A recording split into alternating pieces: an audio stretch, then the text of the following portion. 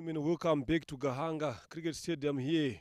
It is the Invitational tournament for the emerging side. We are here with the two teams and the two captains here. Match day number 3.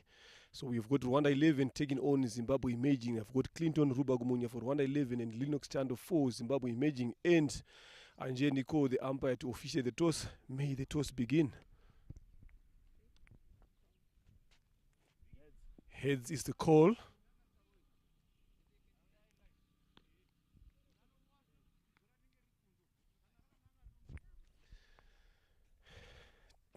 Tails it is. Clinton, you've won the toss again. Yesterday, you guys had a good game against the other Rwanda team. Today, again, you're playing against a different team. What should we expect from you today, and why? Are there any changes in your squad? Yeah, we have 3 changes. Inyas takes a break.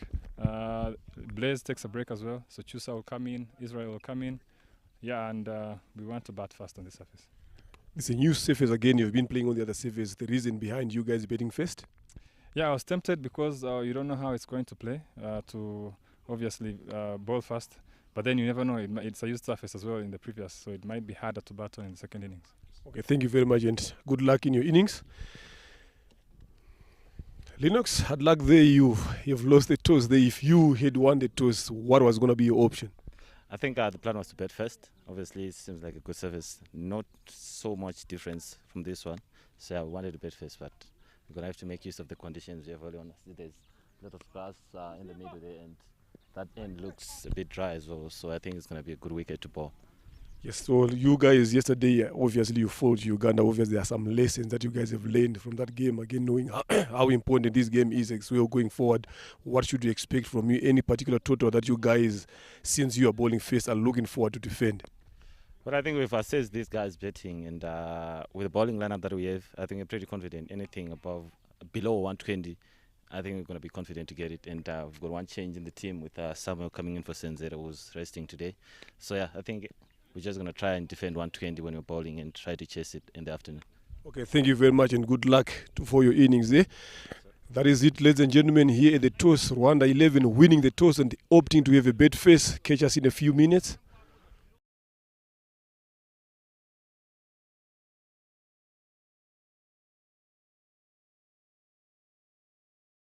For the third day of the RCA Emerging Invitational. We've got Team Zimbabwe emerging, taking on Rwanda 11 men's. Rwanda winning the toss earlier on.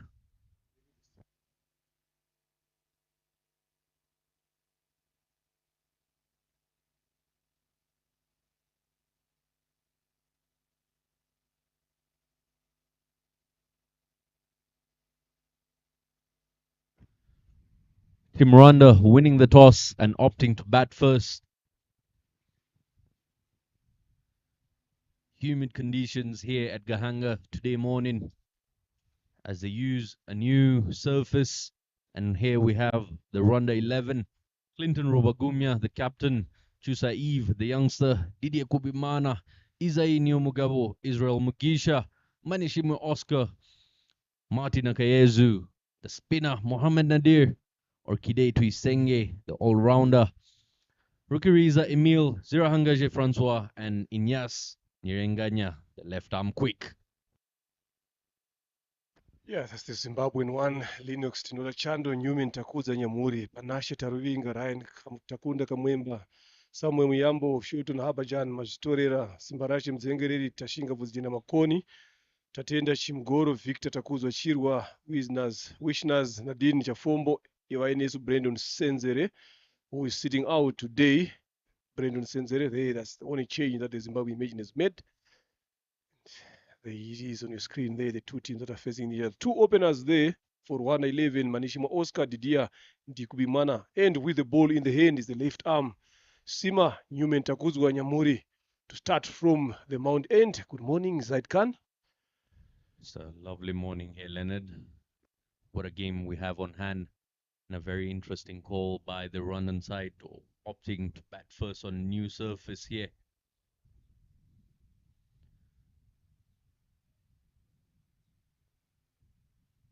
They've been tested through the spin attack of Team Zimbabwe in the longer format, and now coming to a shorter format, the T20.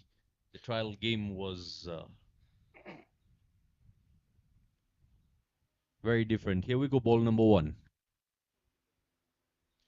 Starts off with a wide delivery there, just a bit of some in swing into it. Yeah, winning the toss and ought to bet here. Yes, sometimes you might be thinking about a lot of things, but Rwanda being at home here, they've played most of their cricket in this ground as well, so they understand the surface much better than the opposition. So it's just up to them now to see how they are going to apply themselves throughout the innings. Oscar has not had a good start so far in this tournament. Edged it. Shout for LBW. Umpire Veronica Irio shakes her head. That means that is not out there, but I thought at one point it was an edge of the bet, but it is just came off the pads there of Onska Manishimwe. That is the area that he has been always found wanting every game that he plays in this tournament so far. So that's a good delivery there by Newman Takuzwa. Yeah, Nyamuri. always a threat up front. Newman has been picking up wickets in this tournament. He's got a zing coming down the pitch. Another one there, down again. Just missing that line as well. Just moving down the leg side. Another extra comes in. So 2 runs on the board here in form of extras. So I just think if he just come a bit more tight and just try to target that off-stump line with that movement that is getting into the right hander, he might be on the money here. So still early on, 2 slips in place. 3rd man in the fine leg on the boundary. That is what I'm talking about here now. That's the line. Then it is the fingers up. Oscar Manishimwe again. The misery continues. It was just a matter of time. Zaid Khan have said it all along against left arm spinners from the qualifiers in Kenya, again into the league. Again, he has been struggling against left arms seamers up front. He survived the first call. He couldn't survive the second one. Zimbabwe Imaging claims their first. Yeah, trapped in front, and you can see the disappointment by Manishima Oscar. The umpire Veronique took her time to raise the finger, gave it a nod in the end, and showed Manishima Oscar his way back to the dugout without troubling the scorers. As we can see the replay coming on, trapped in front, and the late movement, and it's the length that makes it very easy for the umpire to give that decision. Yeah, definitely, that was a good call there. Remember, I've said it, if Newman can just try to pitch it just around that off-stump and middle-stump line there, you'll be on the money. Then ball number 2, you were straight on to that. And that made him claim that wicket. Lovely piece of bowling up front. That's what you expect from your openers, especially in the power play. So this is lovely bowling there, but not good signs for 111 here. Yeah, tough start this to the first innings, and this is exactly what I spoke about, opting to bat first when you've been facing trouble by the opposition's bowling. So coming into that competition, you can see Manishima Oscar just falling a bit late on that flick that he plays most often, but this time around, his body way behind the ball, not moving ahead. His head position on that attempt, you could see, was falling a bit behind, and that allowed the ball to crash into his pads. Yeah, but if you look at the way he played around his leg side, around his pads, just moving across the off stump, and that was a fuller delivery there. He could have played it a bit more straighter. So I think those 2 wides should have given him a bit of some idea of what to expect as well, the ball coming into him. So it's something that he needs to work on going forward. Again, another one, this time on the legs stump there. So they need to be a bit more careful there with Newman here. And I believe there was the second day of commentary here in the box where I saw Newman playing the Rwanda A side, and I spoke about how he's got more control as a left arm quick, nipping it back into the right-handers. compared to the other. And an appeal over there. Interesting. I believe it's because Isai got to the ball. Let's see that one more time. Yeah, interesting scenes there. Something that you need to understand as a player. Good shout as well. Lovely bowling there. So these two, they exactly, yes, it was worth a shout there. Was yes, a better. You are not allowed to do that unless if you seek permission from the fielding captain as well. Yeah, this one just holding its line and moving across Isai. So a bit of a tangle here for the batsman, not knowing which one might nip back in, which one might hold its line. Still early, you can see Isai just checking the surface there, looking for early demons in there. Yeah, these two need to give Rwanda 11 a good partnership here. Just see off these openers. That should be the approach used here. Stay positive. Use of the feet, driving straight, but no timing whatsoever there. Good over there from Newman Takuzwa and Zimbabwe emerging, just giving away only 2 runs there and a wicket in it. So it's 2 for 1. Rwanda 11. Solid start this by Team Zim emerging. And what a platform this is for them to showcase all their skills and their aspirations on the surface. Leonard, is the interesting question I've got for you. You've been part of the coaching side as well, and you can most probably describe this. What is the effect of a full ball earlier on? And most often we find pace bowlers using it towards the end of the innings, in the death overs as they call them. The impact of Yorkers coming in. Some batsmen find it quite easy to play those. What is the challenge behind that? Yeah, bowling fuller delivers early up. No, you're using a new ball anyway. Definitely, you're looking for swing either out or in, things like that. That's why you've got those two slips in place just to get them in money, just entice the batter to come forward and drive. Looking for the LBW again if they play around the legs. We've seen it again in the first over here. Oscar Manishimwe falling into that. So it's very, very important again early on that try to pitch that ball a bit more up, get the batter to come forward, get the batter to play 4 shots as well. So it's very, very key, especially if you are bowling up front with a new ball. Yeah, and at times you can see the bigger the reward, the bigger the risk. You've got to be brave as a bowler and try to attempt taking on the batsman, pitching it fuller, expecting the ball to move late, as we saw with Newman. Now we've got Shelton coming in from the road end. Tall lad, strong shoulders. There we go. You are going to see the difference now between these two bowlers. If you look at Shelton, he's tall, like we've mentioned there. So he's not someone who's you are going to be looking for him to be pitching it a bit more fuller. He's going to be working around that 7 meter mark region there. Just get you on the back foot again. See that previous delivery there. It was just up in that rib cage, just allowing Didier Nigumana to get off the back foot, not giving him room to play the pull or the cut, either square in front or square backward. Goes down the leg on that occasion, Shelton, but that was a very challenging bumper to Didier, and he didn't look comfortable. It was a very awkwardly played shot as it was rising up to him. Must have hit the seam on the deck hard. Very side on action, very straight action, makes it difficult for the batsman to pick the release.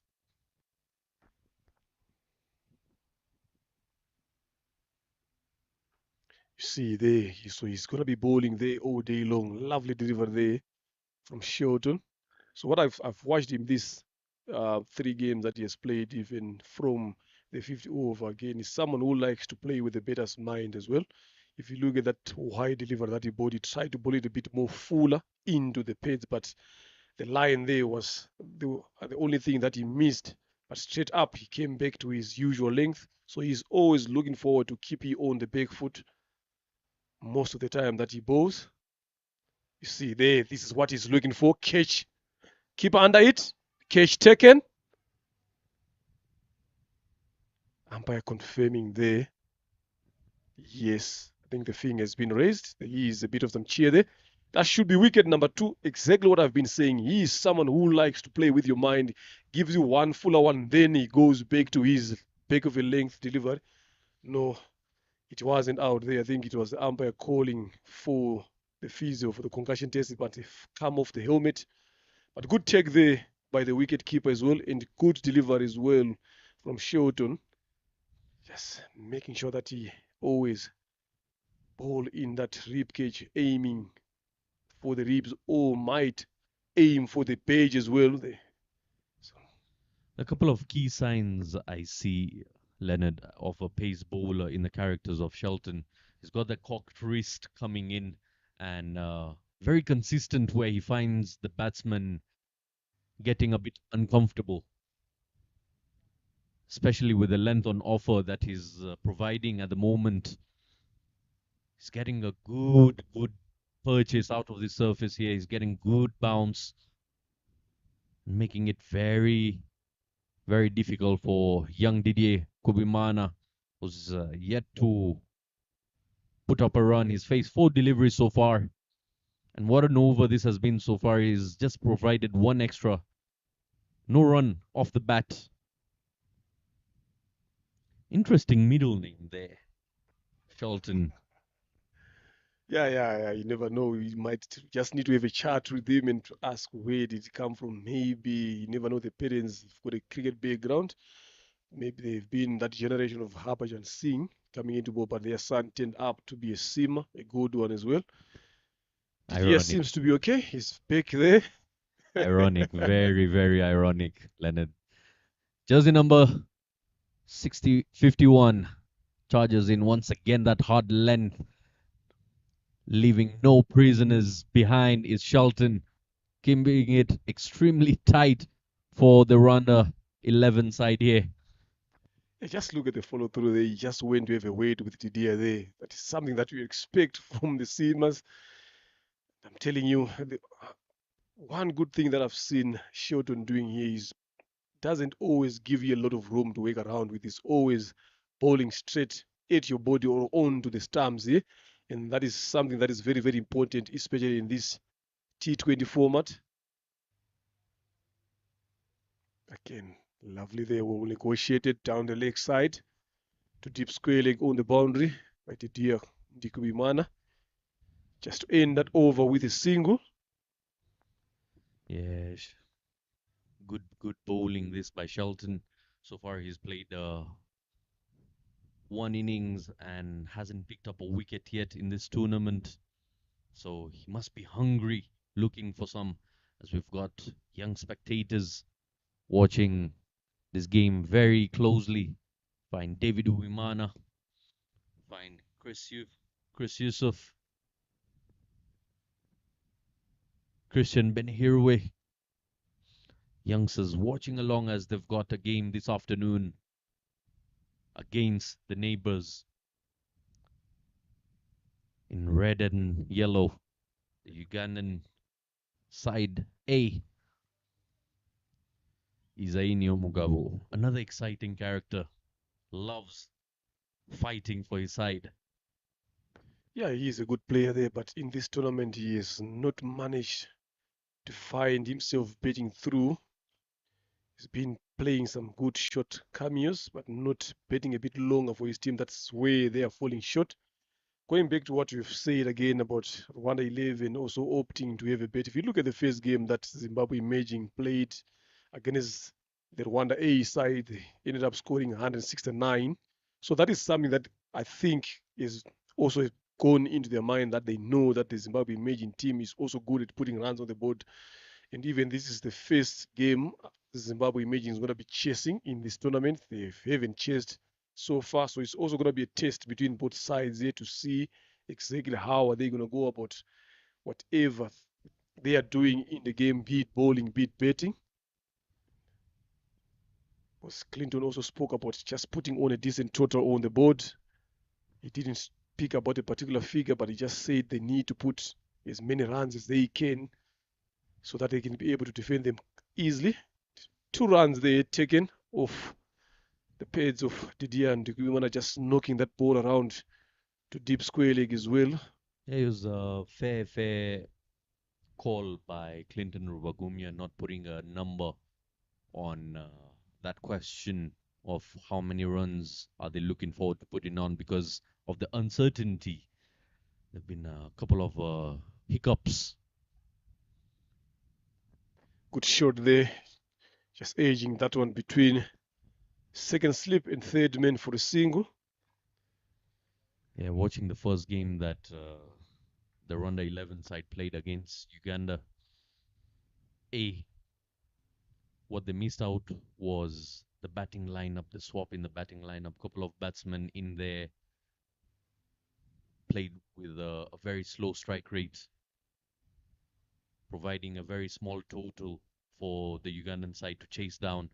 And those are still the challenges the Rwandan side is looking forward to taking care of, finding the right positions for the batsmen, at what number they should be coming in. Yeah, lovely delivery there again by Newman. Isaid Mugabo tries to go for the drive. I think Zaidkan, that's the most important part about playing these emerging size games as well.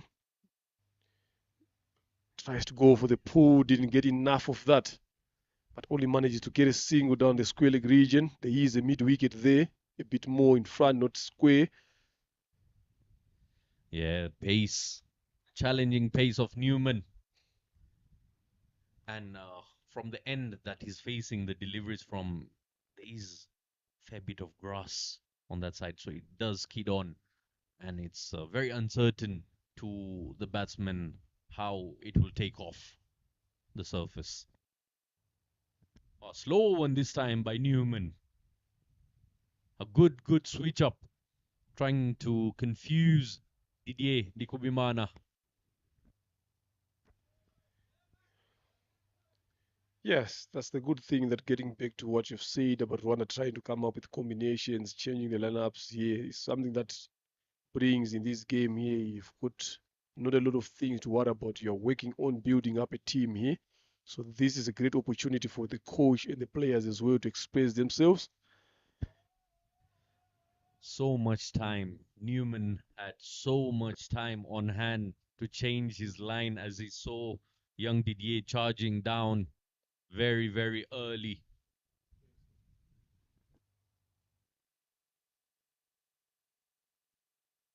Yeah, 3 overs gone here. It's 8 for 1.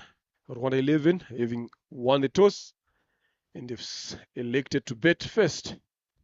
Yeah, slow start this definitely. 8 runs on board after 3 overs in single digits is Team Rwanda 11. Find young Didier Kubimana out in the middle. 3 overs, 3 innings. I beg your pardon. 3 innings is played. 51 runs to his name with a strike rate of 89. T20 is where you've got to take care of the strike rate and keep it at a healthy going. Another push shot there, not well timed. Gets himself off the strike there with a single. They're getting challenged by pace. Very first time they've got to play the individuals here, so what's coming down the track is not what they expect. It's out of their comfort zone for sure, and just trying to find ways around the corner.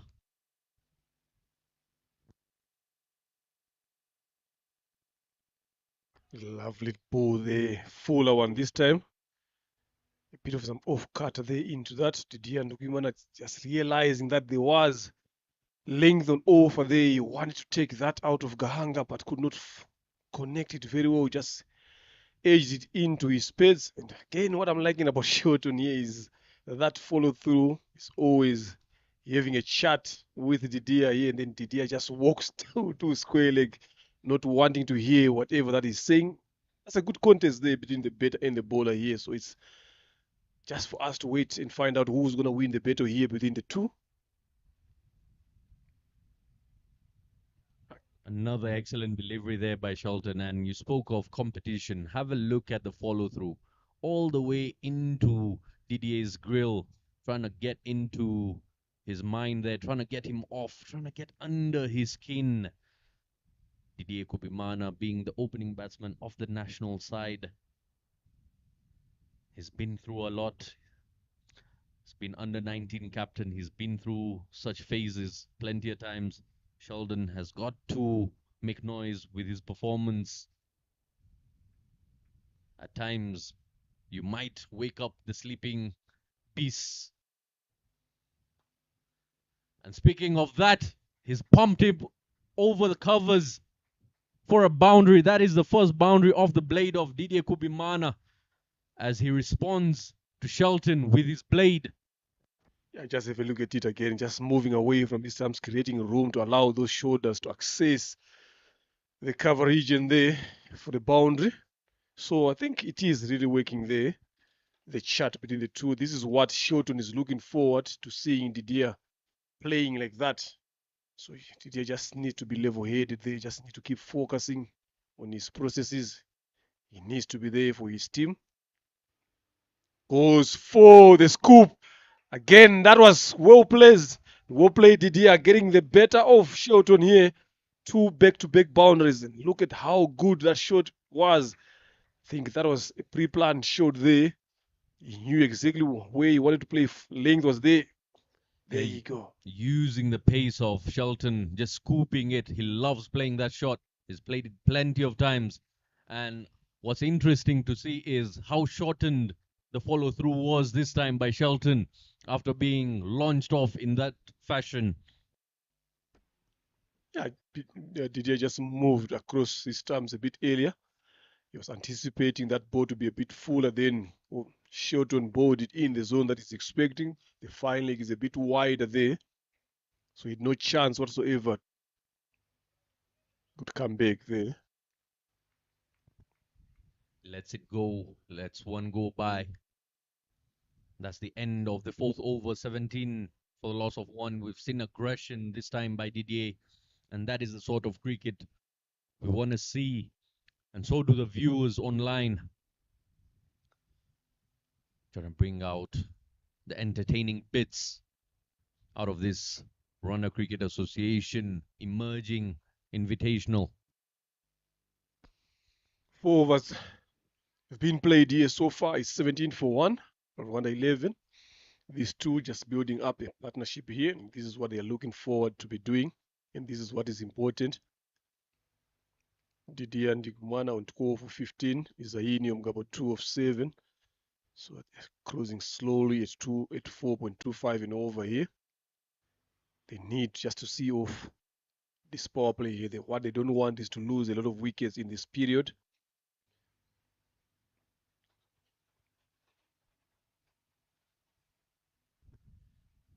Yeah, the Zimbabwean side picked up an early wicket, but capitalizing on the early blow is another part of the story. Isaini Mugabo will be facing the new bowler, Tatenda Chimugoro. I hope that pronunciation was spot on. Spot on there. I was waiting for that there. Another left arm. He's been launched high in the air, gets underneath it, and a comfortable catch. Wicket number 2 goes down. Isaini Mugabo has got to depart. Played it miles in the air. Tatenda picks up a wicket. First ball. Yeah, lovely ball there from Tatenda Chimugoro. Taking a wicket of his first delivery. Isaini Omugabo. I don't know what he was thinking on that particular occasion. We've started talking about them having to build up, get a partnership going on, see off the power play. But he had other things in mind. Went for too many shots there. Wanted to go over that mid-wicket region and managing to find the mid-wicket to run a couple of meters to his right side. Not easy to take. The ball went up into the sky, but it ended up being a good catch in the end. This is what Zimbabwe Imaging has been looking forward to, getting early wickets in the power play. So they've managed to take 2 so far.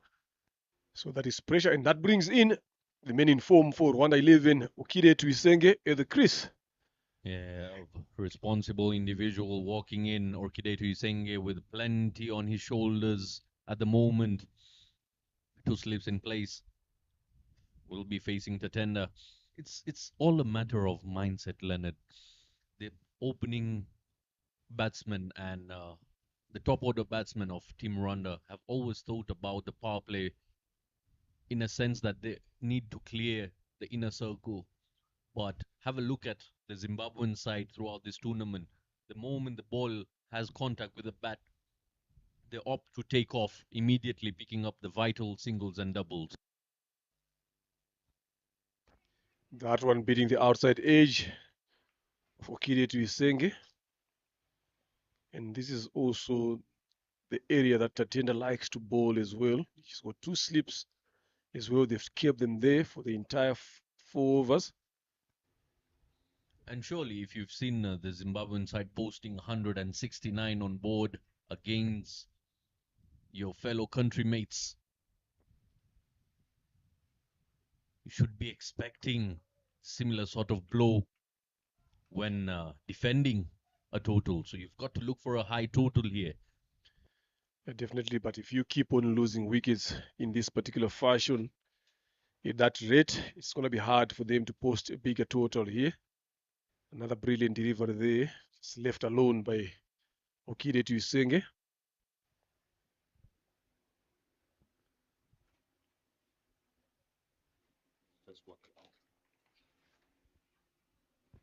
Oh, flashes that hard. Beats the man at gully.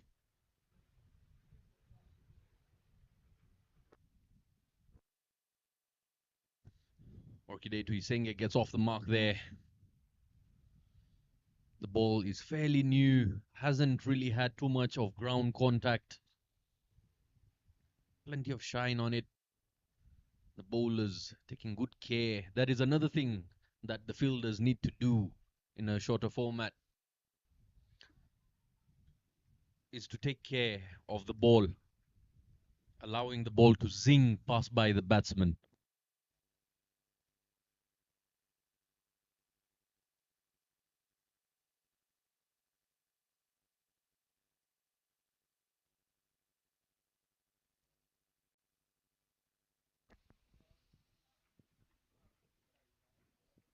Just a single delivery left to end over number 5 here. He's looking to finish up on a good note as well. Just tries to go for the uppish drive there. Didier just reaching up to that particular delivery. He had no control whatsoever on that particular occasion, and that brings over number 5 to an end. It's 18 for the loss of 2 or 111. Yeah, the current run rate is very slow, and the projected score showing just 72 on board. But two calm minds you see on the screen there, Didier Kubimana and Orkideto Isenge. Predominantly the responsible batsmen for the Rwandan side. Yeah, these two have got a lot of experience. Both of them play in the national team for the Rwanda. Scored some runs there. Okide is one of the leading run scorers in Rwanda as well. So you expect these two to take things into their own hands, control this game in terms of their batting. So this is what we are looking forward to see. Yes, you've lost 2 wickets in early succession, but they need to make sure that they see the bowlers through introduction of spin. Straight up, Okide goes for the bigger one. Just dropped short in front of mid-on there. Yeah, it was powerfully hit and putting the body on the line there. Hope he's all right. Ball did seem like it hit his knee there on contact. But that's the effort, that's the dedication the fielders are putting in. We've seen some excellent fielding by the Zimbabwean side throughout this tournament. Yeah, definitely, they've been fielding exceptionally very well here. I'm telling you, good energies, always backing each other up. Fuller one this time, but down the leg side, given is wide. Here, Victor Takuzo Chirwa. Slow left arm spinner, just in this case, coming around the wicket here. Yeah, you asked for a left arm spin. There we have it.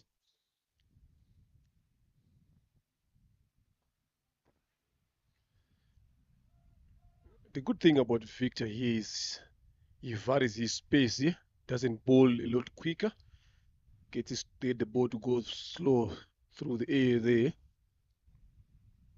wanting to go for the bigger hits. This one got a hit, one bounce to the boundary over mid-on. A bit slow, allowed the deer to go under that one.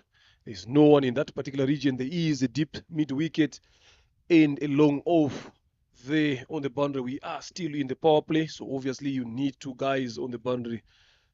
So at this time around, Didier got the better of Victor here.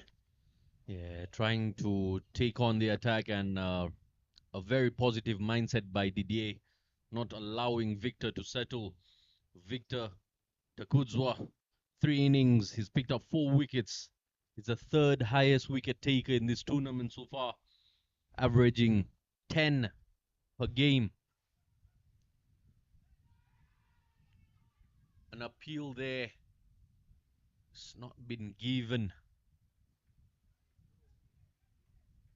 Didier just having a walk in the park there. Surely you've got to be watchful. Yeah, that's what Kidetu is saying here. I'm not sure what he was thinking there. Just trying to take on the fielders. We've talked about them being energetic. The throws are always accurate with stumps here. So you wouldn't want to lose a wicket in that particular fashion.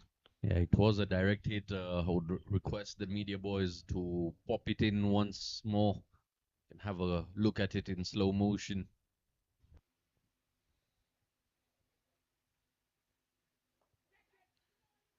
Again, that was a bit aerial, bit quicker from Victor.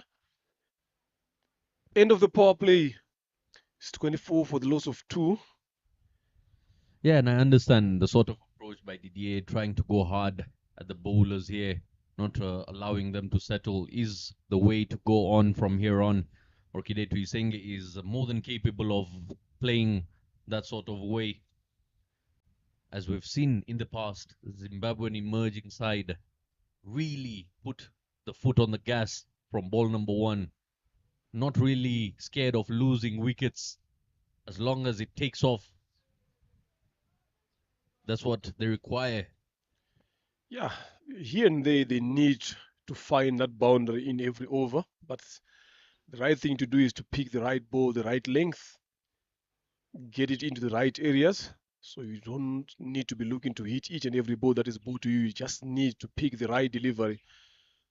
Use of the feet there, just moving across his off stump, trying to go to the mid-wicket region. There's no one in that particular boundary, but that shot is forced the captain, Linux, to put someone down there after realizing that Okide is looking to hit that ball in that particular region.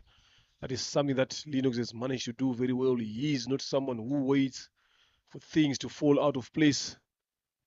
He's always looking to attack as well and defend with the field. Yeah, and I feel that fielder is still a bit too square. This time driven down the ground. Excellent fielding will allow Team Rwanda to pick just a single. That shot that was offered by Orkide Tuisenge, trying to target the cow corner region, still open. But not when Didier walks in. They've sent a man in the deep now. Cover that area. Yeah, but I think it was a good idea from Okide to sing, but he just didn't get well behind the line of that delivery. Another good shot there. Driven down straight to middle for a single. And this is something that they should now, going forward, be doing. The field has been open for them, a plenty of open spaces in front of them, so they should be able to be attacking those sweep fielders. Then occasionally get a boundary in through there or squeeze in some 2 runs in between. Going forward, that can help them to put up a decent total.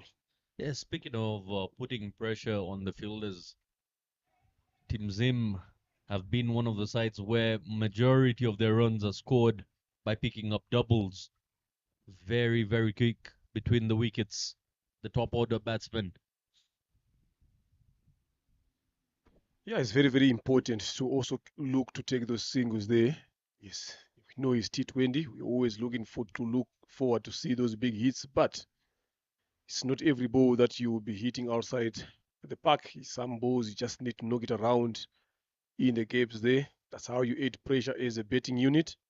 Goes up, catches a cold but a bit over the middle fielder there that will race away to the boundary. First boundary for Okide to Isenge. But if you look at that shot there again, Zaid Khani, there seem to be no control whatsoever in that shot. I don't think he was looking forward to hitting it in that region. He'll be happy with the result, but not how it came off. Definitely not enough timing behind it, but just enough to make it race to the ropes. You can see way outside off stump, just lifts it over the cover fielder. Yeah, it's runs are runs, as you say, but how long can he survive playing such particular shots? Yes! Before I finish, wickets there. Trying to play the same shot again, and I was just saying, how long is he going to survive playing that kind of shots there? It didn't last long, just only lasted delivery. Good catch there. It's backward point there, lovely reflex. We talked about their fielding. This is the results there. Okide Tuisenge walks back to the dugout. Zimbabwe claims their third. Backward point, picking up a stunner. It's got to be the catch of the tournament so far for me. It came flying, and it's not a bird, it's not a plane. It's a backward point fielder from Team Zimbabwe that picks up the catch in a flash. It takes great effort to get rid of a great batsman. Orkide Tuisenge losing control of his shot there. It was traveling, it was flying. Have a look at that one more time. Just the outside edge, and what a dive, what an effort. Great instincts. Excellent take at backward point. 30 for the loss of 3 now. Team Ronda 11. Troubles continue. And Didier D. Kubimana finds himself as a lone warrior out in the middle.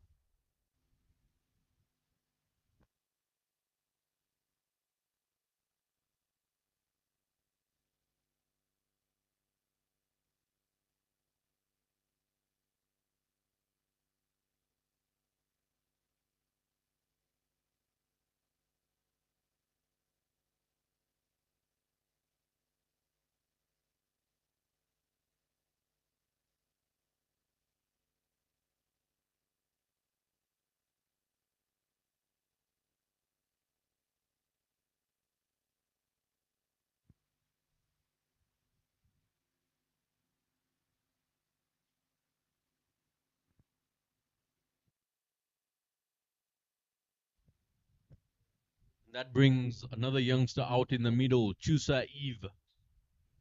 The exciting batsman, exciting young talent for Team Rwanda. Just 20 years of age. Oh, excellent delivery there, and the appeal was there. How far did that spin off the surface? Beautiful delivery by Victor. Let's have a look at that one more time. It's worth having a look one more time. That's how good Victor bowled that delivery.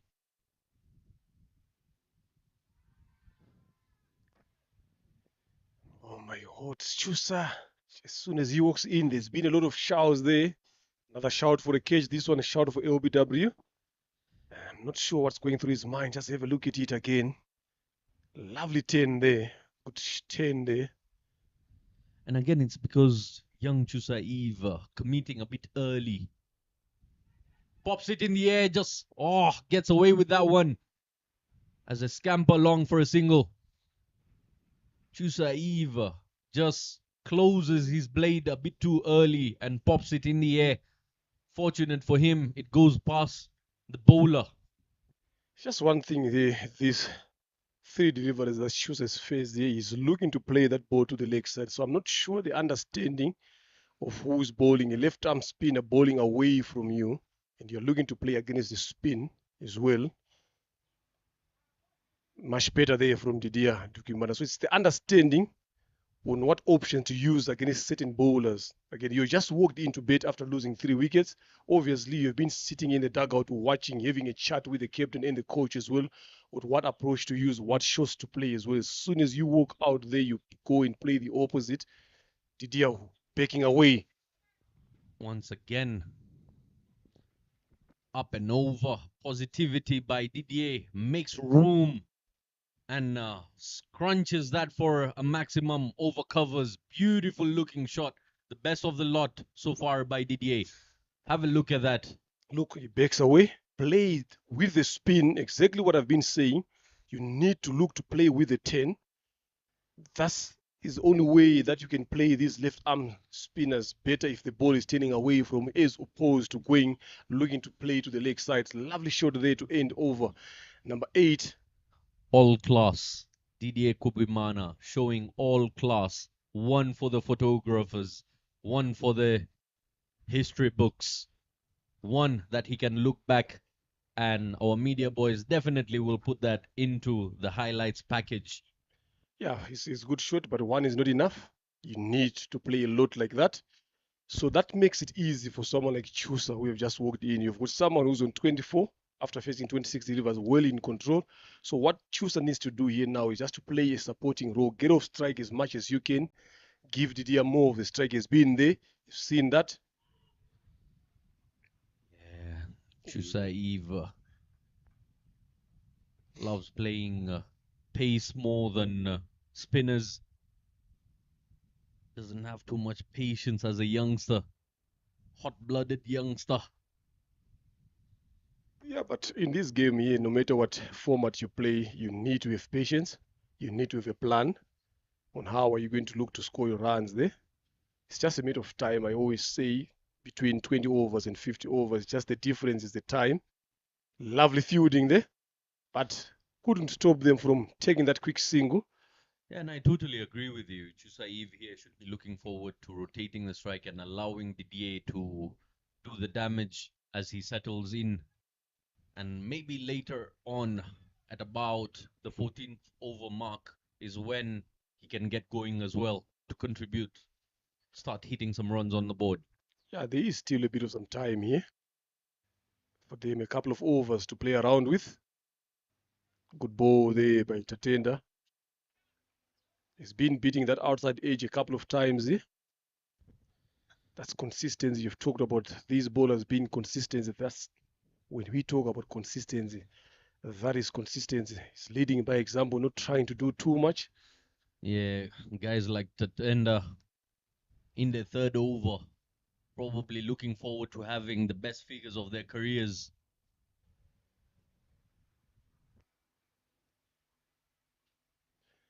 Lovely delivery there again.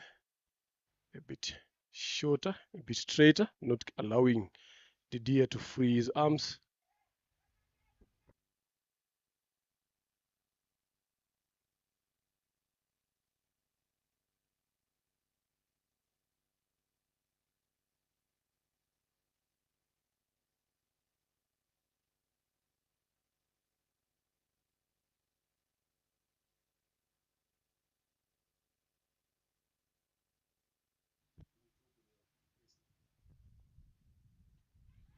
Pops it in the air, the fielder gets underneath it, and a catch is taken.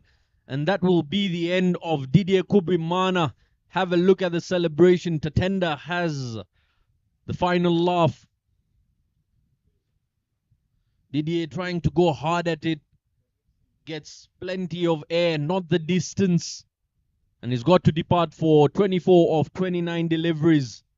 Tatenda picks his third.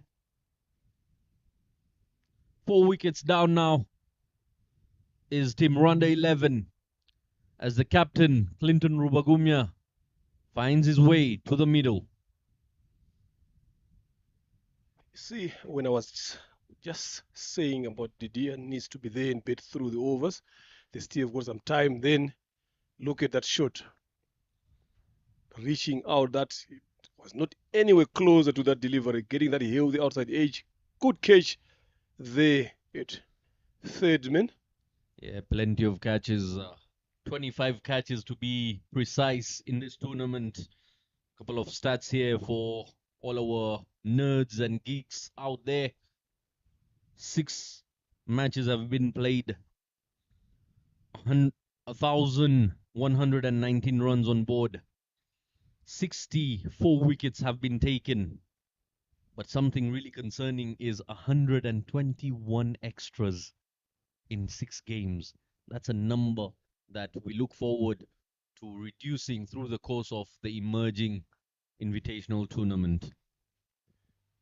Yeah, the short selection there and the ability to think for longer periods, doing the right things for longer periods is what has been lacking from this 111 batters. Rubagumunya Clinton, the captain of the mark straight away. So they need a big partnership here. We've never had a partnership to talk about, yes, so far in this innings. So they need to find one here. They're currently sitting on 40 for the loss of 4 after 9 overs. It's all moving a bit too quick here, Leonard. Just 9 overs have gone by and only 40 runs on board for the loss of 4 wickets. Not a start that Ronda was expecting, but the bowlers have done excellent work, and so have the fielders. They've backed their bowlers by taking the opportunities. A very common saying, catches win matches. The fielders staying true to that as we find another threat of spin coming in from the road end.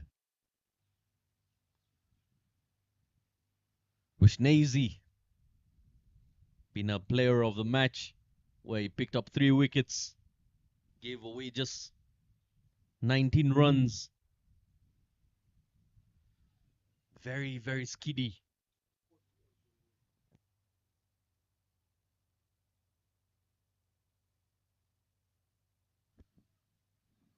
Very, very skiddy through the wicket as a leg break. He provides some pace, and that makes it even more difficult. Plays him driven.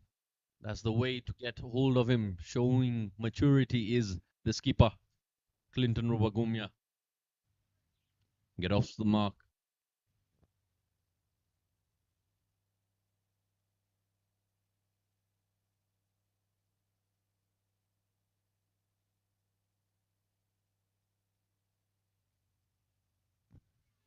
Ooh, a bit of a challenge. It's going to be interesting how Chusaev plays Wishnezi here. This is a very healthy competition between the two youngsters.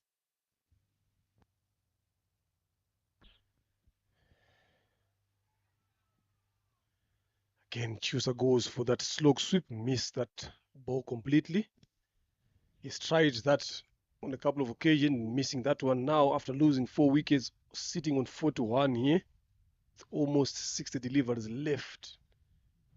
Very interesting delivery that nearly clipped the leg stump on its way as Chusa went down on one knee. So it's a question that I'll ask you here now. Is that if you are the Rwanda 11 batters here in this position, what sort of approach can you use going forward? Now we know overs are now getting to halfway mark, so you've got 60 deliveries left after this over. What sort of approach can you use if you are Clinton or Chusa now going forward? Well, first thing first is to set your eye in, and by setting your eye in, I understand there's limited amount of time on offer, but that doesn't mean you give away too many dot balls. Dot balls at this stage is criminal. You've got to look for ways to rotate the strike, build a partnership, have an understanding, and then pick on a bowler that you can go big. Can have about 2 to 3 big overs here that can accelerate the strike and the current run rate, taking it to a bigger score. Halfway mark, you haven't even reached 50 runs. So getting to about 130, 140 is going to be a challenge. Yeah, one of them needs to be there again, and one of them need to be looking for that boundary here and there because they need those boundaries now. They are not taking singles easy as well. They're not taking boundaries, so you cannot fail to get both in terms of scoring. Look at that particular shot again. Clinton trying to go big at it. No timing into that. Finds the fielder in the covers. cuts off to a dot here. So they need to find a way to get those boundaries here. Rwanda. One of these guys needs to give it a go. They still have got some batters in the dugout. But if they want to put a competitive total here, they need to find a way to score. There we go. Flash of the arms there, slipping through the cover region. There's no protection in that region. 4 runs. And the most painful thing is it is a no ball here from Tatenda Chimgoros. Tatenda's still under 19 as well. He will be featuring in the under 19 World Cup again. So a lot of talent, a lot of potential, giving problems to senior batters at this level. So imagine now when he gets to his age, what is going to happen here.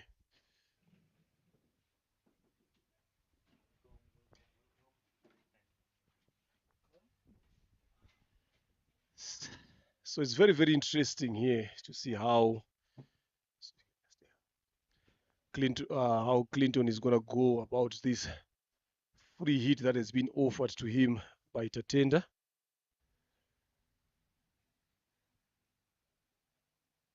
Tries to go big, didn't get enough of that. There is a deep long on there, but they scramble up for 2 runs. Easy 2 runs here.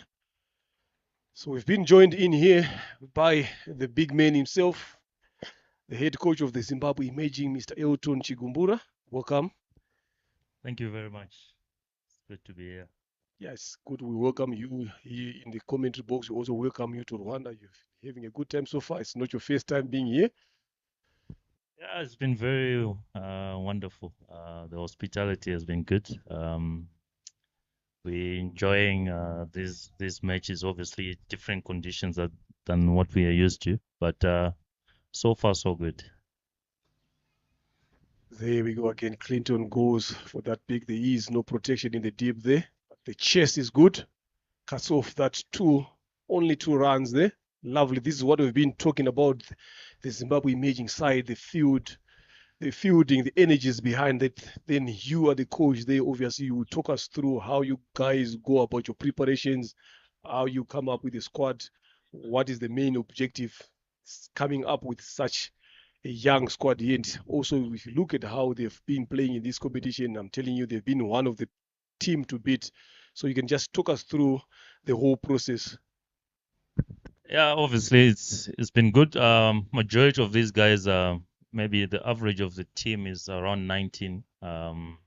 So it's an academy intake where they get into the academy for at least a year or 2, just depending where they are. So this year, this is the new intake for 2024 to around 2026. So majority of them, they just left under 19, and also we've got a couple of under 17 players in the squad. So it's also our development pathway, especially to bridge the gap between under 19 and French first class cricket. They get to play a majority of the games local, and also having to play also against associates. It's also good for our development pathway. We're grateful to be here. We're looking forward to have more tours, especially in Africa, to play against different African teams, which will make a big impact onto our players going forward. Lovely bowling there by Tatenda. Just ending that over with a dot. 11 overs gone, 53 for 4. Rwanda 11 winning the toss here and opting to have a bet first. They find themselves in this situation. Still a bit of some time for them to recover with the experience of their captain and the upcoming Chusa wives as well, our former under-19 captain. So you spoke about bridging the gap between the under-19 first class who flee into the national side, and that is a very, very good system as well, a very good pathway for the players to understand where they're coming from and where they should be ending, and also looking forward ahead as well, replacing the national team players as well, and making the game in the country a bit more competitive as well. So in the intake here, how is the criteria? How do you come up in picking up the players that you choose to be part of the academy? So there's so many things that we look at. Obviously, potential. There's also guys who have represented under 19. And also, there's some players that play in small towns in Zimbabwe where if we can, work with them, when they go back to their small towns, they can also improve the standard of the game. Obviously, they would have looked at their potential at the same time. So there's so many things that we look at, and also to make sure that we cover the whole country so that we pick around 20 to 25 players that will stay in the academy. That they'll be training, they'll be staying under one facility. Then we try by all means to play as many games as we can. Obviously training and also teaching them to be professional. There's a big jump when it comes to just playing schools cricket and now professional cricket, where there's so many things that you need to look at. It's not just about training; it's also about the attitude, the work ethic, being professional in and outside the field. Certain aspect of the game, in terms of preparation, what you need to look after in terms of recovery, training, looking after yourself, things like fitness. So there's a whole lot that goes on that we train these guys so that there won't be a big difference when they start to get into these franchise teams or national team.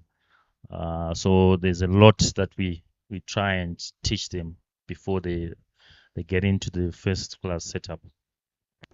Yeah, definitely very, very good initiative there. So in a nutshell, it's just the academy is more a school. It's not teaching these guys to play the game alone, but there's a lot of things that they're being taught, looking after themselves. You understand, as upcoming sports people as well. So that's a very good initiative. End of the 12th, it's 56 for the loss of 4.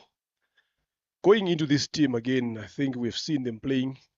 You also being a player that have represented the national team almost around about 250. One day international 57, T20 as well at a good striking rate of 146 as well. We've seen, especially the betting side, how aggressive these guys are. So just talk us through that, because they are exciting to watch, especially when they are betting, not afraid, always positive, always ruthless to any ball that comes into their way. How do you manage to impart that knowledge to them from your experience and into them being able to implement that into their game?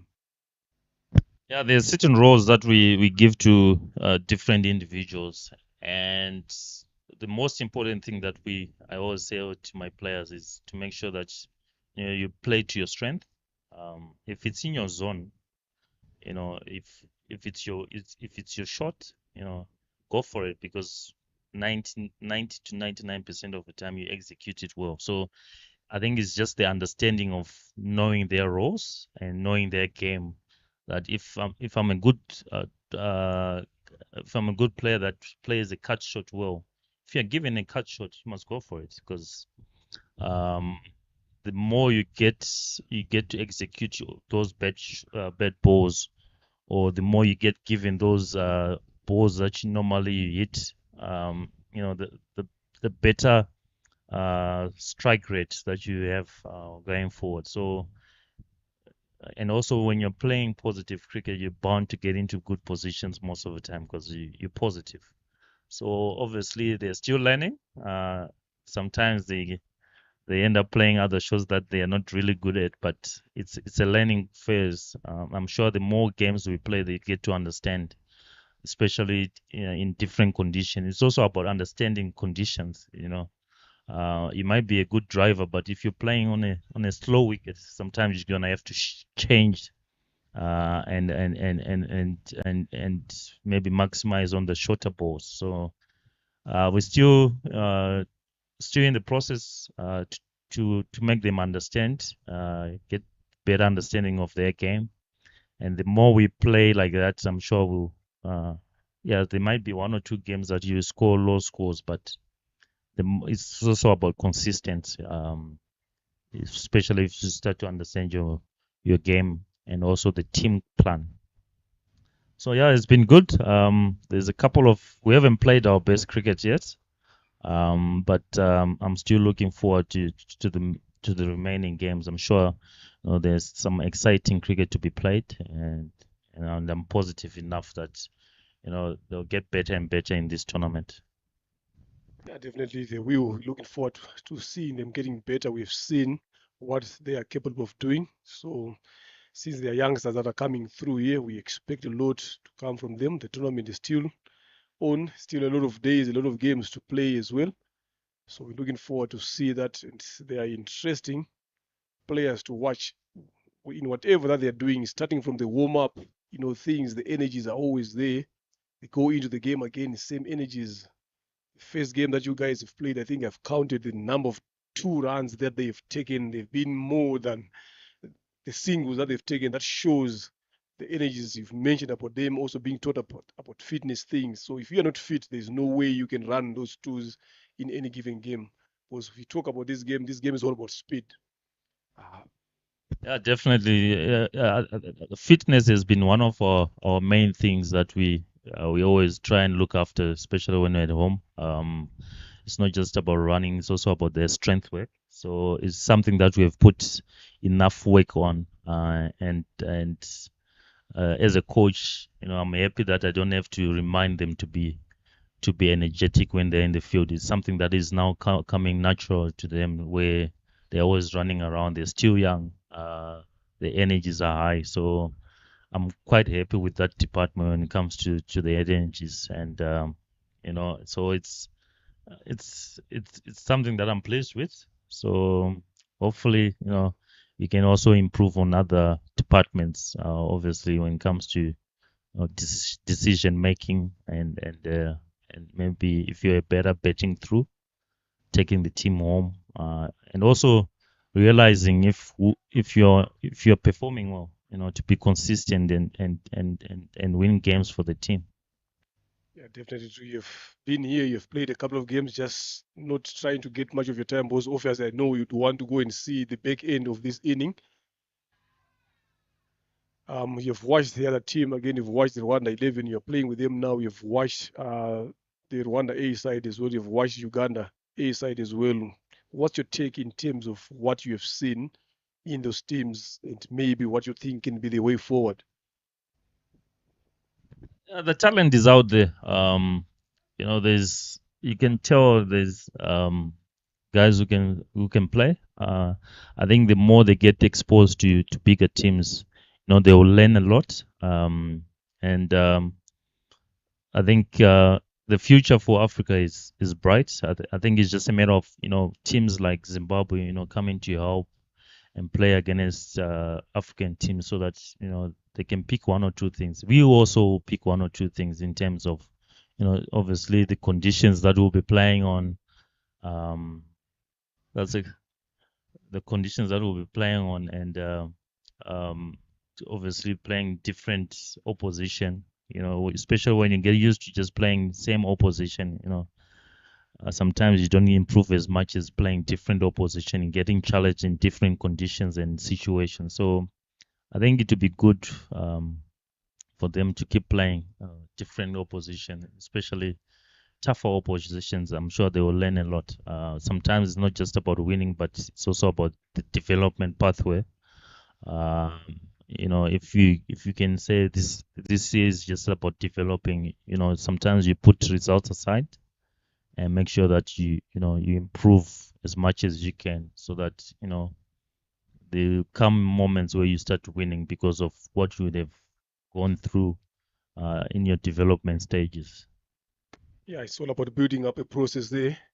So thank you very much, LT. I don't want to take much of your time. Definitely, you need to be with your team, but you've said exactly what is required for the game to grow. If it mentioned the most important key point as well is Zimbabwe being the bigger nation, again, also helping out the upcoming teams to play better cricket and also can that adds value in terms of Africa cricket to compete amongst themselves as well, and that brings growth in Africa. So thank you very much. Looking forward to having you in the near future, and just keep pushing and keep working with the boys. Definitely, there is a lot of potential. There's a lot of talent there that needs to be nurtured. With people like you around, obviously, they will reach where they want to be. Thank you very much for having me. Thank you. That's another catch there. The coach lives with the catch here. Thank you very much. He came with the catch, also leaving with the catch. That is wicket number 5 there. Clinton Rubagumunya trying to go over the long off region there. It succumbed to the bowling of Witness. Chafombo here, who claims his first wicket. Clinton goes for 20 after facing 20 deliveries. Good cameo there for himself and his team, but was not enough for him to see it through. It's end of the 14th. Rwanda 11 keeps on losing wickets here at regular intervals. Zaid Khan, we talked about the partnership. As soon as the partnership starts developing, then a wicket falls. So it's something that they need to work around here. It's 72 for the loss of 5. Have a look at that shot again. Yeah, Wishnezi just bowling a baited delivery, luring the captain to go for a lofted drive and a comfortable catch taken. At times, it's not the beginning of things. It's how you sustain, it's how you maintain. Partnerships are a test of maintenance. They got something started. They weren't able to maintain that partnership, and that brings Rukiriza Emil,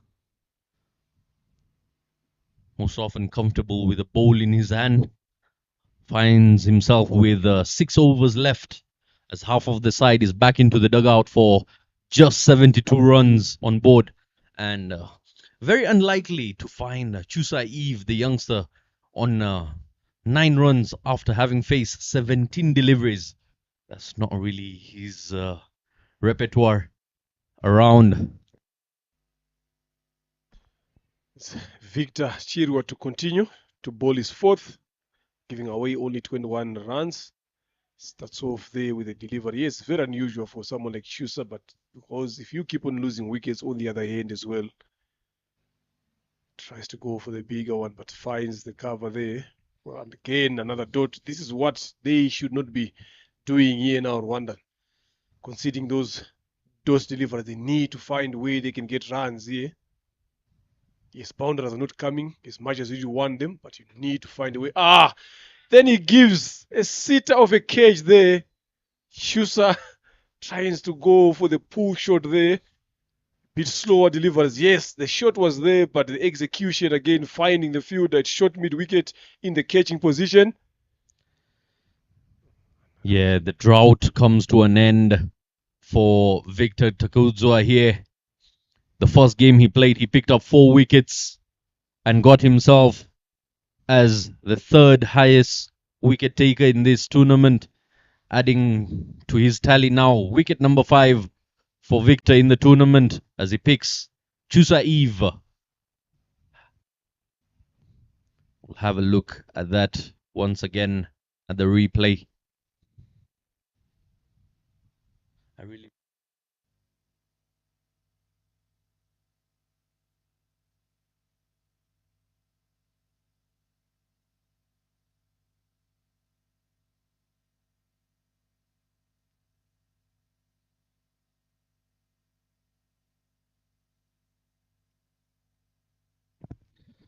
6 wickets have gone by. Have a look at that delivery.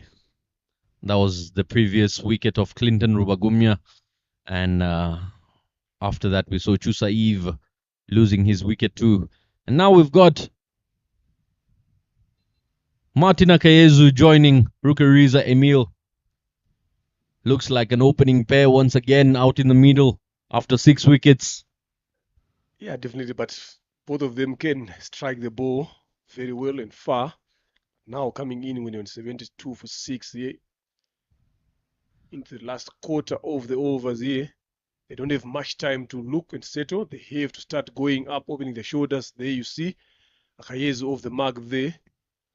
Just hitting that one straight to deep backward point for a single. Yeah, one thing I've really liked about Martin Akayezu of recent times is he doesn't allow the game to take away his personality and his form of play.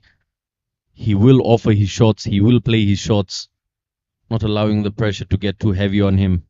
And so does Emil Rukiriza. Both can strike the ball long levers. Facing his first delivery. So much turn on that. Look at the bite Victor is getting off the surface here. Squaring him up. And that was the wicket of Chusa, but a great catch as well. Putting in the dive. Oh, plays it with soft hands. End of the 15, Rwanda 11 are on 73 for the loss of 6. I'm telling you, they need to find a way to get some runs on the board, to put something competitive there. So it's up to these two, Akayezu and Rukiriza. Emil, yes, known for their bowling more than their batting, but they can strike the ball hard. So they need to find the right ones to do that. Because time at the moment is not on their side. Yeah, you can see there in the dugout, the man with the lead on, Nadir Mohammed. Lots must be going through his mind as well. And the big man, Lawrence Madlani, in the tent with his boys. Wonder what the word is going around in the tent as the wickets seem to be tumbling here. 73 for 6.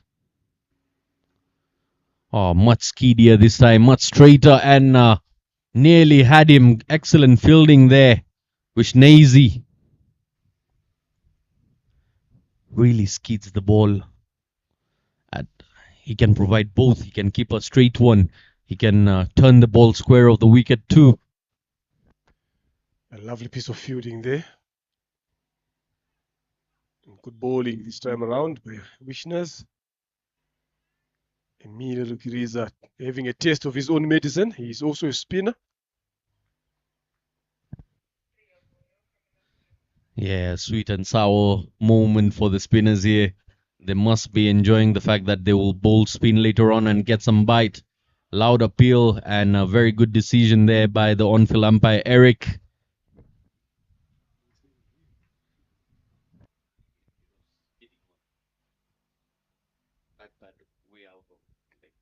Lovely delivery there by Wishners. There was a shout there. Turned down by the umpire. Yeah, and it's due to the ball staying true to its line there. This time turns back. So a bit of a puzzled look there for Rukiriza Emil. Yet to get off the mark here. Yeah, they need to get something. They need to find a way here, these two. That's not the way to find something there. You need to be well in line.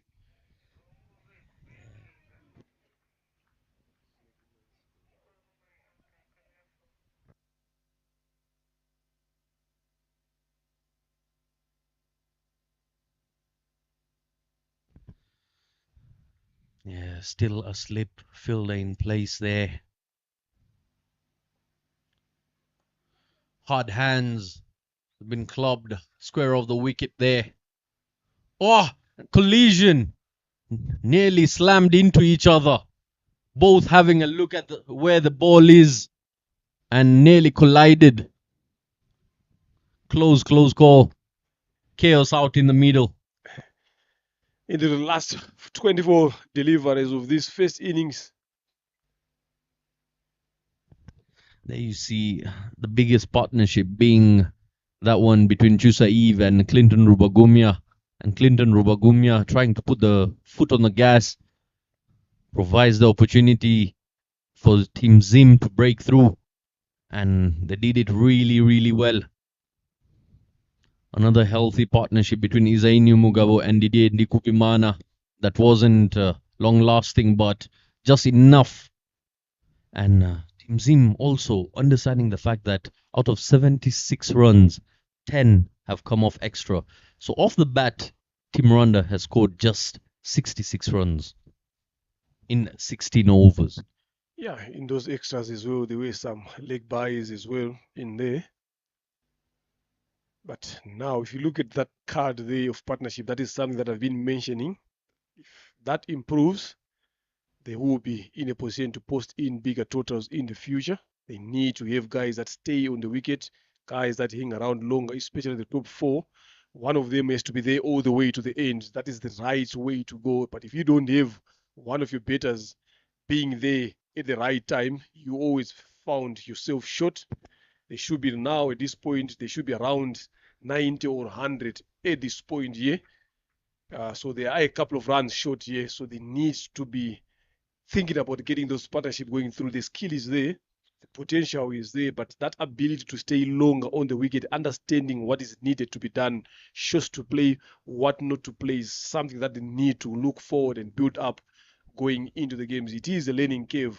These games that are coming in, yes, people might think about wanting results because obviously everyone wants positive results in terms of how to win or lose, but look at how the process is. What takeaways can we take? Lovely shot there by Akayezu, but it's no energy enough behind it. But can get himself a good 2 runs for his team. Yeah. So what I'm saying here is what to take on forward coming into the other games that are going to come after this one. Hopefully they've got a bigger tournament that is coming in as soon as this one finishes, the national side again. So what have they picked in this tournament going forward and look to execute them in that particular tournament? Perfectly executed Yorker there by Shelton, not allowing Martin Akayezu to get underneath it. And he is the main wicket here. They wouldn't want to let go of him. Martin Akayezu can change gears very, very quick if he hangs in there.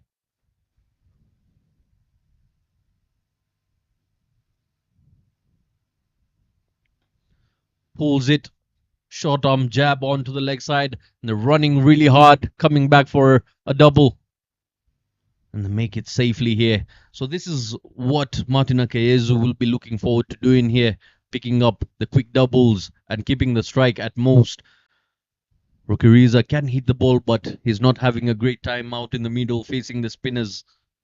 Yeah, if they keep on playing like this, already they've got 4 runs. If they can get that boundary now, that will make it 8 runs easy. If either 4 or 6. So they need to keep it on doing. If they are not getting those boundaries again, they need to keep on pushing these boundary fielders here. Now you can see there's been a lot of field changes there. Zimbabwe not wanting to allow them to score these runs freely. That is what I'm liking about the captain again. He's always thinking. He's always doing something. Swing and a miss. And look how far that front foot had gone to the leg side, losing his shape. Was he even watching the ball there? If you look at that, I don't think he just premeditated that shot, thinking that the ball was going to be bowled a bit more straighter. But the bowler here, Shelton Habajan, being smart enough and bowled a bit more wider, just making him to reach for that particular shot. And that will be a wide, a very rare sight to find the Zimbabwean side bowling such odd deliveries wide of the crease.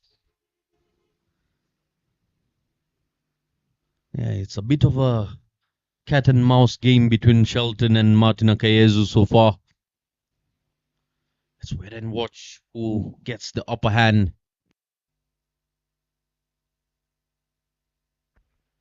Just going deep in his crease there, Akayezu. Just try to lengthen the distance between himself and the ball here. But Shelton now also being smart. Just takes the pace off there. And again, haven't really seen a straight bat shot by Martin Akayezu so far. Everything's been flat batted. And that one smashed. But straight to the fielder for another important dot in the deep end of the innings. Yes, 17 gone, 81 for the loss of 6. How many more can they add here? At this current rate, they will end up on round 95 plus or minus here. They need to be putting some runs. It has never passed 4.7 runs and over here since they've started. Been betting around that rate. Why? Because of, look at those brown things there. Those are wickets. Not a lot of partnership there. So once you get that happening into your betting side, it's not going to be easy for you to find yourself scoring runs here.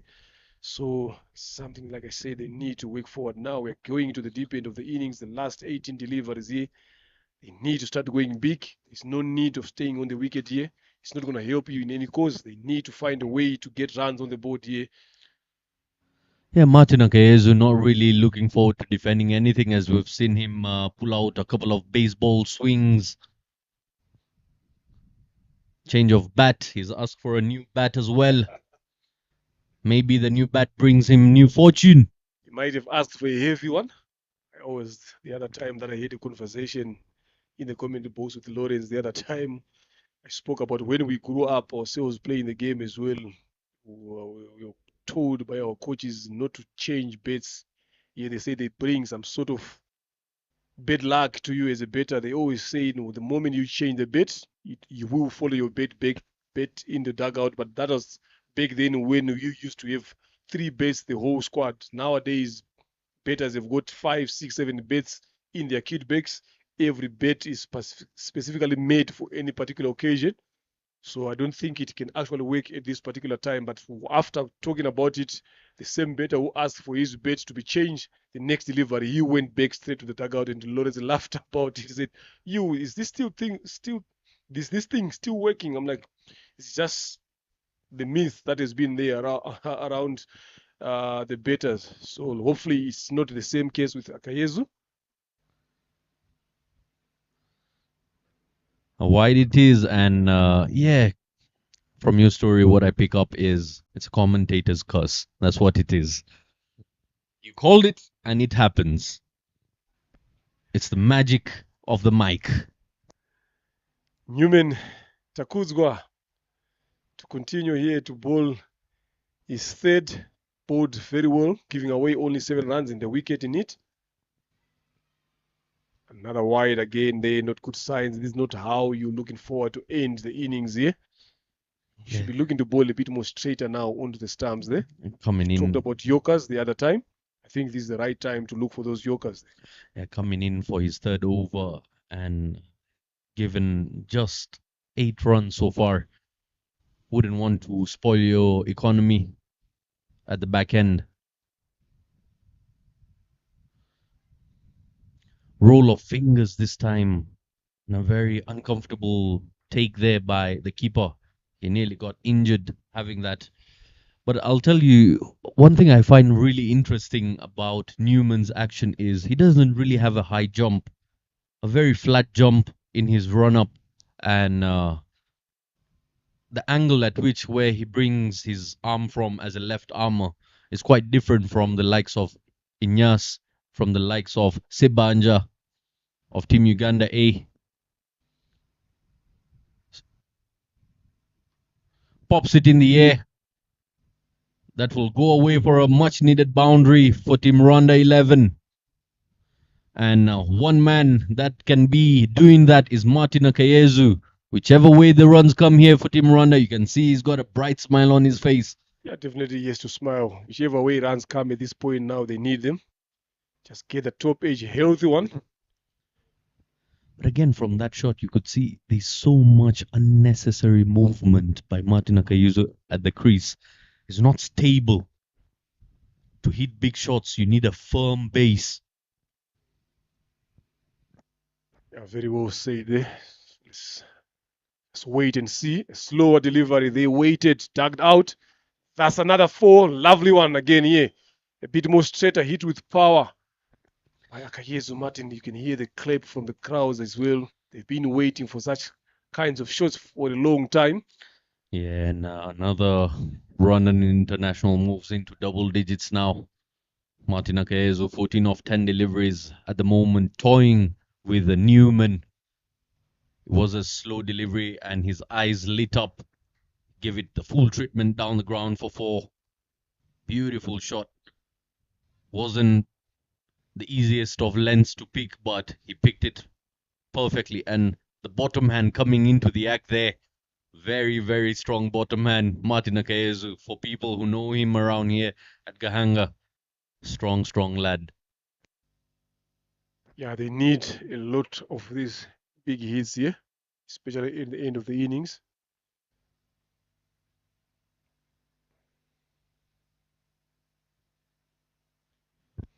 Ooh, a bit of a zing. Extra venom by Newman on that occasion as it takes off the surface. A really spiked delivery, an effort ball by Newman Takuzwa.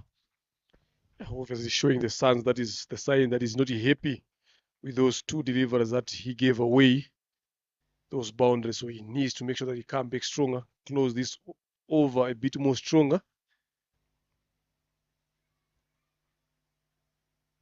Shot.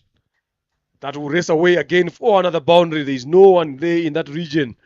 Lovely shot by Akayezu there. You talked about balance, stability there. If you look at that shot, that is an example of what you've been talking about here. Yeah, once you footwork, once you balance at the crease, your eyesight is balanced. You can watch the ball clearly. On that occasion, width on offer, and he flat bats that through extra cover for 4. Third boundary of the over. I mentioned this is the danger man, and he is striking it well at the moment. Misses out on the Yorker.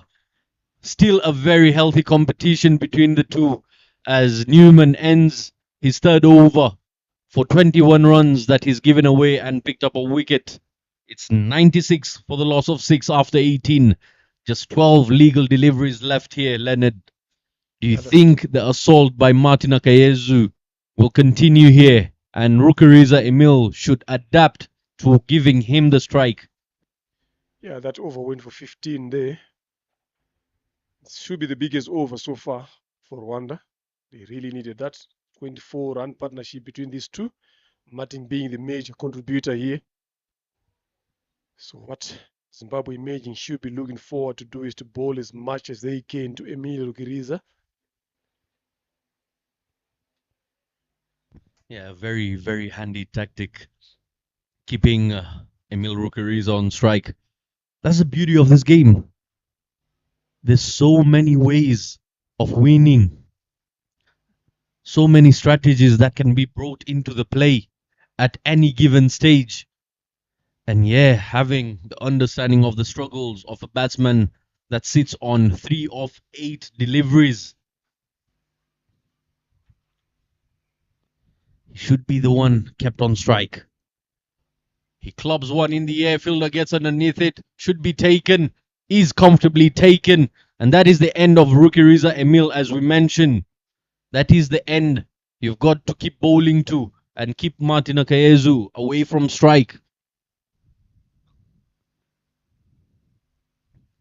Yeah, Shorten strikes again his first wicket there. And this is what they should be doing against Zimbabwe Imaging if they don't want to chase a lot of runs. They keep taking wickets as well in the deep end of this inning. Starve Martin Akayezu from facing a lot of deliveries, both to the new batters that are coming in. He has shown that he can hit the ball 18 of 13. So an important breakthrough here at the right time for Zimbabwe Imaging. 96 for the loss of 7. Yeah, now the new man in the southpaw, Mohammad Nadir, the only left arm spinner I know who loves to bat, loves his batting time. And he finds his very good friend Martin Akayezu and also domestic cricket teammate as they play for Team Challengers. There will be a game tomorrow, and catching both of these two individuals playing for the same side yet again. There should be good communication between the two. And Mohammad Nadir understands the task of providing Martin Akayezu the strike here. Let's just wait and see. Shot on Mastorera. Lovely flick there down to the leg side for a single. Yeah, gets off the mark straight away. Will be a sigh of relief for Mohamed Nadir. He hasn't been able to get off the strike plenty of times. Last time, first ball, pops it in the air, gets caught comfortably. Yeah, you wouldn't expect a lot from him here. He's not known for his batting more than his bowling, so you wouldn't expect much. And what he has done on that particular occasion is what is important to bring Akayezu on strike. And that's what he should be doing there going forward, Nadir Mohammed.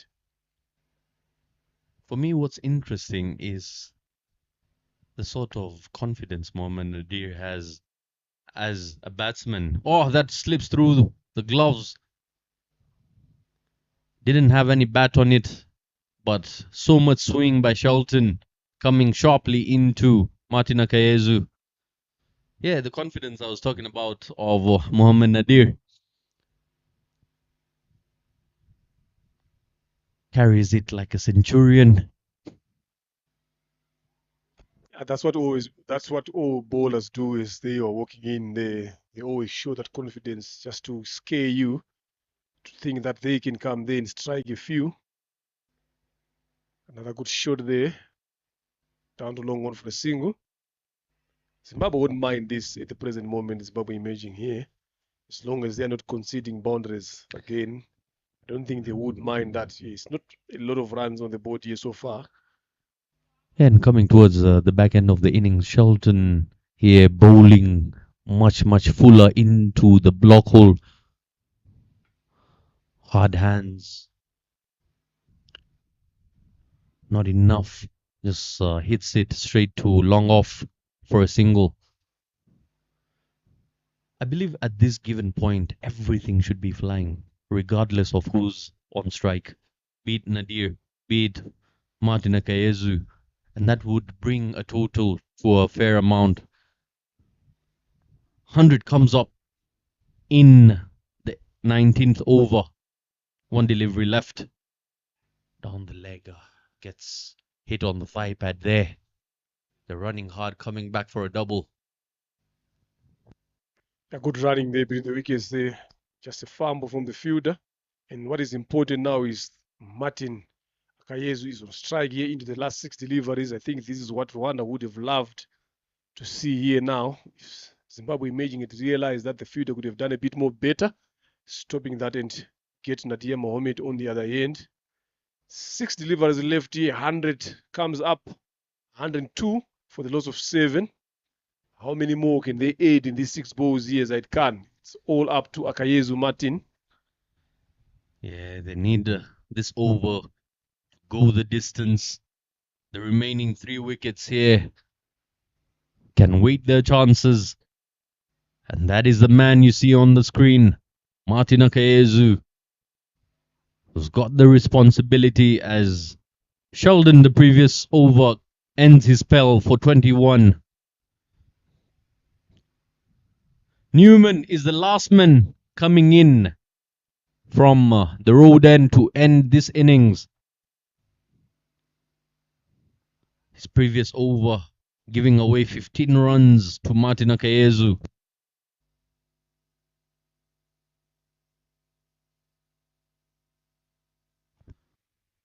Does he continue the same way or does he have the final laugh against Martin? We'll soon find out.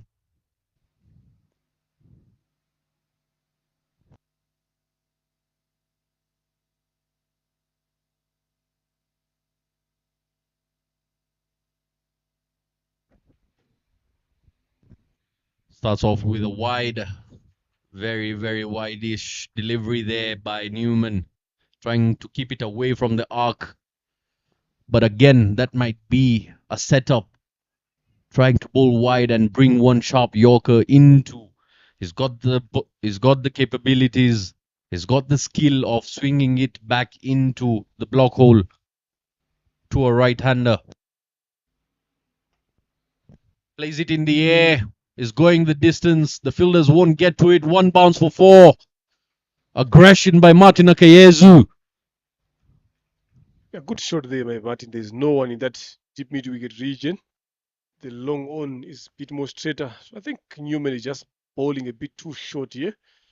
This is where he just needs to look to bowl those yorkers, those cutters again, those slower deliveries here as well. For Martin Akayezu, it's not like you're bowling in the first over when you've got assistance from the hardness of the ball. But good shot in the end by Akayezu, getting that boundary on. Well controlled, well played there. Another one there. Martin misses that completely. Newman not shying away from pitching up those short deliveries as well. Getting some bounce here. Yeah, just letting him know you can hit me once, but I will come back heavy on you. Great competition this between Newman and Martin. Martin has got the upper hand so far. He's smashed him for a boundary, and there's been a fielder in that position put in place now. Connects that beautiful looking shot for half a dozen. He has crunched that down on one knee, carving it over the boundary ropes for half a dozen. Martin Akayezu shifting gears here in the final over. Have a look at that. Oh, opens the face and gives it a flash of the blade. And she flies all the way for a maximum. Exactly what the run on side needed, but a bit too late here. Hits it back to the bowler. Hope he's alright there, taking a nasty blow. Seems to be fine. Yeah, that was hit with power. He just makes sure that he gets his hand in the way there. Get his head off the way to avoid getting hit. But with the look of things, it looks okay. Just looking at his hand there, but he said it's fine. You can see the thumbs up there. Yeah, we'll just have to catch that on a replay, see where exactly it hit him because he was flat batted. Trying to butcher the delivery coming at him. Mohammad Nadir on strike now.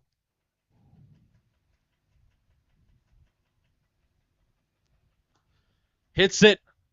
One bounce. Ah, nearly had him. A direct hit would have been the end of Mohammad Nadir, but he survives. And the final delivery will be faced by Martin Akayezu. Yeah, how many more can he add here? Oh, just got away with it. Didn't really see which way the ball was coming. Fortunate for Newman. 13 runs so far in this over.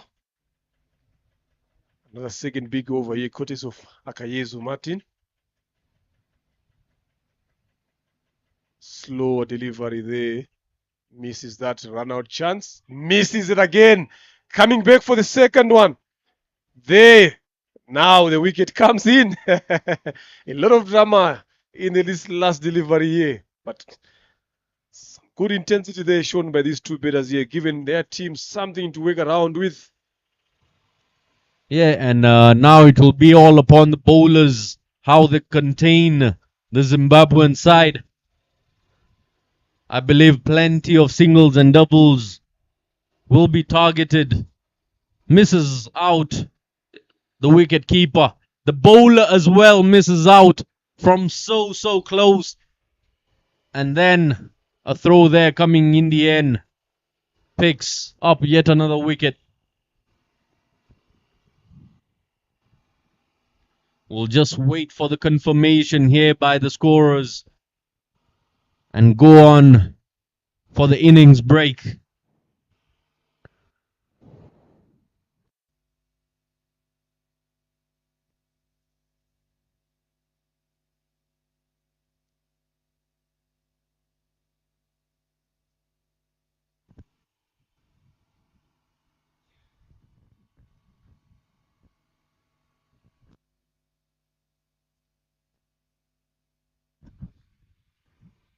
116 runs scored by Team Rwanda 11 in a span of 20 overs of play, losing 8 wickets. We're going on for the innings break. Do catch us shortly for the run chase here.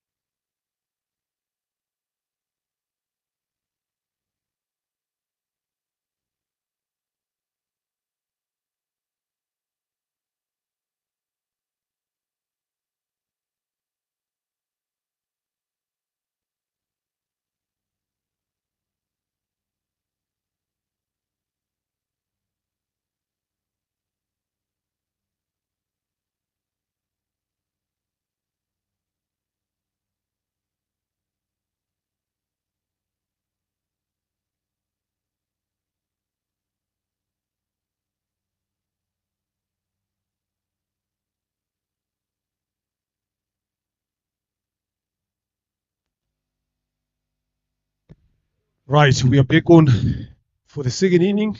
The run chase here. 117 needed and 120 balls. And to start with the ball is Nadia Mohammed from the Mount End. Victor Takuza Chirwa, Linux Chando. Shot straight away in the gap for 4.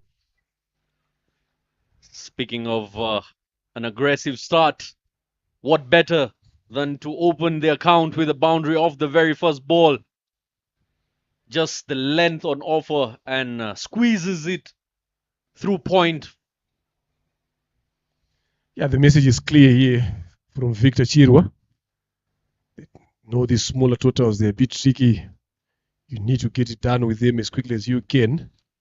Such fast hands, such fast hands. Again. Once again, goes up and over. 6. This time for even better. 10 coming off the first 2 balls. The Zimbabwean side off with a flyer. Yeah, I'm telling you, that's the right approach here. It's not like they're chasing a bigger total here. You've got a low total to play off. So the first overs, again, when the fielders are restricted to the boundaries where you need to cash in and take advantage of. We have seen that from Victor. And also the free sort of play with the width on offer. Again, is going to be the third. Yes, it will. Efforts go down in vain. Starts off with 14 runs in 3 deliveries. That's a good start there. I was with the coach, Elton here, Chikumbura. I asked him about this kind of approach. He said, what to just tell them is anything that you feel it's in your zone, you have to go have a go at it. If it's there for you for the taking, if it's your shot, you need to make sure that you go for that. That's the approach in this short format here. I believe also Mohamed Nadir providing the width earlier on.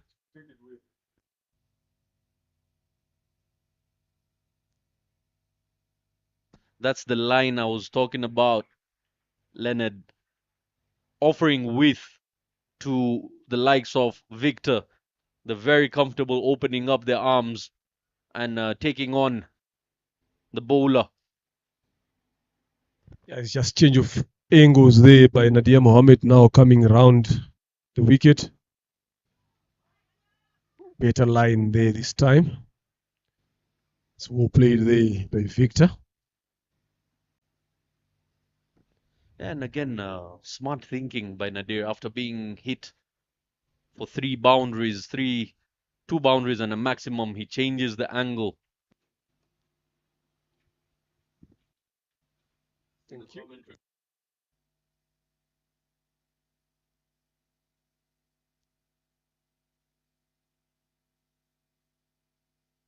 Lovely over there. 14 off the first over. All of those runs coming from Victor Takuza Chirwa here. Played some good shots there from ball number 1. 3 consecutive boundaries. A solid start, I must say. Very exciting is the left hand batsman, Victor. Starts off with a ball, starts off with a bat. A proper opener. And what an opening Zim have got here. That is pure talent there. Now with the ball from the airport end here is Akayezu Martin to the captain, Linux Tinoda Chando. He has not yet faced the delivery here so far, so it's going to be interesting to see what sort of approach is he going to use again. But I'll tell you, Leonard, all the 3 shots that Victor hit Nadir, it's the sort of line and length offered to a left hand.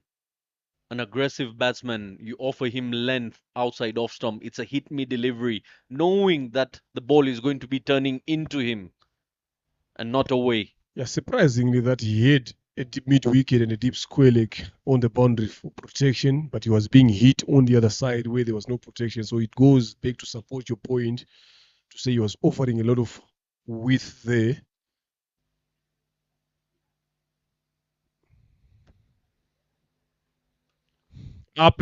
Uppercut into the dugout there from Lennox, Chando, the captain, still the approach is the same from both ends here. None of these batters is looking to hold here. Nowhere to hide for the bowlers here. Lennox, the captain, just guiding it. How easy did he make it look using the pace of Martin Akayezu? Wide and short, and given the treatment, just opens the face and allows it to fly over for a six. And now frustrations goes down the leg, extras coming in. Runs are drying up very, very quickly. Yeah, Martin is effective when he bowls around just outside that off stump with that ball that jigs into the righties. But sometimes he tends to bowl it a bit more straighter and then he strays down to the leg side. So he has got a good yorker as well. He's got a heavy ball there, but I don't know why he always opt to go for those short deliveries as well. Flicked up off the legs. There, that should be boundary number 2 in this over. Yeah, making great use of the power play and the field restrictions is the Zimbabwean side. And again, length. It's that hit me length, and this is the difference I was talking about between the Rwandan 11 side and the Zimbabwean side. The batters play freely and brave cricket, understanding the conditions. There you see the Ugandan players also checking in to Gahanga as they've got a game this afternoon. Lennox, the captain, telling his team very, very quickly here. Better length. And now sloppy fielding by Okide to Isenge there allowed these two batters to get a quick single. Something that they are also good at doing as well. Picking up those gaps. Yeah, so late the decision of picking a single. They literally chose to pick a single when the ball was in the fielder's hand. So they were just waiting for the fielder here. So Okide didn't think that they were going to run there, but it's just that awareness as well. With as soon as Okide let that ball off, then the call for a single was there. So that sloppiness in the field is not needed. They need to be well on their toes each and every delivery. Boy, oh boy, this young Zimbabwean side is full of entertainment, adding to the Runner Cricket Association emerging invitational. This is what people tune up for. This is what people spend their MBs for. Catching the action here. Some of the quickest in Rwanda international pace bowlers being tonked around the ground. Misses out on that as it stayed low. It was a slower delivery. Change of pace by Martin Akayezu. Yeah, but the intent is clear there from these two batters here. They are ready to score runs. Anything that they feel like they can take away, they are not shy away from doing that. So it's very, very important now to use that approach in a positive way. Yeah, interestingly there, Victor trying to drag Martin towards the leg side, but it's the variation of pace by Martin that didn't allow him to. Down the ground this time. Hit over the side screen from where we are sitting. At one point we thought the ball was going to pass through here. That was a clean hit, but look at the timing. There was no power whatsoever that had been put there, just the timing. Everything there perfect. Head down on the ball, waiting for it, went under it. Used those hands coming through the shot there, easy as it wanted to be. First maximum here in this second innings. Oh, it's the second. Is the second of the over. Martin Akayezu is taking a flight. Air Zimbabwe has taken off. Beautiful shot there by Victor. He's not holding on. He's on 20 of just 8 deliveries. And that was the biggest of the lot. The biggest of the day. Went over the commentator's box. You can see they've now put in a long off break, but if you look at the height and the distance of that ball, even if the long off was there was no chance whatsoever for him to catch down. It's just Martin needs to be disciplined in this line and length here. Needs to do something special here. Find a way to quieten them there. Maybe yes, ball in that particular length. Those yorkers that I've been talking about. Quick single taken again there by Victor. Good cricket there. And the difference between both openers of Team Rwanda and Team Zimbabwe is you saw the Rwandan openers being a bit defensive, being a bit watchful. The likes of Manishimo Oscar and Didier Ndikubimana. Yes, Didier Kubimana tried to throw in a few punches, but didn't get the expected results. There we have the contribution, 33 runs off just 2 overs of play. It's just a partnership that we've been talking about in the first inning. Again, look, the first partnership is already on 33, already in 2 overs. That is what you need in this game. You need people to be there. You need people to bet longer together. Put some runs there on the board. Yeah, Clinton Rubagumya just having a word with Nadir Mohammed, trying to think of how to restrict the manslaughter here.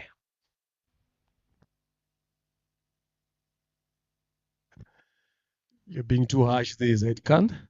Still game on here. It all depends on the man you see on the screen, Nadir Mohammed. Great bowler he's been for the run and side. But no respect shown. Smashes him down the ground for a maximum.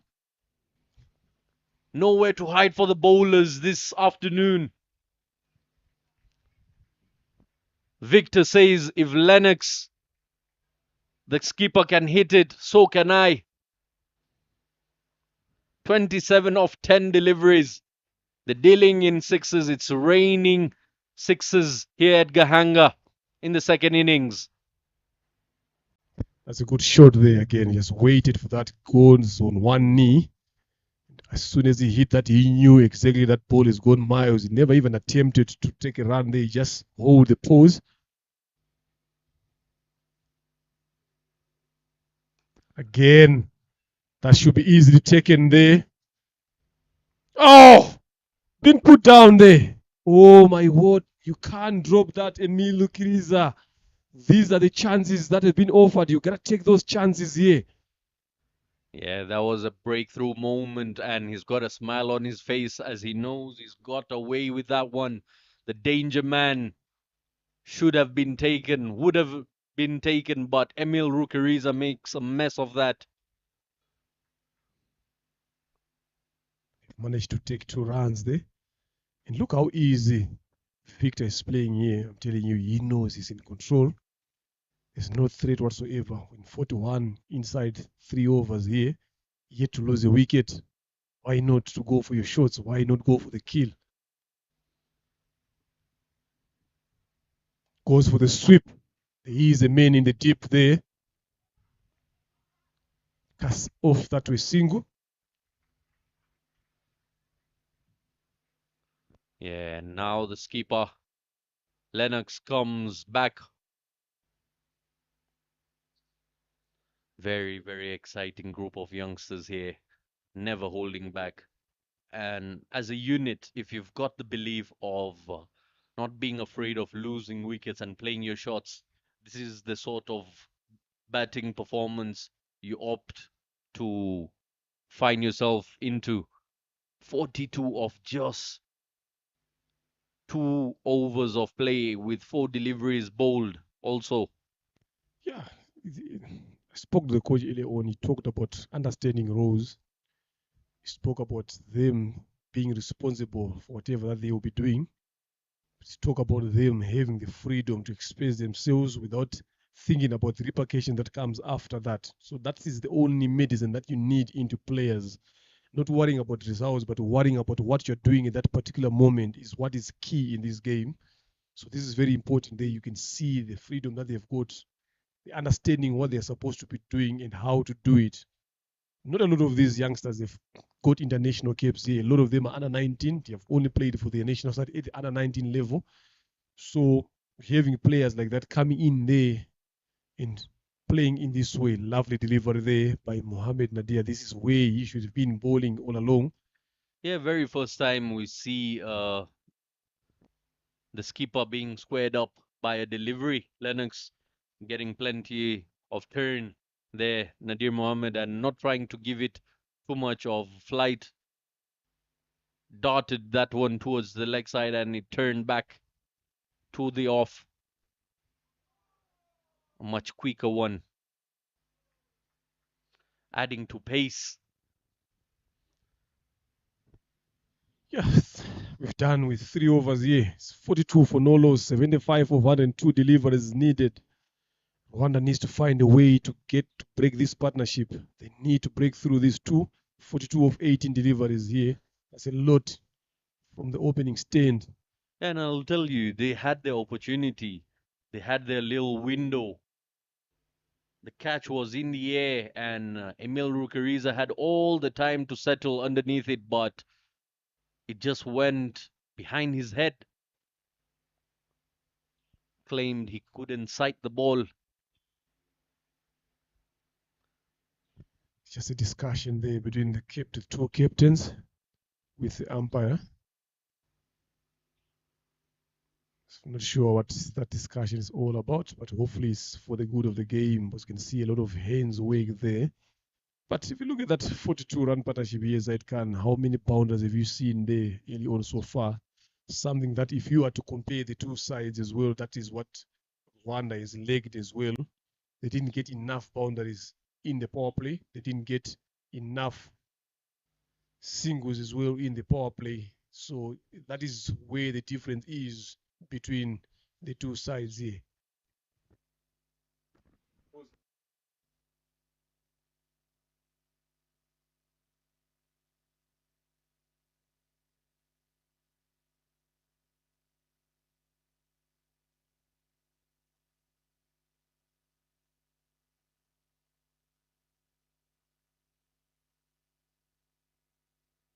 Now play looks to continue there. I think there's been a lot of exchange of words there. Didier and Wimana start with Linux there.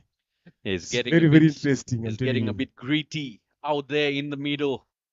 Exchange of words, lots has been spoken between them. And that's what happens when you've got a high octane game between two young sides taking it on. And at the moment, the Zimbabwean side having the upper hand, giving the bowlers spanking off the bat and free flow of words as well.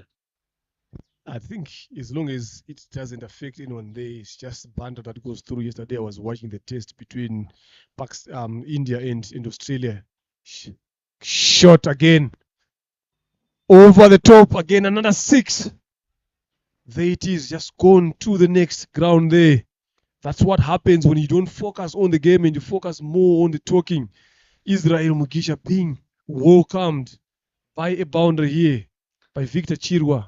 Like I said there, yesterday I saw Mitchell Stark, when a short ball was bowled to him, he says to the bowler, I can bowl quicker than you as well. Then, things like that do happen. Then that was a challenge. Look at that shot there. On one knee again. High and handsome, went the distance, as you can see there. I was in the commentary box ducking, expecting the ball to be heading this way. But Victor says, stay still. I'm not targeting the box, I'm targeting beyond the box. Telling you, with shots like that, we are not safe here. All the 6 that have been hit have been going over where we are sitting. So at one point, it might pass through the window here. So we need to make sure that we are watching the ball very well and we shield ourselves in. We've got to shield ourselves here in the commentary box. As Victor seems to be in the mood. He's on 36 of 14. Well played there. Well negotiated push for 2. And they get easy 2 runs in the end. Good running there between the wickets. Kisha Israel bowling a bit shorter there. And a bit slower too. Cutting off the pace, allowing the ball to stay low. That might be one of the key things bowling towards the Zimbabwean side. Here, the quicker it comes, the quicker it goes. As you can see, the slower deliveries have been managed to be played on the ground. Look at how good a swing has been taken there. As soon as it came off the bat, the call was yes straight away. In as much as the fielder ended up putting a dive there, but he knew exactly where the gap was, where to take that swing. Something, if you had to compare the two teams now, something that is a big difference here. Again, run away comfortable enough to just block the balls, not pushing the fielders even in the circle.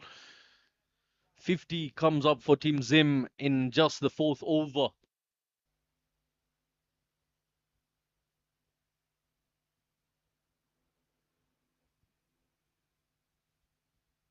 Takes a shimmy down at it, but then doesn't want to go hard. Keeps it down to the ground for a dot. So long off and long on the boundary here. Straighter. Quicker one this time. Better length. Better line there from Israel Mugisha. Yeah, and Mugisha has understood how to variate the pace towards these two batsmen. He's the only bowler who's got the understanding of the task.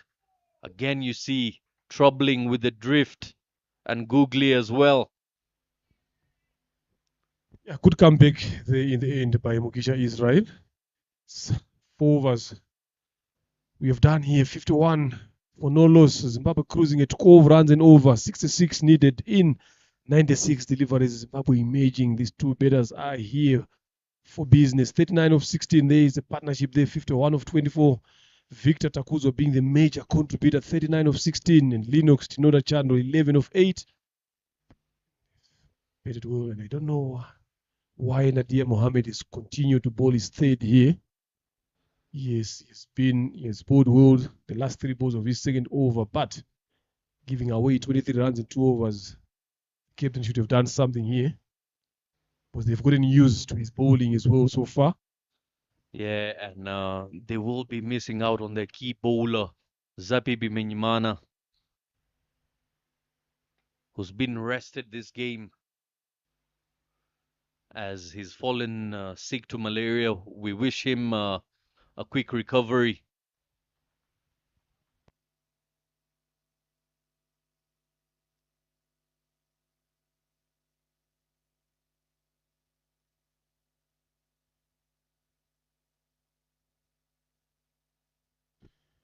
Single there again brings the captain on strike.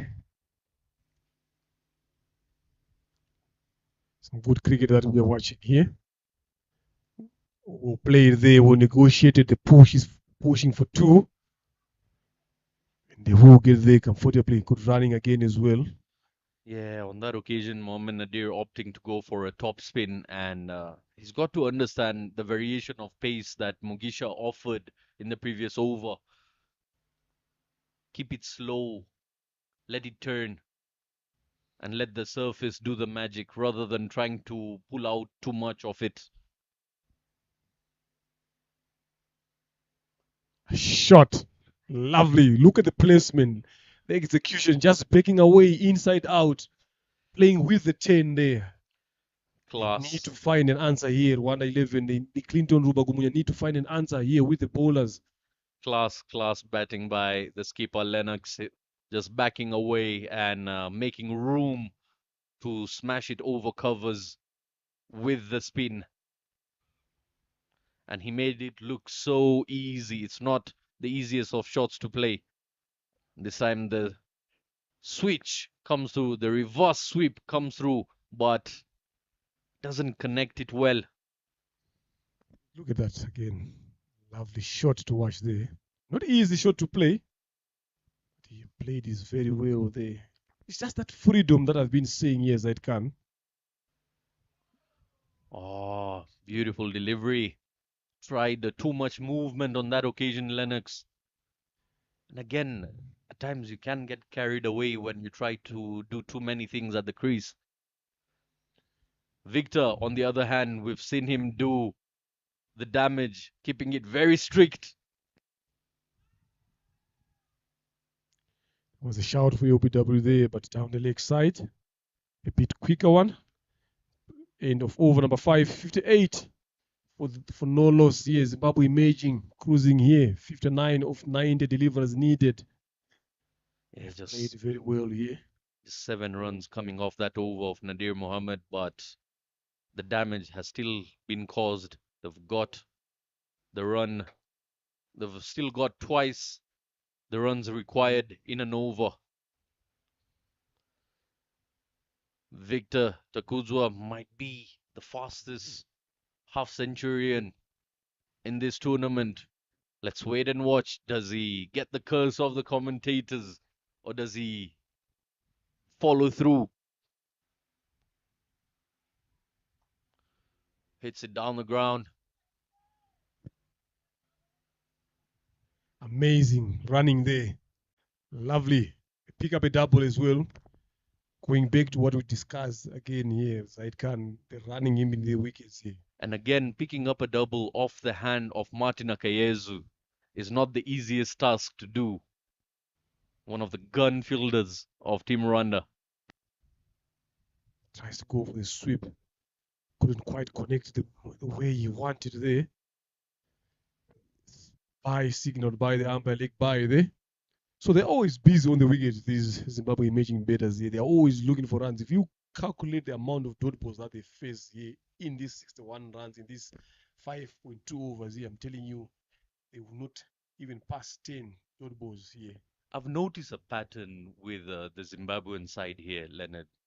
One of the highest wicket takers against Team Zimbabwe have been the bowlers who haven't provided them pace. The likes of Eric Nyomugaba, who's not a big turner of the ball, but the day he realized he can be bowling floaters to them, he picked up 5 wickets against the Team Zimbabwe. The rest of the bowlers here have been bowling pace, even if the ball spin, and that is where the Zimbabweans have been attacking the spinners. It's all about understanding your strength and use them to your advantage. That is what it takes in this game. Shuffles across. There's no chance for UBW there. He was way far down the offside there. There is no one in that particular region now realizing that this is the last over before the restrictions are on. 5 guys outside. Shot. Lovely running again. Good throw by Akayezu, but not good enough to effect that run out there. Good effort. This is what you want from your fielders again, fighting all the way through, keeping your shoulders up. Yeah, and coming back to the point, Leonard, the likes of Roger Mukasa also being very successful against Team Zim is because he's got a quick action but a slow release. The ball comes slower through the air, causing that error of timing. Good delivery there by Mugisha. Good over so far here. Only give away 4 runs in this over. Lovely bowling, 2 overs. If given away 12 runs. Good bowling. He hasn't taken a wicket so far, but at least he has applied some breaks into this betting cameo of these 2 batters, Victor Takuzo Chiro and Linux Tinoda Chando. 6 overs done here, 62 for no loss. The good thing about this tournament here now, is this team will play each other twice. So definitely what Roger did yesterday, we are yet to find out again in the next game that if he keeps on doing that, these guys won't have an answer to that as well. And that is what is good about playing these back-to-back games against each other twice. You have good time again to go and sit down and play, try yourself again. Nadia Mohammed to finish his spell here. Yeah, and he has realized that the slow ones are the ones working against them. On that occasion, you could see how slow and loopy sort of a delivery he bowled to Lennox. Lennox trying to play the reverse, fails yet again. Second attempt at it. I still have got 5 balls to come here. Might get a wicket in. Outside edge for a single.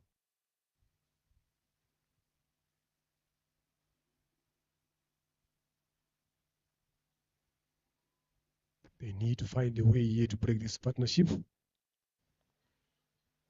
Yeah, the assault has been quite heavy on the Rwanda 11 here. Just barely out of the power play and 63 for no loss. Cruising along at the moment. Mohamed Nadir still trying to set his fields here.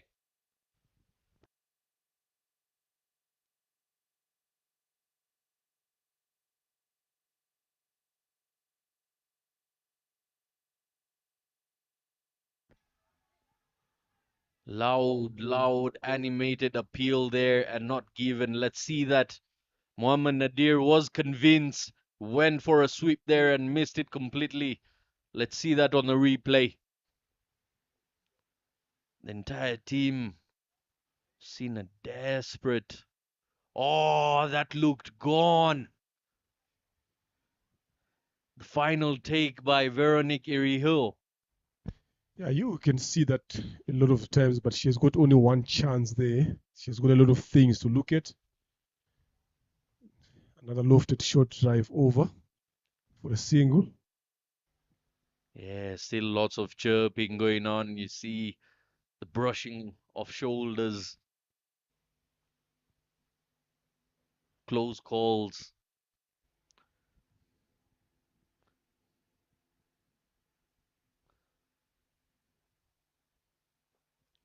Maybe the only thing Veronique over there was thinking about was the height. Good running there. 2 runs in the end. Again, this good cricket there from there, but good effort in the field there of his own bowling by Nadia Mohammed. Not good enough to effect a run out that he was looking forward to be having there. Decent over from him here so far.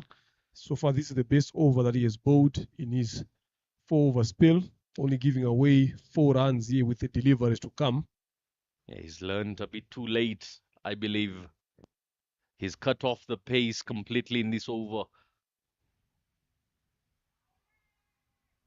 Beautiful delivery to end his spell. And as we take the end of the over here, I would like to see that delivery one more time. The shake of the head by Veronique Iriho. Was it too high? Was it going to hit the stumps? Leonard, what do you think of this? I think it's just a matter of height there. I think that's what it saved him. Just a matter of height. Anything else there could have been different. But he survived. The game continues.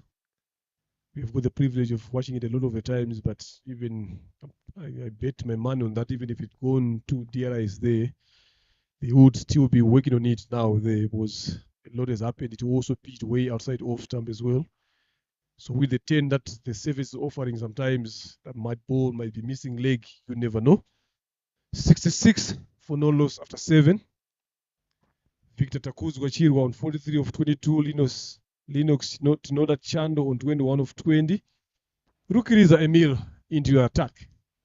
Here comes in to bowl his first over from the road end right after the power play. And well within the power play, Round 11 have opted to choose to bowl out Nadir's spell, which is very interesting to watch. And he's been under the pump today. 66 for no loss. One-way traffic, it seems, at the moment.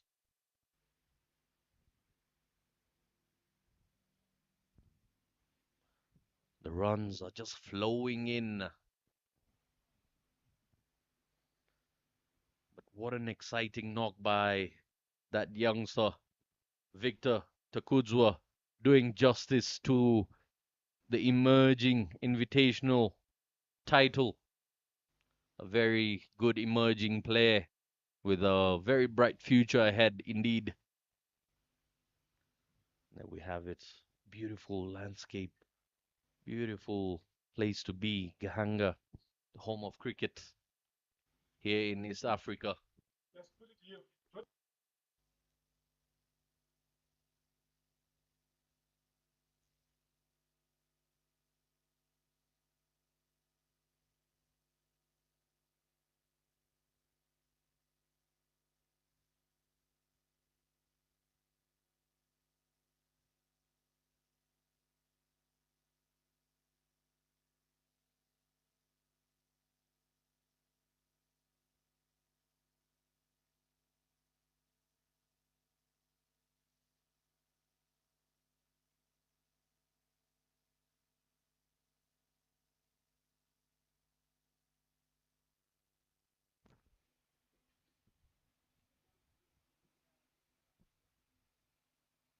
Just the better having a problem with the balls there, just closer to the side screen there. Being a lefty, obviously, you don't want any distractions in front of you. I feel the Rwanda 11 side should have predicted this sort of batting performance by the Zimbabwean side, understanding the fact that their other teammates have been hit the same way, Rwanda A, as they played their first game. Bowlers in that team were given the similar treatment, but you've got to learn a trick or two out of the games that you watch. Slower deliveries are working the trick here. Yeah, it's just for the moment here, and there's no pressure to go after them as well. But I'm telling you, if they're in control like this, I think they've got a plan here. Lovely ball there by Miro Griza. There is a bit of some turn from him. So it's just a matter of time here, because when you are in control like this, makes everything look easy.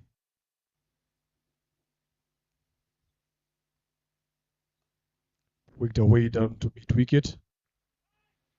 So for a single there.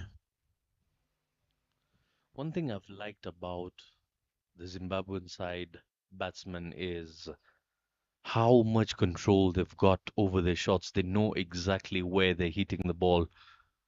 There's not too much of guesswork apart from the switch hits, apart from the reverse sweeps of the captain Lennox, but everything else is spot on. They know where they're pushing the ball to. They know how much to run when they push it. I will say it there. Wickets now. They bowled him. Breakthrough needed there. Rukiriza Emil. Excellent, excellent delivery there. Just pierces the gap, the finest of gaps between bat and pad, and a sharp turn inside. I believe it got some pad to it as it went onto the timber. First wicket goes down for Team Zimbabwe, but a healthy knock of 21 off 21 comes to an end, and the skipper is back into the dugout. The damage has been done, but beautiful turn in the end. Just a loopy sort of delivery, and it caught plenty of ball off the surface. Excellent over Rukiriza Emil has provided. Have they brought him in a bit too late today? Yeah, there's still time to recover here. A couple of wickets here and there, you might, but Zimbabwe Imaging is in control here. 67 for the loss of one into the eighth over. Just needing 50 off 74 deliveries, so they need to take this opportunity to quieten these batters here. And you can see there, another big hit at Simbarashe. Mutsengereri comes in as well. Yes, Imbarashe, 3 innings, 68 runs he scored so far, averaging 22.67, the fourth highest scorer in this tournament. Flighted delivery, Fuller on this occasion driven as they pick up a single straight away off the mark. Simbarashe. Small unit, but power packed, packs a punch. Yeah, Rukiriza has been the answer here so far. Dropped that catch as well and manages to come and take that breakthrough. Yeah, and still the continuation of the left hand right hand combination. That one cut away for a single. Covers there by Victor. Leonard, in your playing days, what was your sort of approach towards a left hand right hand combination out there in the middle? You'll answer that question right after I inform the viewers all around the world. Zimbabwe emerging 69 for the loss of one as they need 48 of 72 deliveries. The mic is all yours now.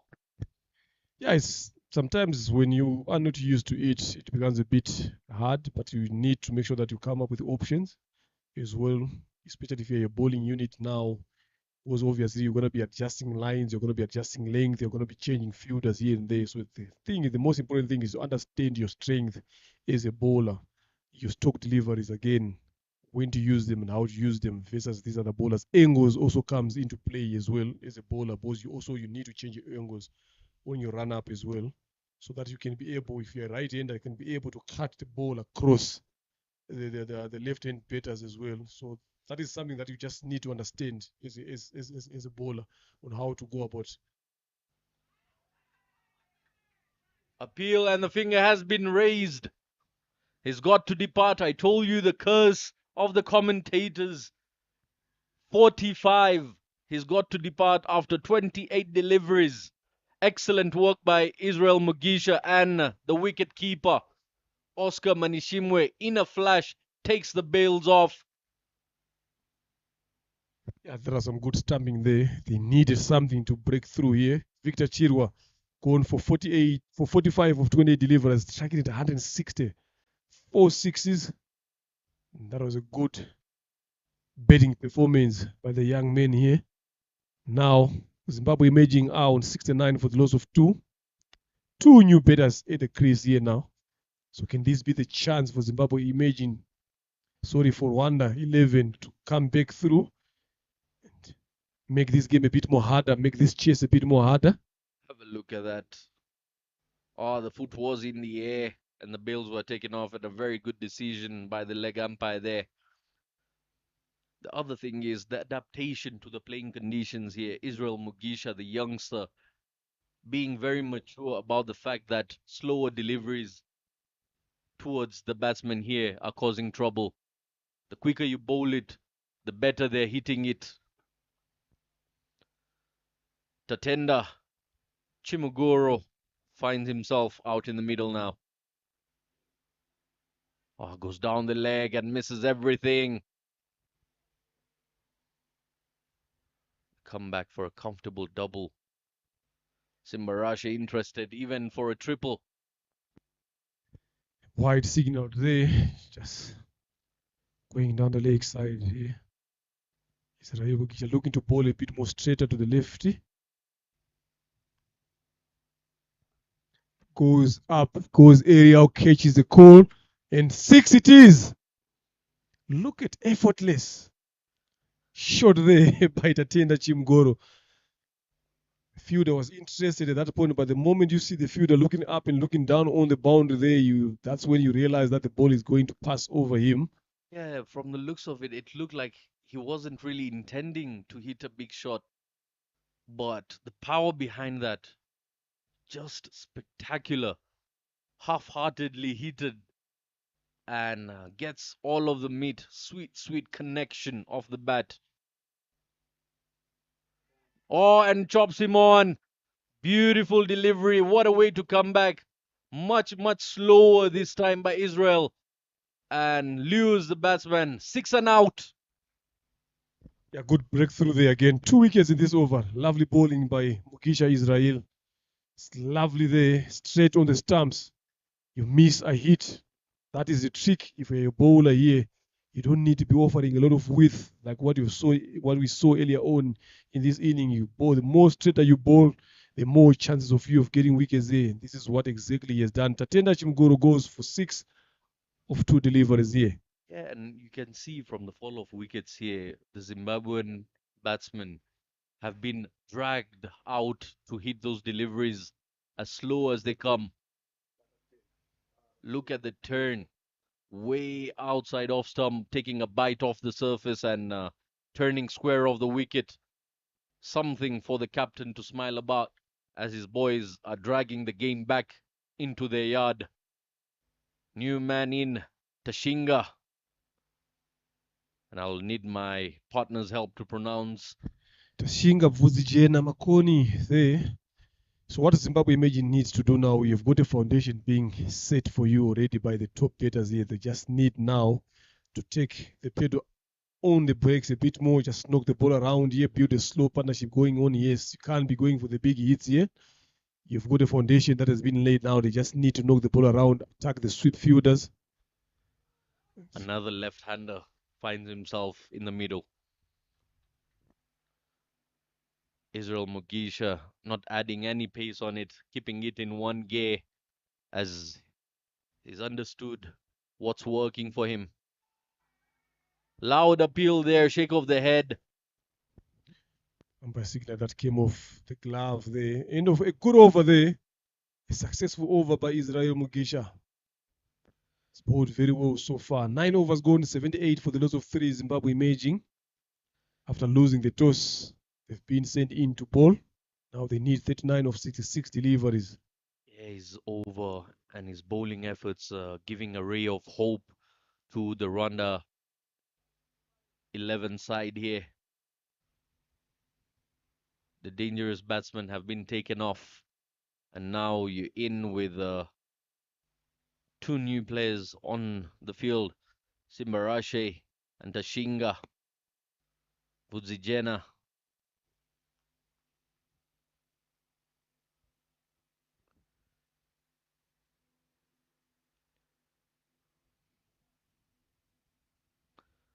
Rukiriza Emil comes in, has had a brilliant start to his spell. Good delivery there by Rukiriza Emil to Simbarashe. Simbarashe is only just about to turn 17 years. They're still under 17 as well. So a lot of youngsters in this squad here. Good shot there for a single. Again. So there's a lot of youngsters in this squad here. 17 years of age, very strong, however, and has got the maturity of rotating the strike, running between wickets. He's been electrifying. Yeah, I think it's just a good work being done here to get these boys together into the academy set up again for the whole year. That is the right way to go in terms of improving and covering the gap between the first class provincial cricket and these upcoming players. A very good initiative here being done by the Zimbabwe Cricket Association as well. Getting these players exposed. After this, now they can be able to go and play for their various franchises wherever they are, having the skills being imparted into them. A lovely ball there by Rukiriza as well. Just flight on over, just enticing the batter to go for that big hit. But this time around, Tashinga had other ideas. He's still new in the crease. Yet to get off the mark. He can strike the ball very well as well. Tries to go for the bigger one. So much turn, it beats even the man at first slip. Gets away with that one. Leonard, I wasn't fortunate enough to be around Gahanga yesterday to catch the live action, but I was following online, watching the game, and a bit of a battle going on amongst the spectators as well in the comment section. Interestingly, having a debate about the emerging invitational, as the name says, of the tournament, and we've got the experienced players taking part. We've got the likes of Roger Mukasa, who's played the World Cup, being part of emerging invitational. So a bit of a debate going on between the fans there.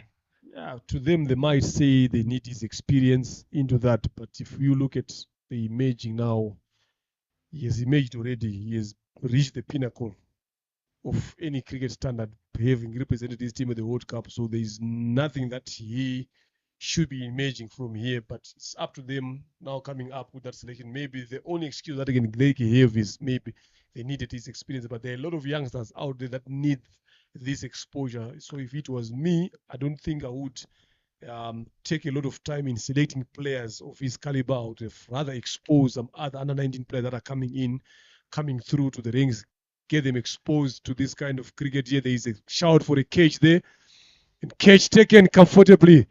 There is Simbarashe Mzengerere goes there. Rukiriza Emil claims his second. Yeah, and you find that man there, Israel Mugisha, who cannot do anything wrong here. Picks up the wicket in his overs, picks up a catch in his teammate's over. Can't keep him out of the action here. Had plenty of time to get underneath it. Comfortable hands. 4 of 5 deliveries. Simbarashe has to depart. Again, the slower delivery, playing the trick here. Top spin coming into play. Yeah, the idea there from Simbarashe was okay, look at it again. Yes, the idea was there, but it's just the execution, picking that fielder there who also did a good job there, running across to his right side a couple of yards, 10 to 15, ended up with a dive. So Zimbabwe loses their fourth, 83 for 34 runs and 6 deliveries needed here. So just going back to what you've said, it's up to them as well to come up with such kind of, but that's something that I've also discussed with the head coach of the Zimbabwe Emerging here when he was here. It's like a lot of teams are looking forward for wins instead of understanding the process that is a learning curve for the upcoming youngsters. So it's different from where you come from, because some people are looking for results at the end of the day, not looking at how are you going to build up and how is it going to benefit you in the long run. Because if you look at age-wise again as well, you're looking at the bulk of the players being at 23 going downwards all the way to 16. So you're looking forward to expose them to this level of cricket earlier on for the future. But if you took someone who's around about 30 or 32, expose him to this level of cricket when he has been exposed already, so where is the learning? Where is the process being used there? So it depends on their system, what they want to achieve at the end of the day. So Yeah, and I totally understand the frustration of the viewers as well. You find the likes of Ivan Baidu, the leading wicket taker. At what point do we call it an emerging? Because it's fairly debatable. Yes, you might be seeking points around the corner, but is it dignified? Is it a dignified approach? And that is what the debate is all about. And I once again leave it upon the spectators to be the fair judge of what's happening. short there of the legs for a single. This is what Zimbabwe Imaging needs to be doing now here going forward. They had a good partnership at the top, but since then they never had to have anyone looking to build up from there. So they need to rebuild from here. Panashe, Taruing, and Tashinga here, they need to rebuild. They just need some few runs here to get this game done with, a lot of deliverance to play around with. So there's no need to take those risk shots. Yeah, they just need to make sure that they put the balls in the gap. A lot of gaps in front there. There's a long off, there's a long on, there's a deep mid wicket, there's a deep extra cover. So a lot of gaps to play around with there. This is what exactly they need to be doing here going forward. Yeah, the communication, they've slowed down their run rate here. At some point, they're moving at about 16 per over, and now coming down to 8.3. Still twice as much as what is required.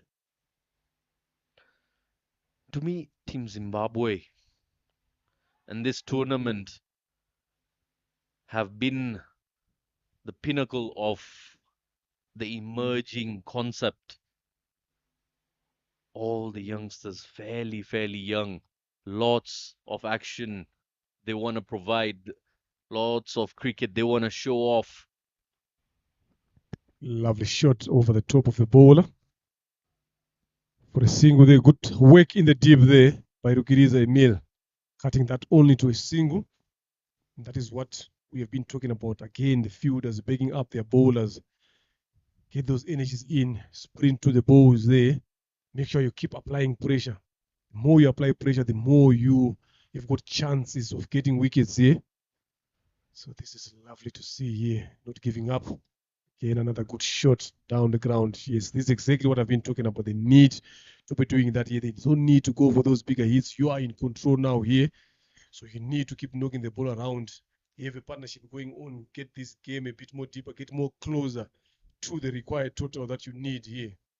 Yeah, Israel Mogisha, one of the most animated players around Gahanga, loves the competition as he ends his spell. He's given away just 26 runs and picks up crucial 2 wickets.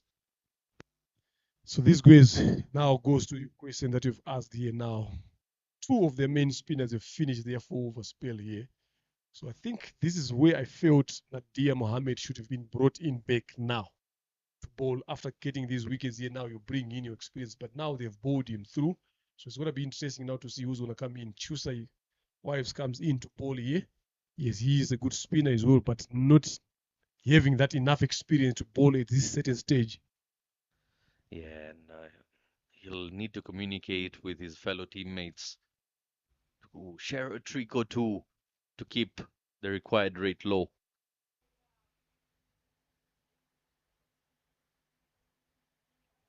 On the screen, you saw Team Uganda there watching keenly the side they beat yesterday, resting underneath the acacia trees here at Gahanga.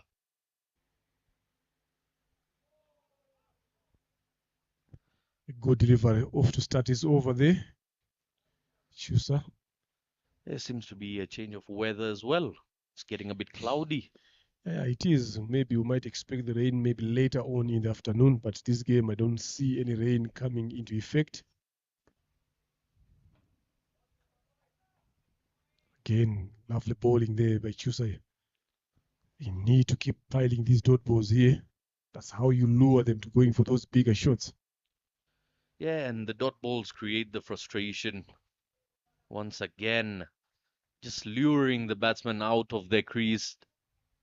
It's not a comfortable length to be facing.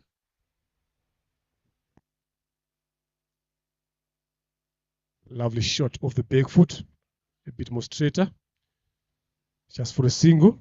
Good, again, good work in the deep by Isai Niyomugabo. I need a lot of this wonder here. Whichever way they can squeeze in these batters in terms of scoring runs so freely, they need to make sure that they're spot on. That's how you apply pressure on the ball. Forget about the wickets. You've taken wickets 4 enough here. Now you need to keep on piling pressure. Yes, not a lot of runs to defend here, 28 of a lot of balls, but you need to do something. Yeah, the concern is the wickets column for Team Zimbabwe. 4 wickets have gone by very, very quickly. And a change of side by Chusa Eve as he comes into the left-hander. But what they've just managed to do well is they've managed to put runs on the board earlier on. They've managed to put pressure to the fielding side earlier on. Look at that shot again, just dragged from the offside to long on for a single. And also kudos to the analytics side of Rwanda. They understood, yes, the assault was on earlier on, and that was due to width and pace on offer. But once they cut the pace off, the struggles for the Zimbabwean players started, and all of a sudden you find 4 wickets down after having scored 90 runs. Look at the Manhattan up in the front. Yeah, that's what made the difference. Those 2 overs there, they made a big difference between these 2 sides here. So obviously, if you're going for the ball, you're also bound to lose wicket in the process as well. So I think that was the plan, that we need to go for the ball. Yes, we might lose 1 or 2 wickets. As long as we have lost wickets with runs on the board, we are closer to chasing the total. It doesn't matter. Now it's up to the other guys that comes after that foundation that has been laid to come and do the finishing job for their team. So this is what these 2 are supposed to be doing here now, Tashinga and Panache.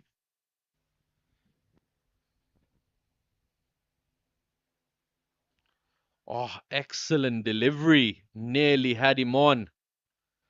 I'll tell you, boys coming from your backyard, Leonard, is this the usual sort of approach back in Zimbabwe when cricket has been played from younger stages all the way to the senior men?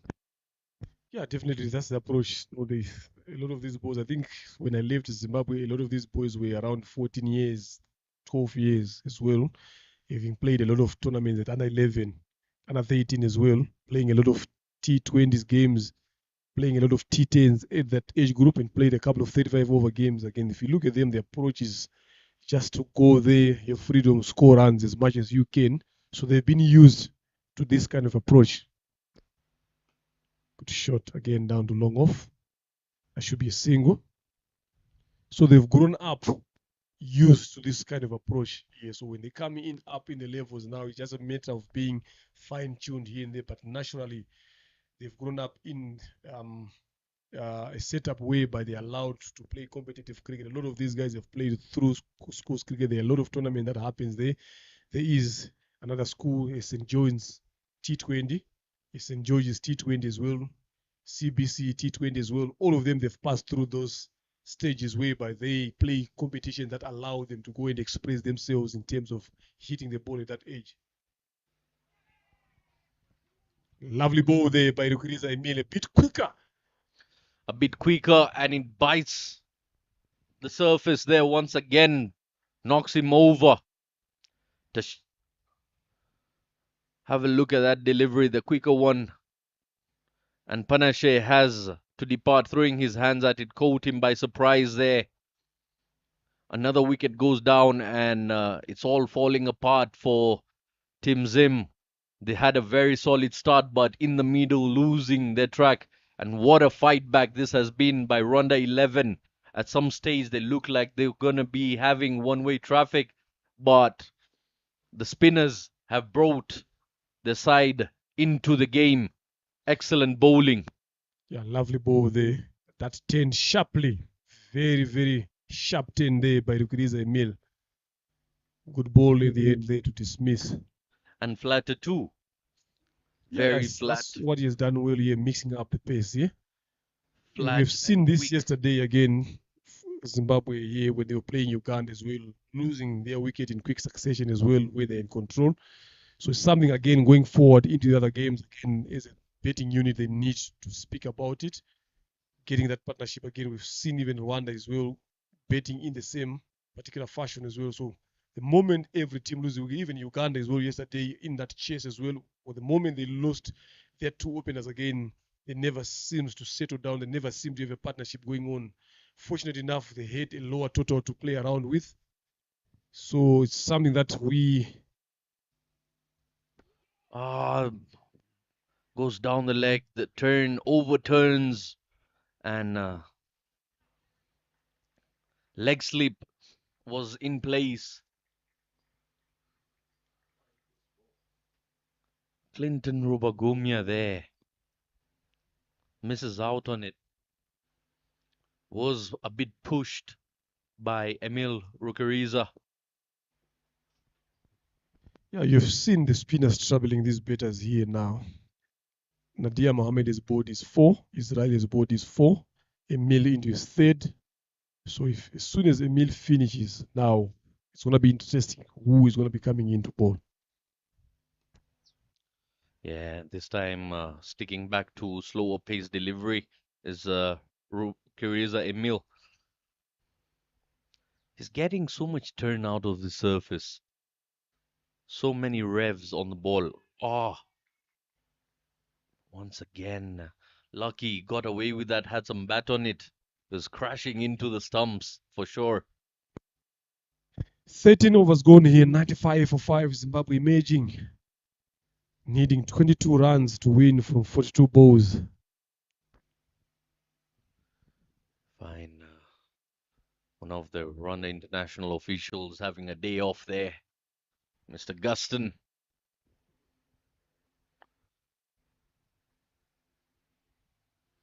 Watching the game from far. Having a day off. Ryan Takunda going to face his very first delivery. Chusaiv gave away just 2 runs in his first over. Again, it's target bowling. He's been bowling at the right length and line, not trying to do too much. Yeah, the most important thing is for him to be consistent here. But obviously the batters have come with a different plan. He has to be consistent, make sure that he forces them to make mistakes. That should be the key for him when he's bowling here. Don't go hunting for wickets. Go hunting for dots. Good shot there by Ryan. Start off to get off the mark. Straight down the long one for a single. They've got a good long batting lineup as well. This Zimbabwe emerging. Ryan Kamemba can also hit the ball very far and well as well. So they still have got a lot of job to work around with there in terms of taking wickets. Good shot again, slipped down to long off for a single. Something that has really worked for the run-in side is right after the power play, the amount of boundaries have been cut off. They've been more precise with their line length and pace. The bowlers have picked the right areas to bowl. according to their field set.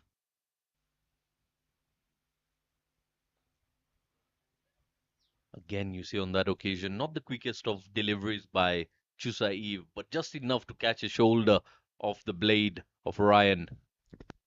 Yeah, good enough. It's working now. But to me, the interesting part is if good shot swept away to deep square leg for a single. The interesting part again is like I think they're just respecting those short deliveries just because they know that they don't have a lot of runs to work around with. Because from how I know them, such deliveries right gun, they will be sending them outside Gahanga here. It's just the situation that is allowing them to respect those short deliveries. Again, a bit upish over. Yeah, just chips it over the bowler there for a single.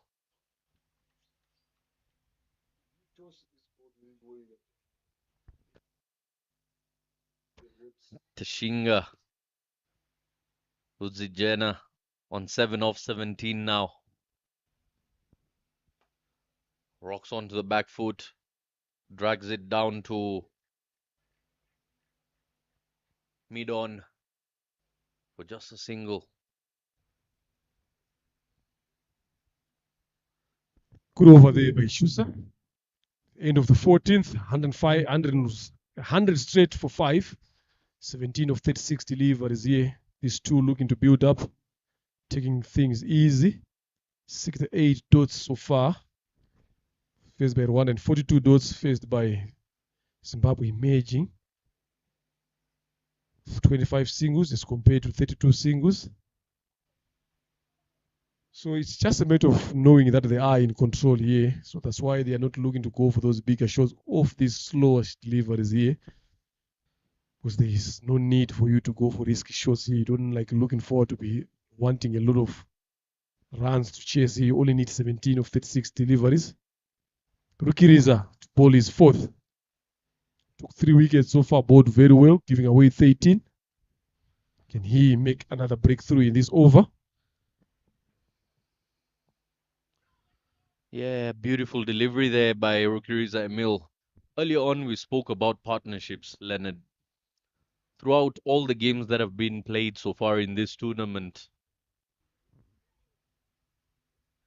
there's been only one partnership that has crossed 50 runs, and that tells you partnerships have been very scarce, very rare in this format so far, in this tournament. Loud appeal, and the finger has been raised. Ryan Takunda cannot believe he's been given. There was a sharp turn on it, and a finger has been raised by the umpire, Veronique. Wicket number 6 goes down for Tim Zim. Yeah, Are we in for some more drama? it's just a matter of finding out there. Is Rukiriza again. Let's see there. Yes, way hit to outside the stumps there. Interesting to see. Umpire feels otherwise, but from up here it seemed like it was way outside the stumps there, just around the 9th stump, 10th stump there. Yes, there is 10 there, but weight pitch is what matters. But Zimbabwe loses their 6th, needing 17 of 34. This is game on now. Still Tashinga Vuzijena 7 of 17. Not usual for him. Just seems like 17 runs, but in reality, those 17 runs will feel like a 50 to get of 34 deliveries with the ways the spinners have turned the game around. The tables have been flipped. The script has been torn apart. Like the MP of New Zealand pulling out the haka. Very viral video that has been around in recent times. Yeah, I've said earlier on about these small totals as well. They're a bit tricky, depending on how you go about your approach. This one driven down for a single to get off the mark, Samuel Muyambo. Yeah, just a little bit of slopiness there.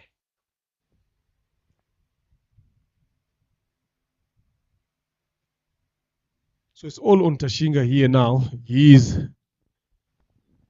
the better there, who is known for scoring some runs. So he needs to take matters into his own hands.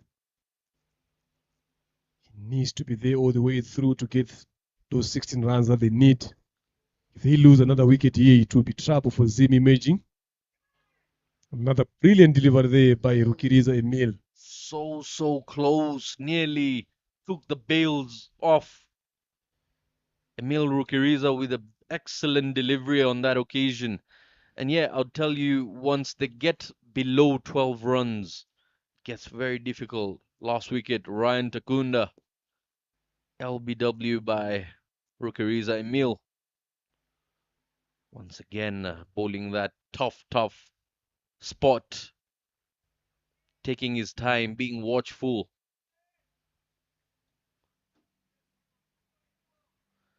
Another interesting thing to watch here is the release by Emil Rukiriza from where he is letting go of the ball. This time he brings it from behind his head. At times he brings it across his body. So plenty of variations on offer. Good spell here. 4 overs, took 4 wickets, give away 14 runs here. Lovely bowling by Rukiriza Emil to end his fantastic spell. 16 of 30.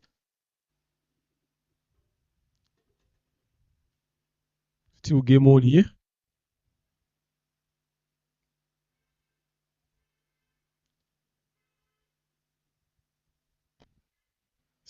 Now going needing 3 runs and over, but going at 6 comfortably. But it's just the loss of wickets here that is continuing in favor of Rwanda here.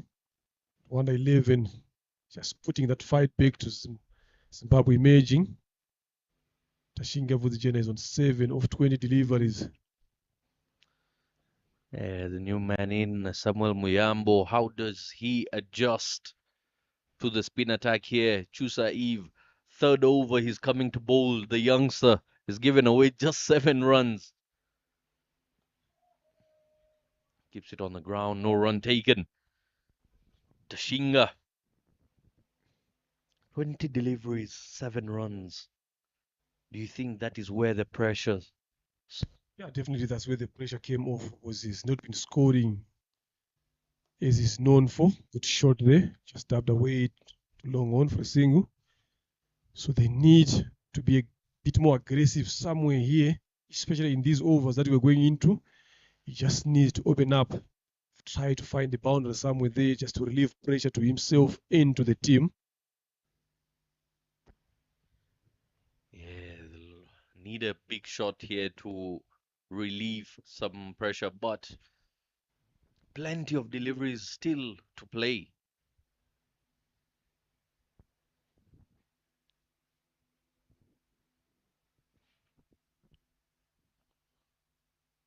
Change of sides by Chusaev, beats the fielder at covers. Emil Rukiriza trying to help his teammate there. Couldn't get a hold of that one. Yeah, Rwanda 11 here needs wickets, especially the wickets of Tashinga here, just to keep piling pressure back on Zimbabwe Imaging. So they need to find a way again, and this Zimbabwe Imaging batters are also getting easy singles. Lovely delivery there by Chusa Wives. Quicker delivery this time. This moment right here tells you the importance of taking that catch earlier on.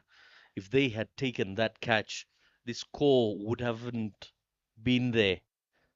So it's how well and how quick you read the game. Loud appeal and not given. It looked like he was going down the leg. Chusa not being a big turner of the ball, but a shake of the head by Eric. Oh, just hits it past Chusa there for a single.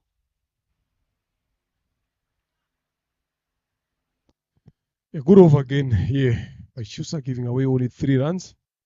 His bowled is 3 overs, 10 runs so far, yet to get a wicket. 16 overs gone, 104 for the loss of 6. Zimbabwe emerging. They need 13 of 24 deliveries here. So this is one of the most important overs here for both sides here.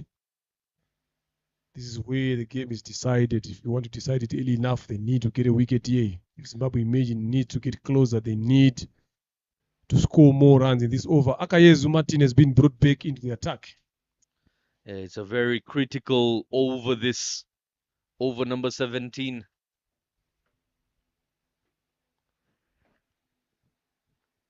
Chusa Eve, the youngster, has bowled really, really well here. 3 overs, 10 runs. Hasn't picked a wicket, but still impactful. Tashinga.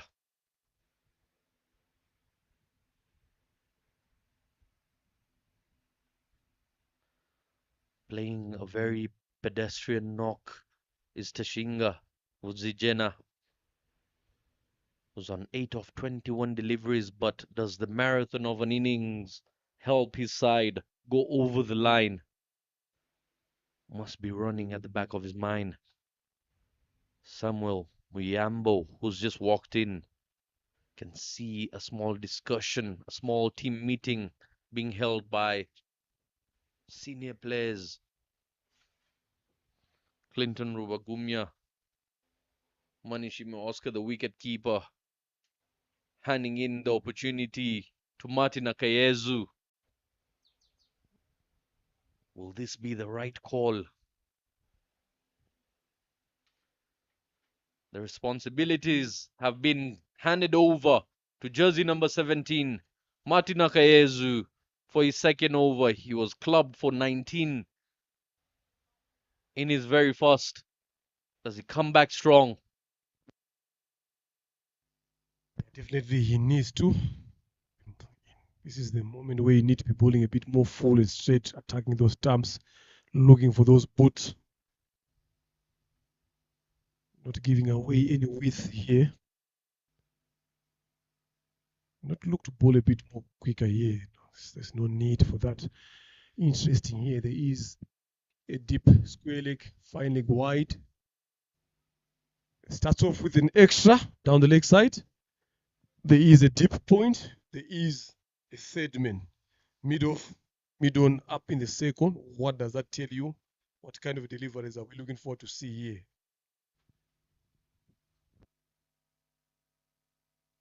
He's not looking forward to bowl anything fall here. So he's going to be looking to bowl short. But if it's short, it has to be well directed here.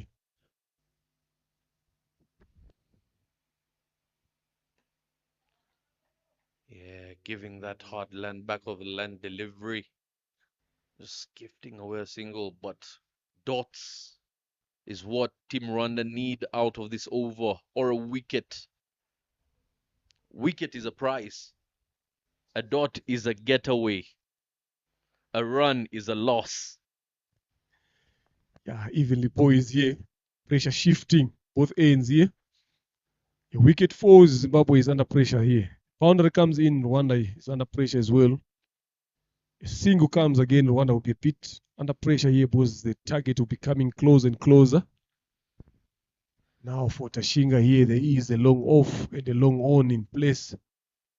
In the deep square leg and the deep extra cover. Goes full, driven down on the ground for a single. Sensible there from Tashinga. Yeah, you see, the nerve-wracking bit of this is Team Zimbabwe, even coming number 7, number 8, have got the basics to their game, playing with a straight bat, not losing their shape, and still easily rotating strike.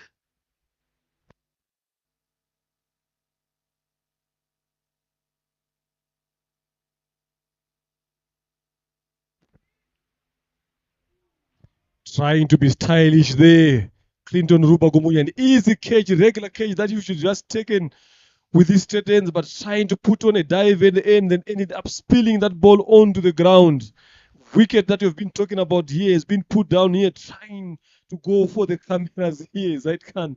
The skipper there has been caught off guard. simplest of takes it should have been.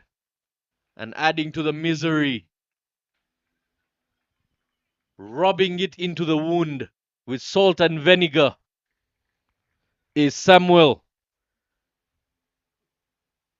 The captain can't match eye with his bowler at this particular point. Yeah, they needed a wicket here. We'll have a look at that take Trying once to be a bit again stylish here. on that occasion.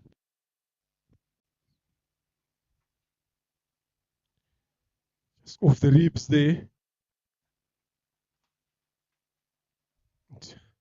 That brings over number 17 to an end. Better come back there by Akayezu. After creating a chance put down by the captain himself, Rubagumunya Clinton. 17 overs, 111 for the loss of 6. Tashinga Vuzijena playing a key role there. 6 of 18 is needed here. Yeah. Most of the runs coming through the opening pair. And after that, it's been a tumble down the well. Have the wickets gone? It would have been another wicket, but Clinton Rubagumya spills it like a hot potato.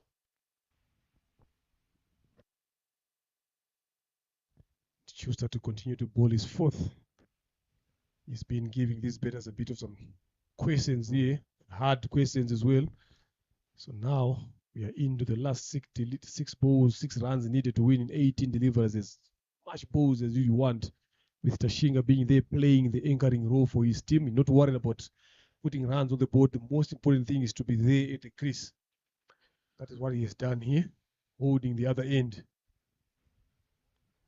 Yeah, he's might look like he's played really slow, but like you said, he's been holding the end and keeping it safe for his side. To me, what's surprising is that Clinton Rubagumya on that occasion, the ball wasn't even traveling that quick. It didn't come off the bat really well. Goes for a big shot, misses it completely. Yeah, that was length on offer, length missed there. Just losing shape there, Tashinga. Yeah, Tashinga trying to play the helicopter, but there wasn't any fuel in there.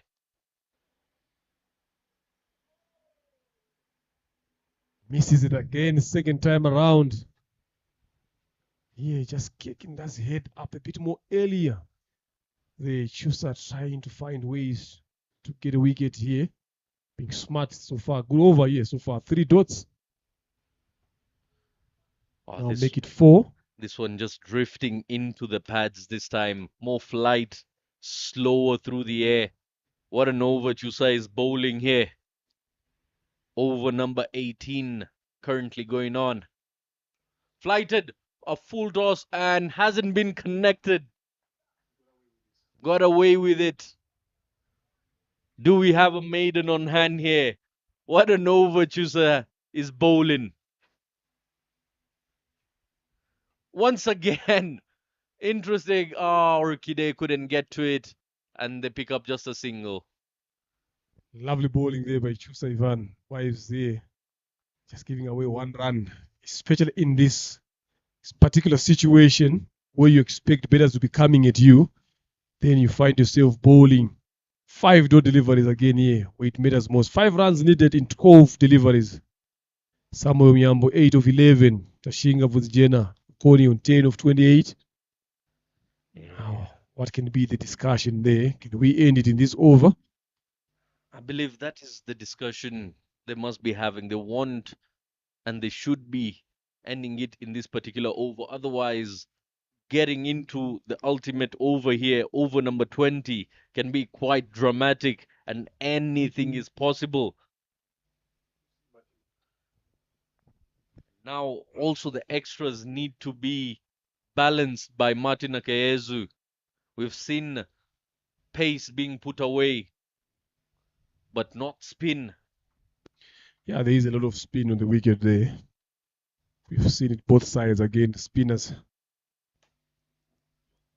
Akayezu Martin, what can be going through his mind here?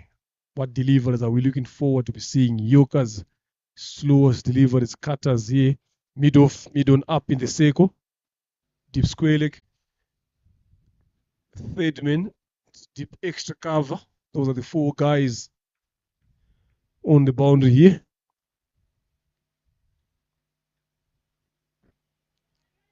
Catches the call and a wicket.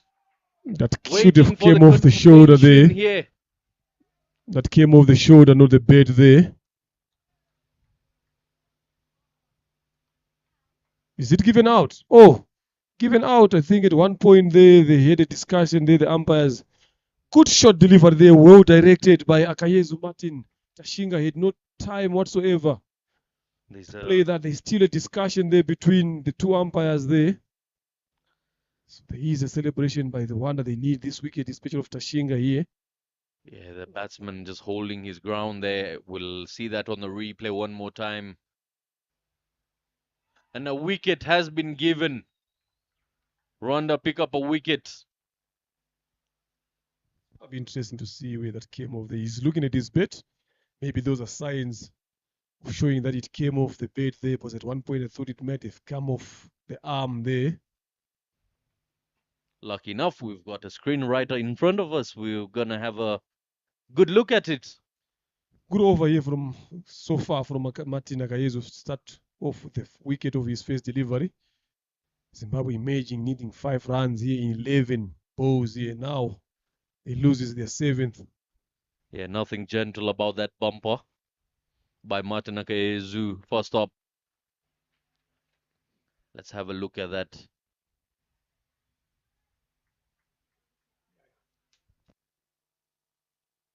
It just came off the glove there. Lovely, well-directed shot delivered by Akayezu Martin. Dismiss the well-set Tashinga. Now, this is where the game is on now here. Newman. Takuzwa Nyamuri comes in when his team needs as little as 5 runs here. In as much as 11 balls to come. And on the screen, you can see Martin Akayezu just having that cross seam delivery, trying to go for the one very straight deliveries. Doesn't look for swing at all. Newman has done his part with the ball. He's got a bat in hand. Does he end it all in this over?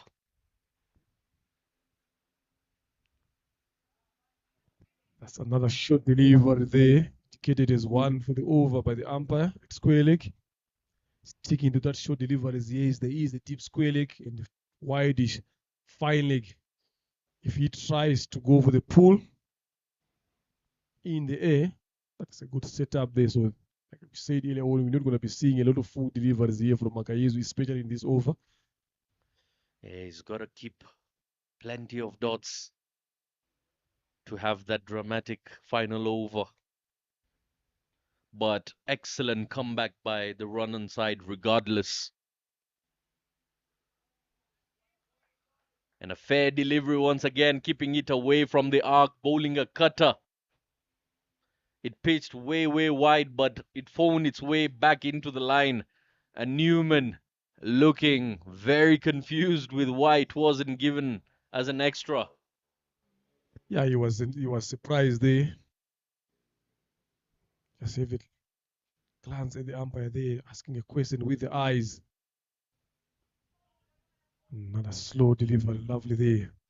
Just a leg cutter by Akayezu Martin, who's bowling very well here. 5-4 dot deliveries here in this over with a wicket.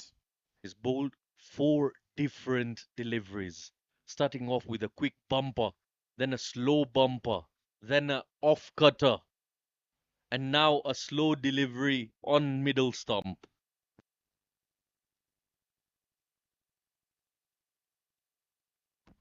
Oh, gets an edge to it and it's racing away. Will it reach the boundary ropes? Yes, it does. The hopes go down. That should have been taken by Mani Shimwe, but it was a stretch and inches apart. It was very, very quick, and Celebrations for Team Newman. Takudzwa gets a edge of fortune. Yes, there is a boundary relief there for Zimbabwe Imaging. They needed that. Now they need one run to win this game.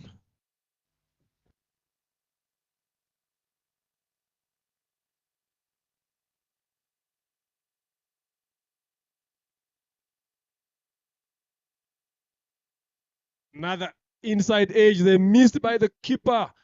Again, that's a boundary there to end the game. There is Zimbabwe Imaging winning this one. Newman Takuzwa Nyamuri there being fortunate in this particular occasion, seeing his team home. Just waiting for the umpire signal here to see if it had come off the pay of the bet or it was just a buy. No, it came off the bet there inside edge. Zimbabwe Imaging have won this game by 3 wickets. What a good game that we had here so far in this team. There, backs away, goes there. Oscar Manishimwe could have had that in his hand. It was going to be interesting there. So that is it, ladies and gentlemen. Here the game between Zimbabwe Imaging and Rwanda 11. Rwanda 11 winning the toss, opting to have a bet first, putting 116 on the board. Zimbabwe needing 117 to win. Came up with a good knock there. There with Victor Chirwa, 45 of 28. Linux Chando, 21 of 21 delivers. That's the partnership that gets them going, that got them into this game. Then from there onwards, it's only Tashinga Vuzijena Makone scored 10. Then the rest of the betters didn't get to double figures. And the last two there, Newman Nyamuri and Samuel Miyambo, both on 8 runs respectively. And that is the betting card for the Zimbabwe Imaging winning this game by 3 wickets. Nadia Mohammed being expensive as well. Bowling 4 overs, going for 34 without a wicket. Martin Akayezu as well being expensive, 11. Both 3 overs, 34 taking 1 wicket. Israel Mugisha, who bowled there. 4 overs, 26 runs taking 2 wickets. Excellent by Rukiriza Emil, being economical, giving away only 14 runs of his 4 overs and being the pick of the bowlers, taking 4 wickets. Giving away 12 extras in total. Just join us for the post-match presentation by my fellow commentator Zaid Khan to find out who has been outstanding in this game. We've got another game in the afternoon. Rwanda A taking on Uganda A as well. So stay tuned.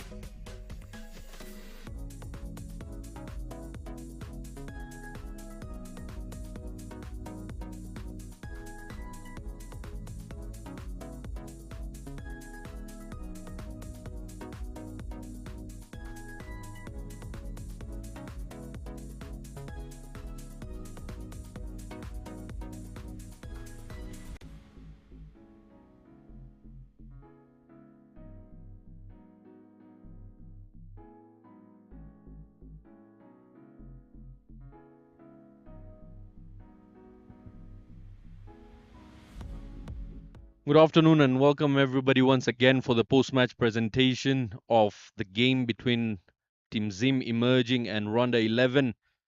I would like to call upon the captain of Team Ronda, Clinton Rubagumya. Clinton, tough luck out there. Where do you think the game changed for your side? I think it was clear the batting, our batting in the power play and their batting was the difference for me. Bringing the game up tight and very close. How do you feel about it and where do you think your bowlers did well? Yeah, I think the spinners did very well. They read the pitch nicely, and maybe if you had an extra spinner, but I think sometimes it happens, sometimes it doesn't. So maybe you could have fielded better. The dropped catches were the turning point, I think. What are your positives out of this game? Yeah, I would say the lower order in the batting very good, and the spinners are doing very well. Yeah. All right, thank you very much. And now for Team Zim, I'd like to call upon Lennox, the captain.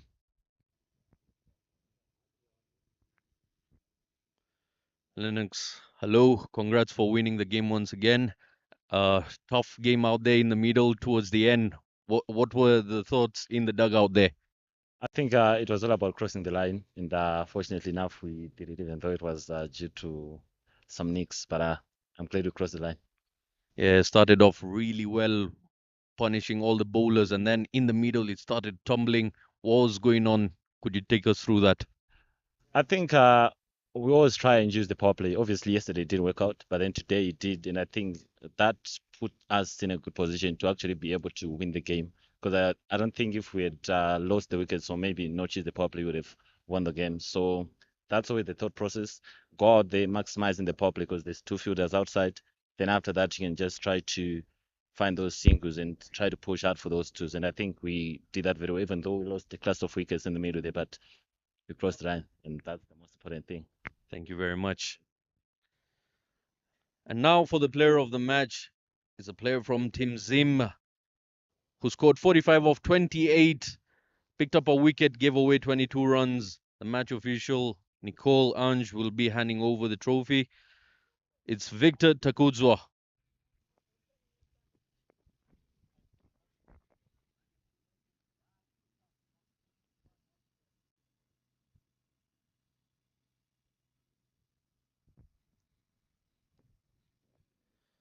Congrats, Victor. All-round performance out there. How does it feel, and what's your message to your team?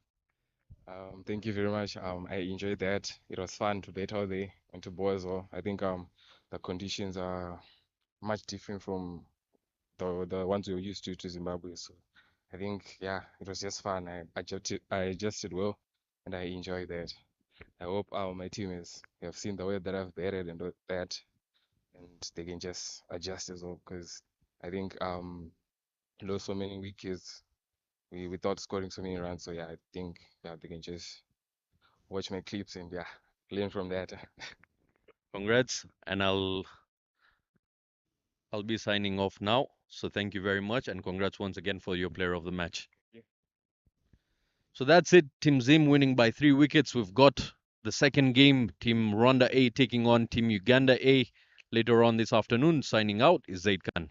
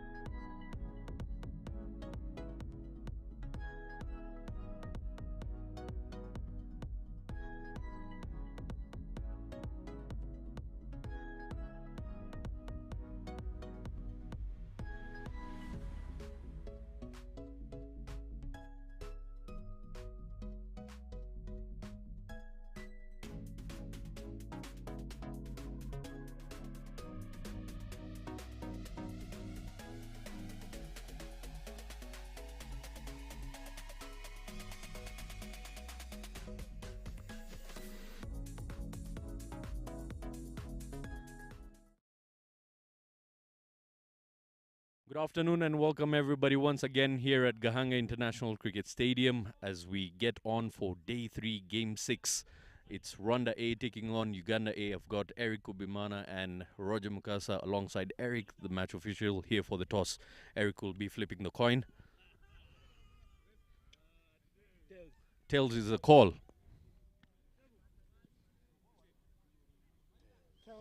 Tails it is. Roger winning the toss, what would you like to opt for? We're going to go for batting first. What sort of a total are you looking forward to putting on? We're not sure, but we're going to see from the first ball, and we'll see, and we'll tell what total we need. But we need to first bat first, and then we see how everything goes, because we've been bowling fast, and then we need to bat some to put some runs on the board. Coming off back-to-back wins, is there any change to your side? Yeah, we have 3 changes. We have Wabose Steven and Majidu, and then there's a youngster. We have Majidu, Steve, and Kidega. All right, wish you all the best. Thank you very much. Eric, you've lost the toss. If you had won the toss, what would you have done first? We would have ball first. And now that you've been sent in to bowl first, what sort of a total do you want to restrict them to? If it might be under 140, it can be better for the team. Any changes to your side? Yeah, we have 3 changes. Eric Neo, David, and Michael. They are also. We came in with Jasper, Yusuf, and Chancelier. All right, thank you very much. Wish you all the best. So that's it from out here in the middle. Team Uganda winning the toss and opting to bat first.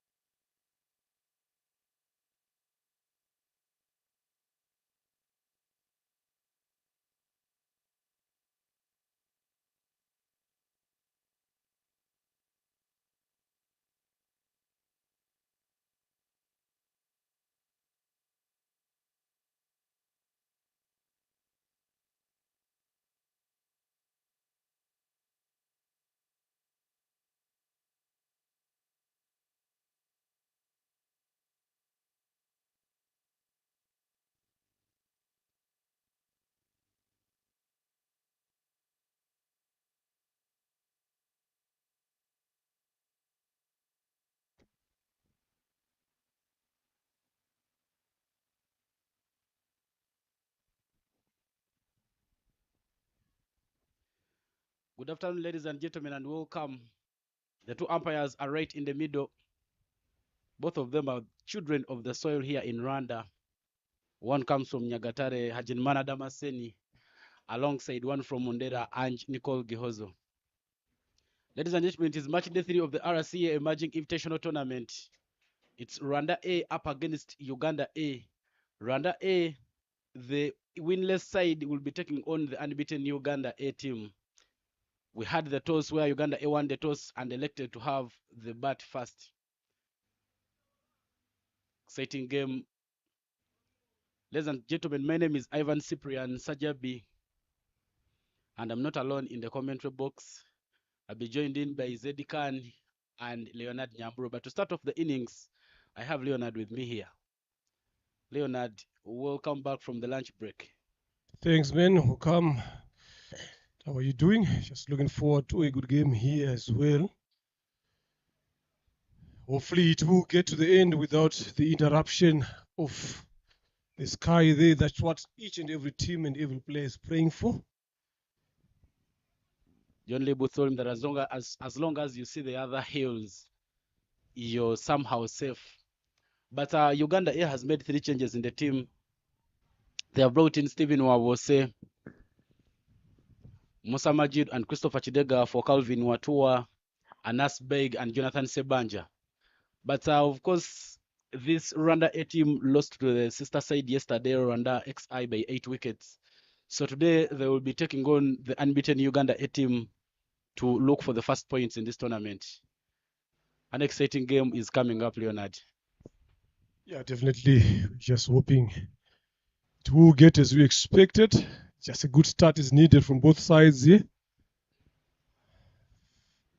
The bowlers just bowls very well as well. If they start very well, just pick up some wickets in between. If the batters just score some runs again as well, just set yourself up to posting up a bigger total is what every team that batting first is looking up forward to be doing.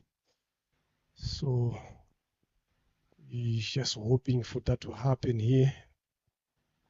Sesazi Simon is there at the crease, in good touch with the bat so far in this tournament.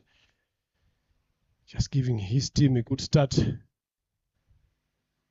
and carry on from there. But with the surface here, what we've seen in the morning game here, spin has been order of the day. It has given a lot of batters a lot of trouble, both teams here in the morning. So it's going to be interesting if the captains have read the wicket there.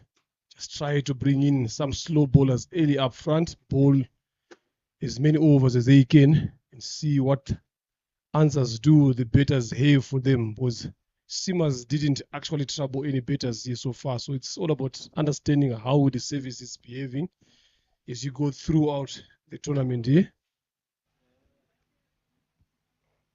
Unfortunately, they did hear your message, and Eric Kuwimana will bowl the first over. Eric Kuwimana, the captain of the side, has been opening the bowling for the previous 2 games that Rwanda A has played at this very ground. Simon Sessas gets off the mark right away. A crucial tournament for him to get his touch, because many people are looking out for him. Many people are cheering Simon Sessas is one of the batters who have the skill and technique, but he is having struggles with the bat. He's not had the runs yet. Will be interesting to see how he starts off the business here.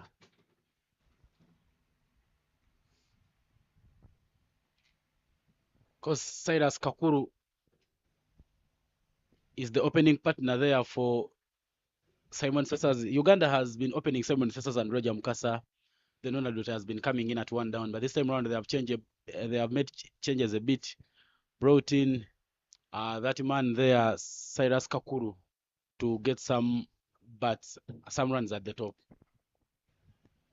Yeah, but it's also good as well. That's why these emerging sides are playing here. It's all about exposing players to see what they can offer as well. So trying combinations here also works in this tournament, because it's not all about worrying about winning the game. It's all about worrying about the process. How do you develop your player at such a level? Expose them to much international game exposure as possible. So you need to have freedom to try a lot of things here. Then you see what you come up with at the end of the tournament going to the national side. Catch and cut. Catch taken. Kubiwana Eric strikes in the first over. Lovely piece of bowling there. That's right on the money on that off stump. Just a hint of some away movement, and Kakuru was not anywhere closer to that particular delivery. You can see the way he flashes out his hands there. And that is what you've been saying there. He's gone for naught. He's been given a chance here to open up the betting for Uganda A, but Uganda loses their first. It's 1 for the loss of 1.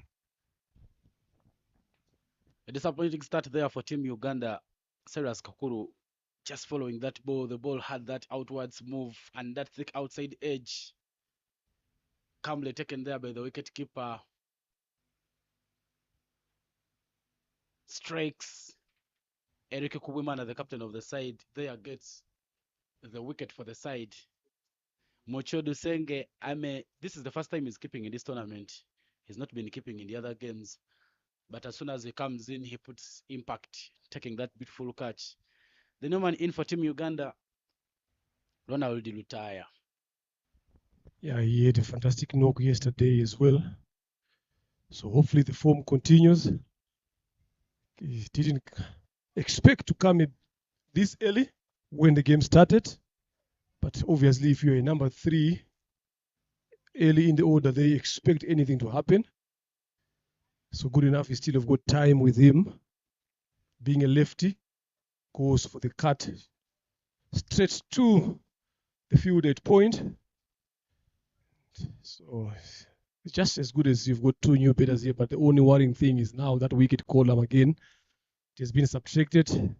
But to me, if you come in this particular situation, I don't think that wicket column would worry you a lot because you've got enough time to come and rebuild, get something going on with the other batter that you found in betting. Lovely. This is what you want to see, running in between the wickets as well.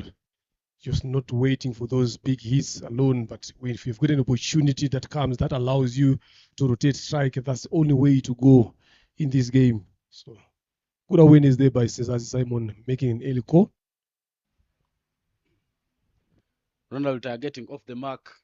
But today being a weekend, we see some students who are missing because of school joining this Rwanda A team. Just Panzeza and Christopher Namhoranye being those. Will be exciting to see how they go. Simon Tatas with a nice pull shot there. That should be in the gap. Yes. 4 runs there and first boundary for Team Uganda. A lovely shot there by Cesazi. A bit short and a bit slow, and allowing him to free his arms square behind. Look at it again there. Lovely. That's a good shot there.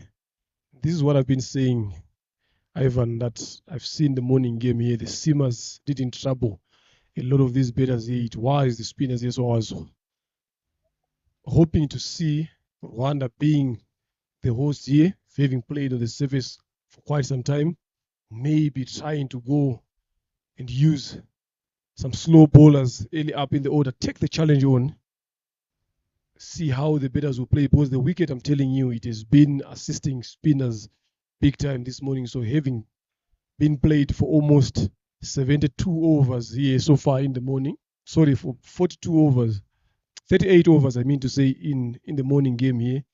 So definitely it will play a bigger part here. So it's something that when they were watching the game, they should have come up with a plan and a strategy to say, maybe if we can try to take a risk of 1 or 2 slow bowlers early up front, the ball will be skidding through. If it gets some 10 there, right, you're on the money. Yeah, but of course we've seen the first 2 games, the first 2 match days, the games were played on the first wicket, and that wicket, despite having played over 70 overs in the morning, it's a new wicket. The new man there, Chancellor Nzabarinda, starts off with a wide, very, very uncalled for, because one of the problems of this Rwanda A side has been the extras and then the fielding. Yeah, they've been falling short in that regard if you are to compare them with the other 2 teams here. And in fact, rather 3 teams here, their fielding has not been up to scratch. The bowling is very inconsistent from the bowlers, especially up front. Yes, when they offer a lot of those wide deliveries. Again, that's another wide. Is it a wide or it just brushed off the pad there? It races away to the boundary. Yes, given away his 4-leg buys. Still, consistency again by Nzabarinda here. Bowling to a left-handed batter here.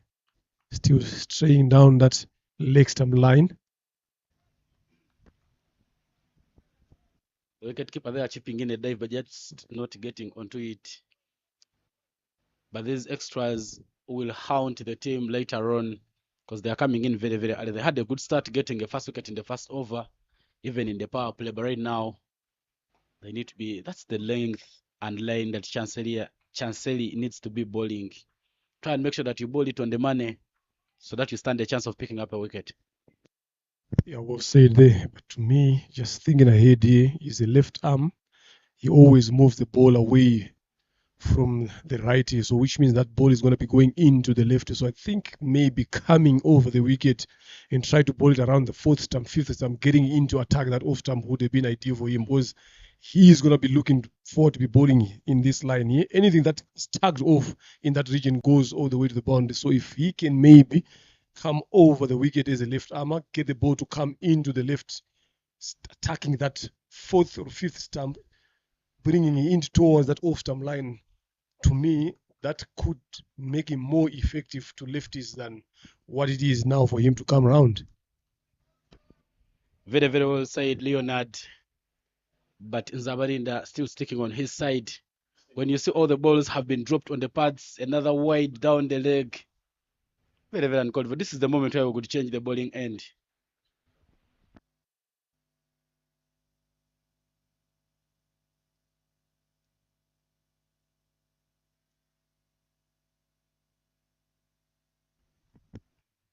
Still struggling there. Nzabarinda, Chancellor. Always talk about lessons learned. Some of these lessons in this game needs to be learned a bit quicker. Better length, better line as well. And well played there by Lutai Ronald.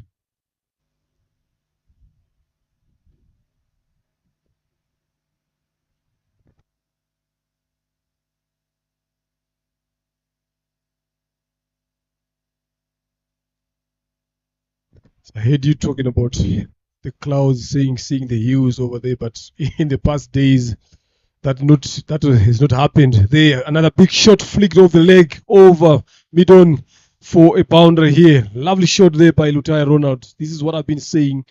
The angle that Nzabarinda is using here is going to be easy for Ronald here to play. Have a look at it again there, Ivan. There on the pads, easy to flick. So at the moment he keeps coming around the wicket to the left, it's going to make it easy for him to get hit there. Someone just needs to whisper in his ears just to tell him to come over the other side and see how it goes. So going back to what you've said about rain there, Ivan, I'm telling you, over the past few weeks here, people have been getting it wrong. The rain has been coming all over here in Rwanda, I'm telling you. It has been coming all over. So as long as you see clouds, dark clouds here, just be prepared for them to pour down. Yeah, the chance we've had in the tournament so far, the rains have been coming in the night. A bit of a slow outfield in the morning, but then we've not had a game washed out, with the exception of the first two warm-up games, which are supposed to be 50-over games between Rwanda and Zimbabwe that were supposed to be at IPERAS, which were washed out. But the Lord of Rains has been merciful for us. The touch and go ends the over. Two left-handers at the crease at the moment for Team Uganda, Ronald Ultaya and Simon Sesazi. But they look to be in very, very comfort form and in very, very good touch as Eric Kowimana, the captain for the side, comes back to ball. Yeah, still sticking to his seamers there, regardless of the runs that are there on the board. He has taken a wicket good enough, trust himself to be big.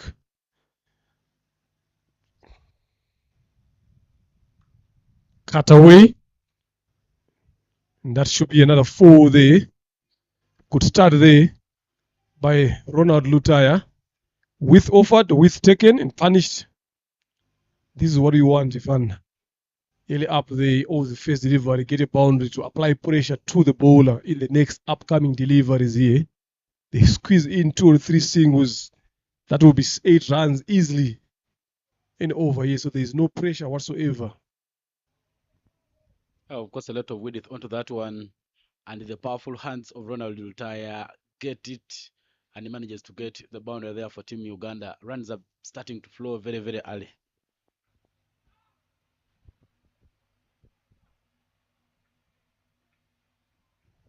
Yeah, that was a better ball there. But the key thing here is how consistently is he going to keep on bowling that particular line and that particular length is what matters most here going forward. He needs to make sure that he sticks to that line, he sticks to that length for long periods of time, especially when you know that you don't have a lot of guys protecting the boundary. So far, 2 out of 2. 3 deliveries left. There's no pressure here whatsoever for these 2 batters here, especially they've gotten a boundary off the first ball of this over. So just easy does it. Just let it come to you. Once it comes in your zone, that's the one that you take on. Yeah, these two are trying to steady the boat for Team Uganda. Of course, losing a wicket very, very early in the first over. Another swing and a miss there from Ronald Ultaya. But that is good lane and length there from Eric Uwimana. Just ball it slightly closer to him. Don't give him width. Don't allow him to free the arms. Brilliant comeback there from Eric. Yeah, lovely there, but if just Lutaya manages to get even a top edge there with the pace that is being bowled behind that ball, that would have just gone over the wicket keeper in the slip. But they would take the dot. That is what is important. That one played well into the gap. Just for an easy single. This is what you need here. You've gotten 5 runs so far with the ball to come. So pressure is off. Of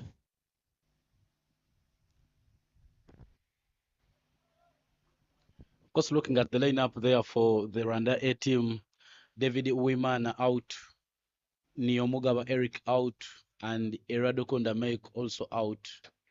Just Panziza, Chris Yusuf Namhoranye, two interesting youngsters. They played for Rwanda in under 19 World Cup qualifiers. Unfortunately, Rwanda didn't make it to the Division 1.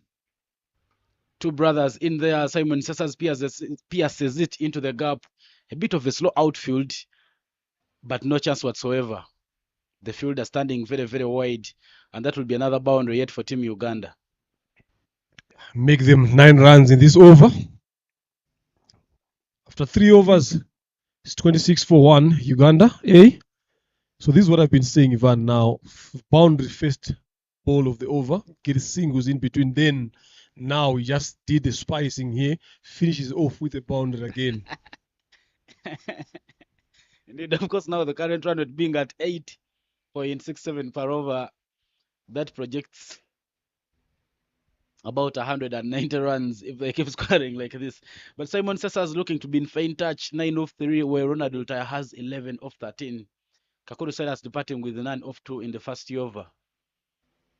Nzabari in the back to bowl from the road end. His first over went for 7 runs. But this time round, I think he's had your message. Will be changing the bowling side and coming left arm. That's left arm around. Sorry, left arm over the wickets. I think he might have some headphones or some earphones from here to him there. So let's see how it goes here. Maybe he might prove me wrong. Lovely starts there. Good running with the wickets there. Awareness. This is something that we also saw in the morning game. The Zimbabwe imaging is all taking these quick singles. Rwanda, that's something that they should also learn. Because they don't take a lot of these singles early on in this power play. So this is going to be lovely to see here now. He's still coming over the wicket. You bring the stumps in play now here. You bring the LBW again in play as well. So coming around the wicket, you're taking that dismissal away as well. So now you've brought it back. So that adds pressure more to the batter. The batter now needs to be a bit more careful.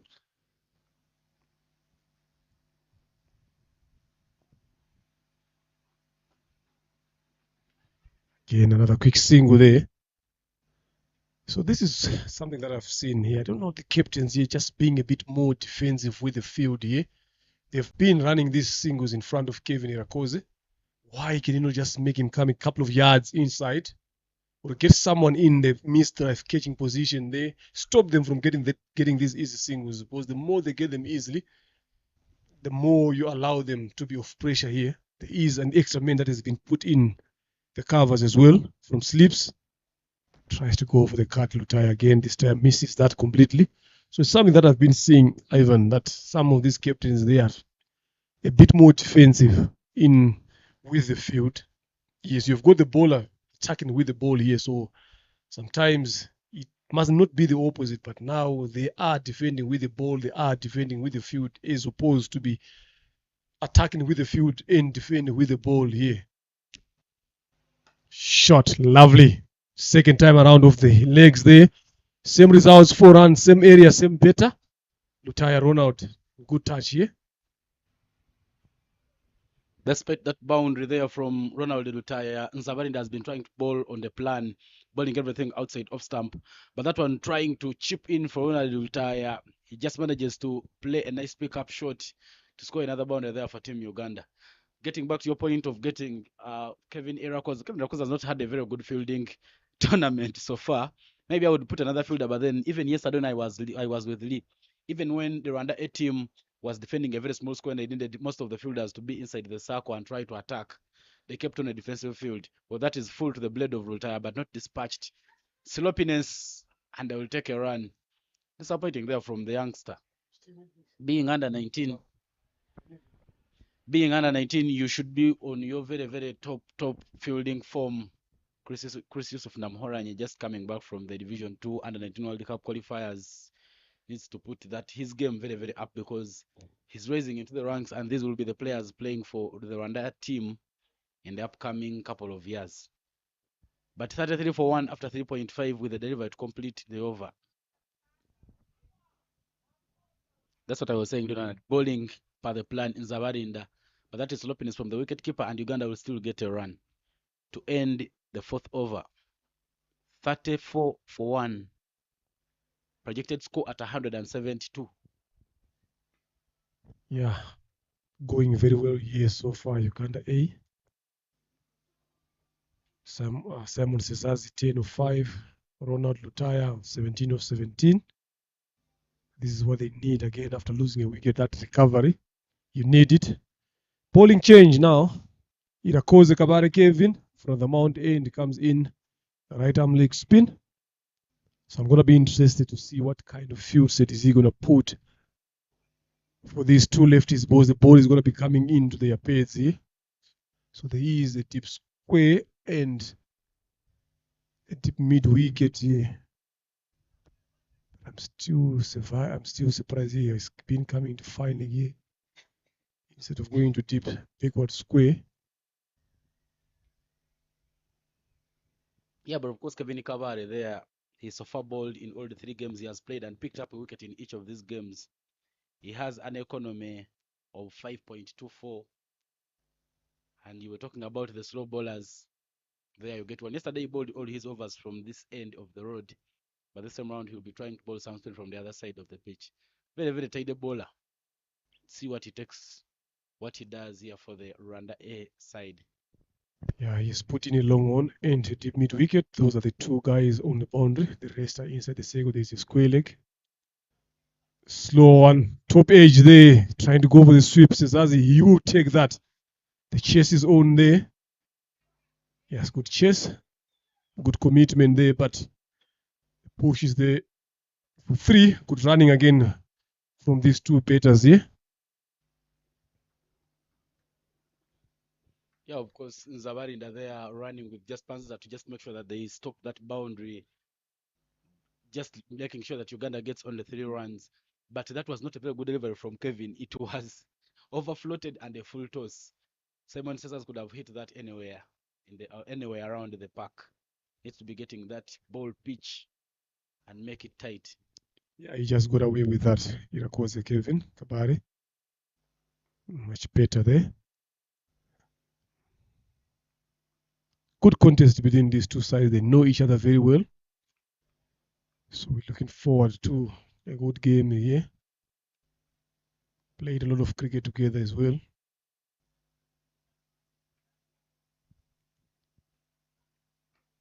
Pulled away, down straight to long on for a single. A bit shorter there from Kevin.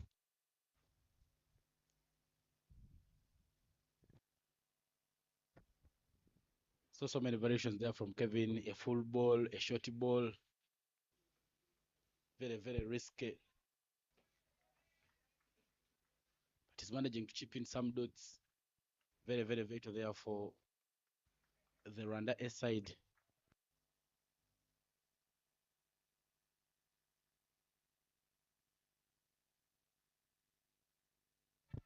Goes for the sweep. Oh, the fielder just couldn't want to commit to that one. These are the chances that you change and turn them into crucial moments. But there, Christian Binirwe was not interested in that, just opted for the ball to bounce.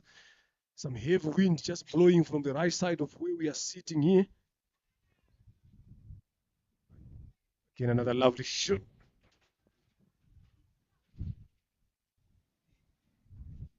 So almost took the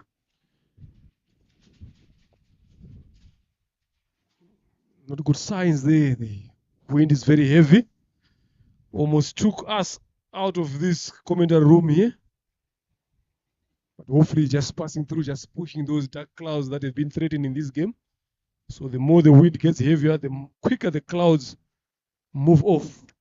But we are still safe here. End of over number 5. It's 40 for the loss of 1. Uganda A. Yeah, a very, very good over there from Kevin Kabare. His first over has gone for only 6 runs.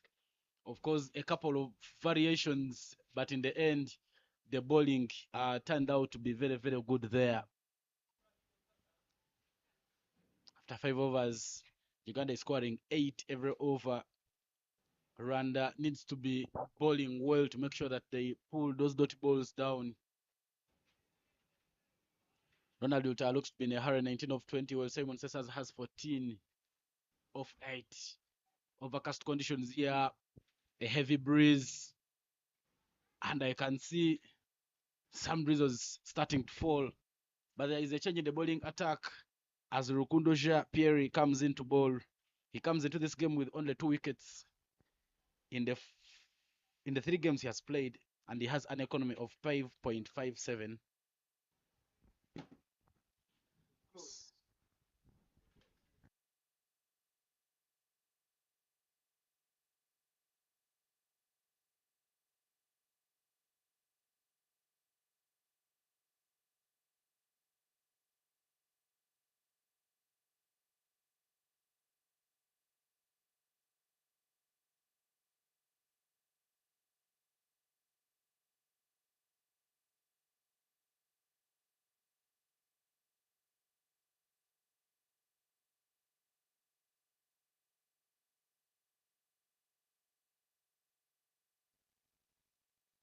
Yeah, John Pierre Rukundo starts off there very well. The good thing about Rukundo is that kind of a bowler who doesn't try to do a lot here.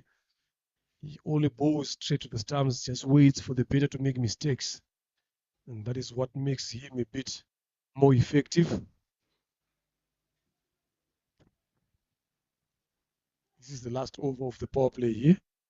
How many more runs can Uganda A get? Upish, straight to the fielder. Jean-Pierre Rukundo strikes there. That's the end of Lutaya Ronald.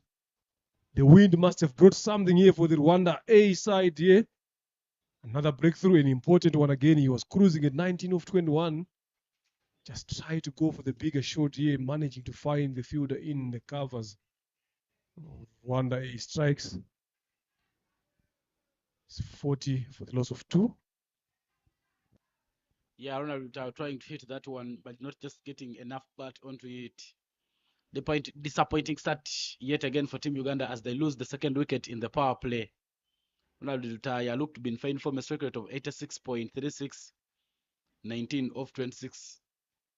Pascal Murungi, who scored 0 of 1 yesterday, trying to play reverse sweep on his first delivery, will be the new batter. But that's the rate on your screen. Is a collection there. And Rwanda A has the second wicket. The partnership of 2 left-handers has been broken, and now we shall have a left and right-hand batter to continue there. Yeah, it's going to be important here for Simon Cesazia. What approach is he going to use now? He has to change. He has to be there. He has to anger the other end. He has to bet a bit more longer here. Yes, you've lost wickets, but he's been there for 8 deliveries. He scored 14, a good knock there. So he has to be there all the way to the end here. Just get himself around about 12 or 13 overs, then change the gear from there. He's capable enough of doing that. So this is where the mental aspect of the game of the batters comes in. Jean-Pierre Rukundo, right on the money. That is what I said, Ivan, that Jean-Pierre is that kind of a bowler who doesn't try to do a lot. He just bowls straight to the stumps. Just wait for the batters to take him on. And then if you make a mistakes, then you found yourself going back to the dugout. Every team will need such a bowler. But good start for him. 3 dots, including a wicket there from him. This time round, that is driven straight to the field at mid-on. Pascal Murungi gets off the mark. Yeah, good run there in the end. That's what they need here for a couple of overs here. The rate in terms of runs is very, very good here, but just now losing wicket at regular intervals. That is what is happening to Uganda A here.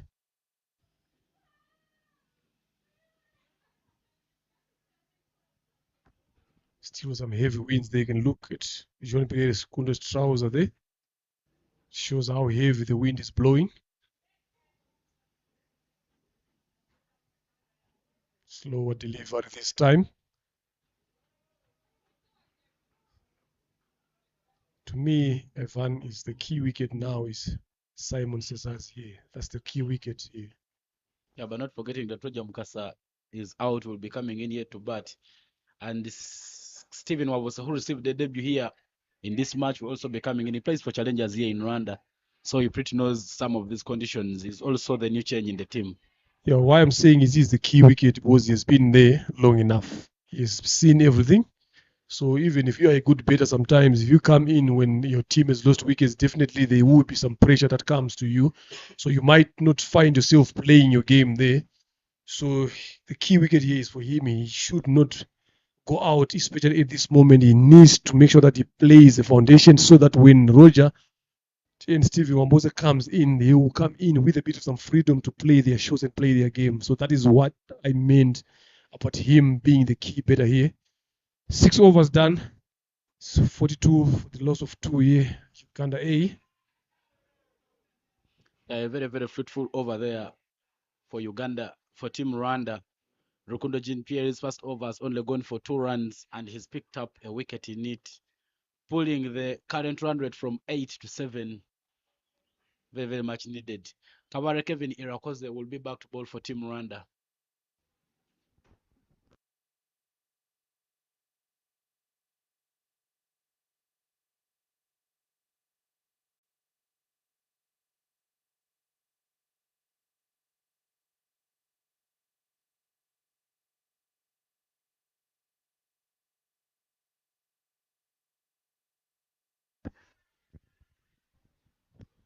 Yeah, Zaid Khan joins us again back after 6 overs.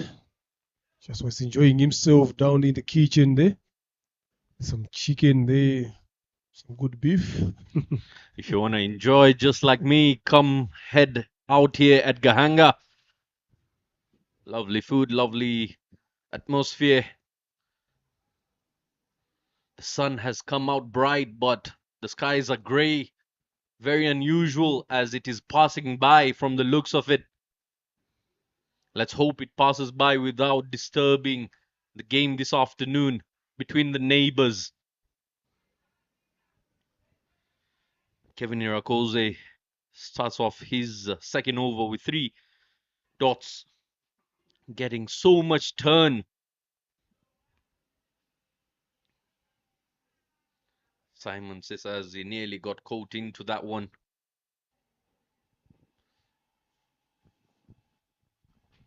Yeah, that was a good ball there. He was caught unaware there.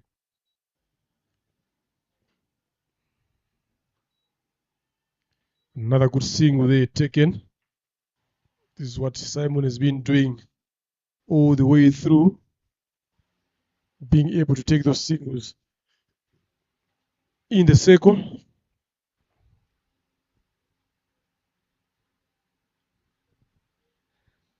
Just coming about 7 overs of play and 43 runs on board for the loss of 2. It's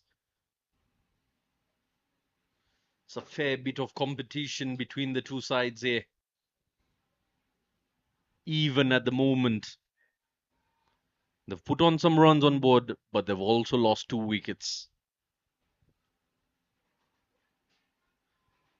And again, the struggles that both sides have in common is playing spin. Kevin Irakoze gets away with that one, giving away just 1 run in that over. Yeah, I've said it earlier on with Ivana, but if I was this Rwanda A team here, I would have started off with spinners in the power play here, with what the surface is offering there and see how it goes. Because you see how easy it was for these batters to take on the seamers, Eric and Chancellor. So it's very, very important as well as a captain to read the conditions early enough come up with strategies. See what is wigged, what is not wigged. Rukundo here. He's picked up a wicket. Given away 2 runs.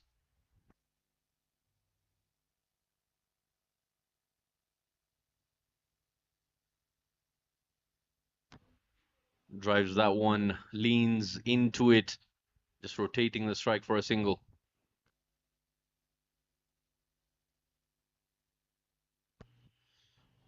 One wicket and 3 runs now as he comes into his second over. Very interesting youngster. Still growing, plenty of work left to be done. This is the new breed of pace bowling in Rwanda. Very exciting to watch.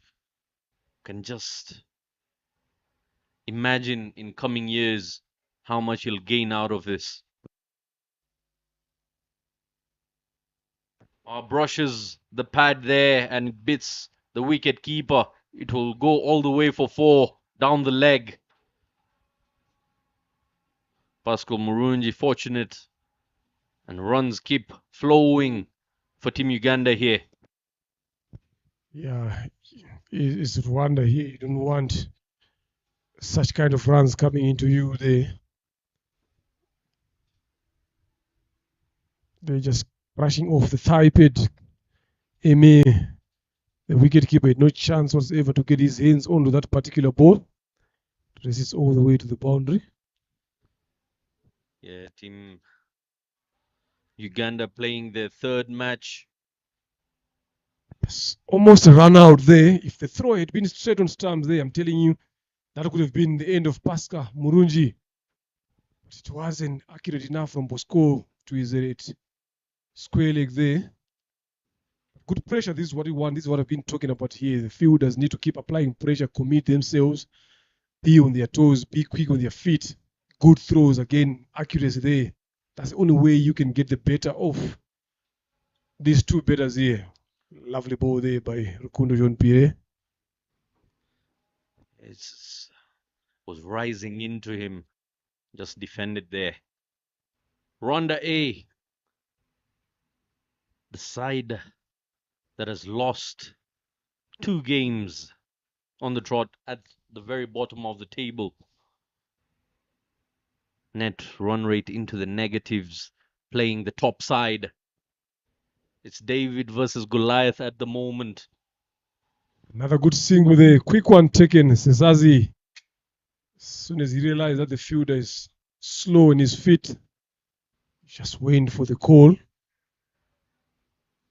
That's something that I've been mentioning now. The fielders need to do something here. They need to find a way to stop these Ugandan batters to get those easy singles, especially in the circle here.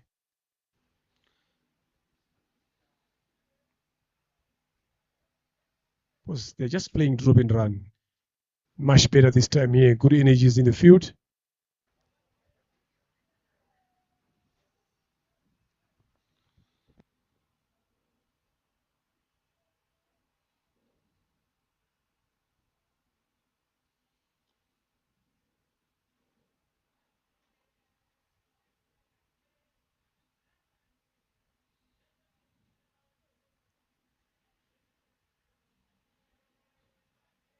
Pascal Murungi, the youngster, 2 innings. He's put on 26 runs on board with a strike rate of 113.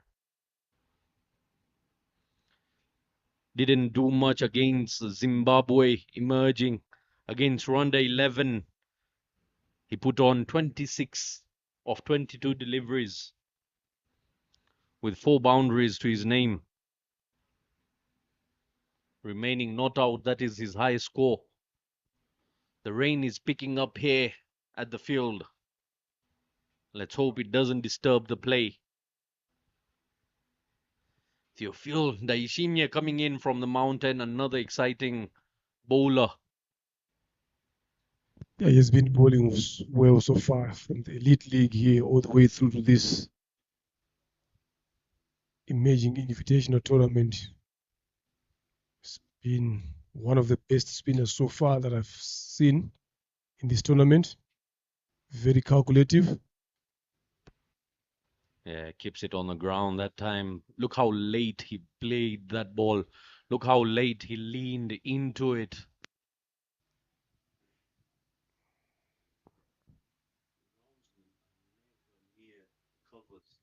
There was a call for a cage there. You can see the hands of Theophile holding the back of his head. There's a chance there he may not the tallest of the players here. That one worked away to the square leg boundary. Easy 2 runs.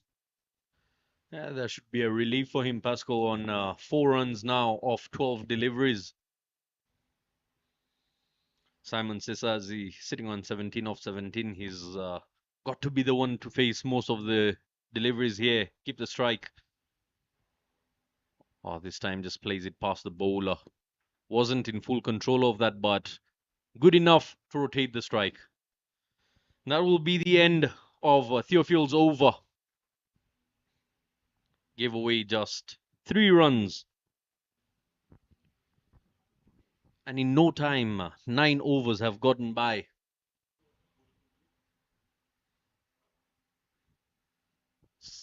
The rain and the downpour is getting a bit heavier. The umpires are still hanging around.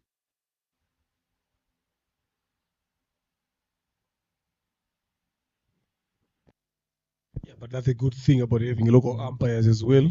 They understand the conditions a bit better. If you look, those big dark threatening clouds, they've just passed over the field here, just only the light ones that are left. So after that, there is some open spaces for the sun to come in. I think that's what they're banking on. So let's just see how many more minutes or overs are we going to continue if it keeps on raining consistently like this. We saw again yesterday the afternoon game as well being reduced to 13 overs. So hopefully this won't be the same. Gets a full toss by Kevin Kabari. Gets driven. There's protection in the deep. Gets away with that one, Kevin. Coming in for his 3rd over. Kept it really tight so far.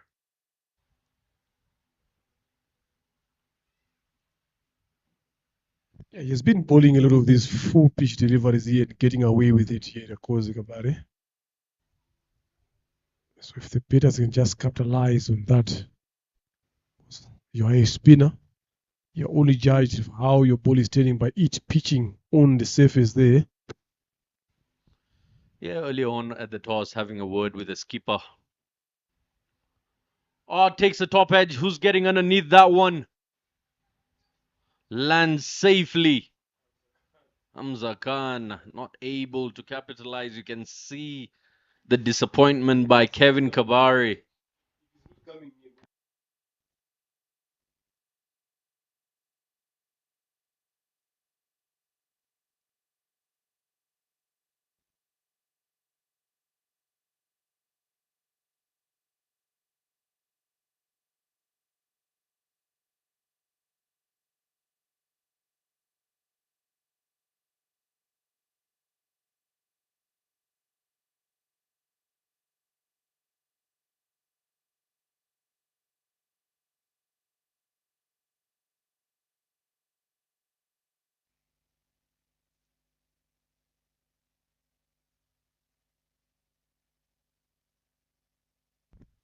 Cut away, passes the field at point.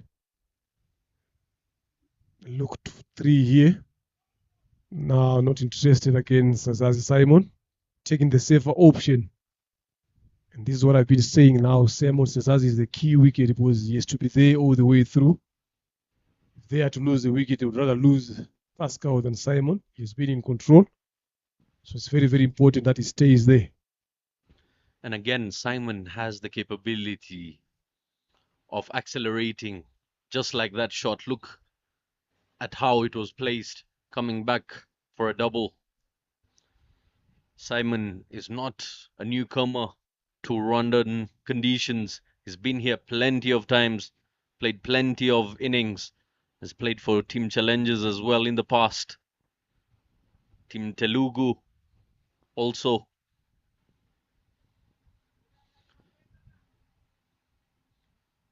Loves the short ball coming at him. Connects that one. Fielder trying to get underneath it, and it goes through the hands of Hamza Khan for a 6. That should be a regulatory catch. It's gone through his hands.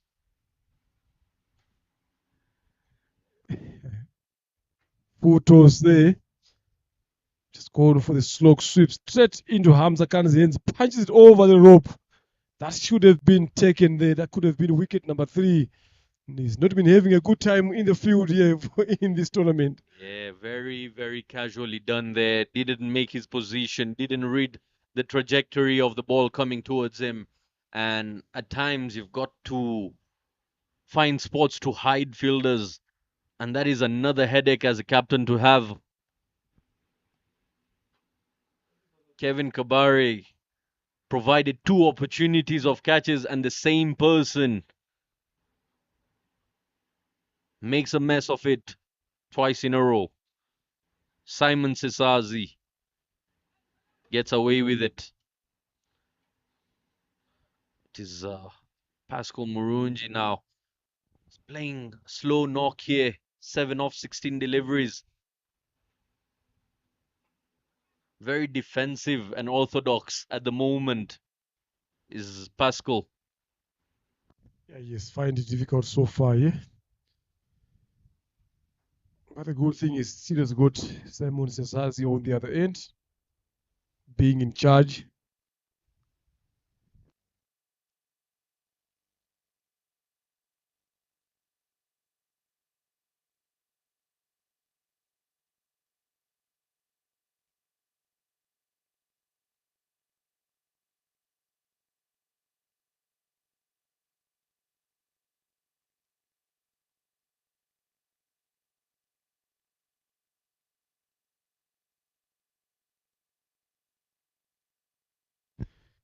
Theophile Naishimi are bowling very well here.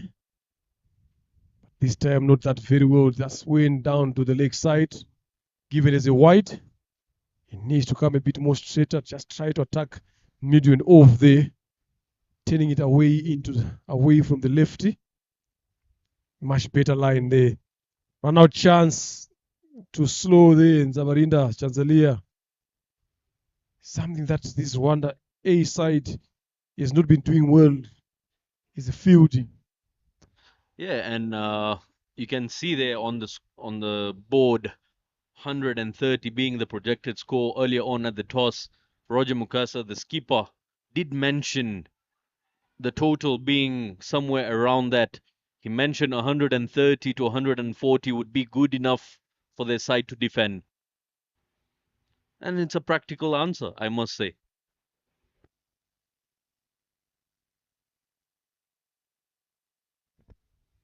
That's lovely delivery there by Daishimi. Decent over so far. It's only 3 runs there. Just the last delivery of the over here. Again, just a gentle push down to long off for a single to end the over. It's 11 overs gone. 69 for the loss of 2.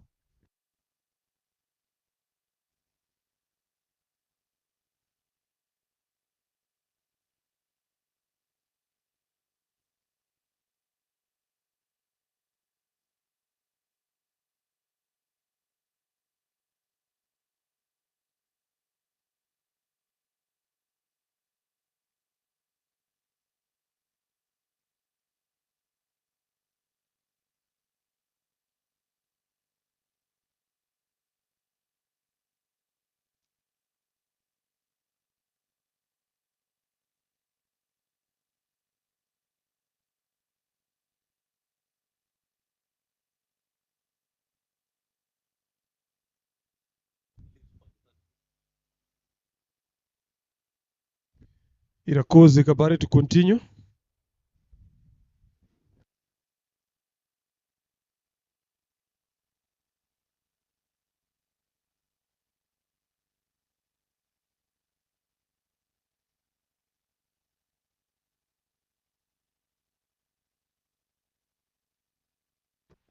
Kevin Kabare, the man who's provided opportunities once again into the attack. What does he have to provide this time?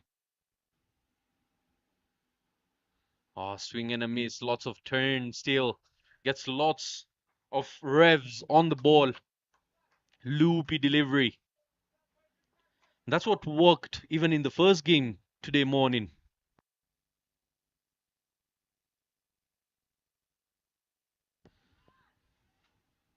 Chance of a run out. A sharp throw coming in. And he misses it. So 3 chances, all in the hands of Kevin Kabari. Yeah, that could have been a run out here. I'm telling you, if he had the ball in the hand there, the throw was well accurate enough to effect that run out. But now, just because he failed to get that ball in his hands cleanly, and these are chances that goes begging. Look, that was a run out there. He had the ball in the hand. That could have been the end of Cesazi Simon. So another chance goes begging. Goes up, catches the call. Catch taken. Lovely catch there by Rukundo. Easy as you like it. And that is the end of Pascal Murunji's agricultural knock. 11 coming off 22, strike rate of 50. Kevin Kabari finally picks up a wicket. Didn't have to wait too long after missing out on that opportunity against Simon Cesazi. Just a small hurdle out there in the middle. Trying to play across, an extra bounce taking the top edge.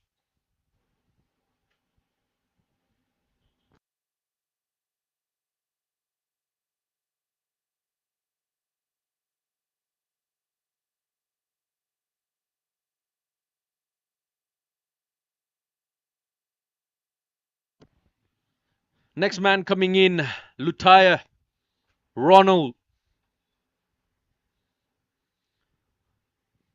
also known as Lutafire, finds himself out in the middle. Now you've got 2 left-handers.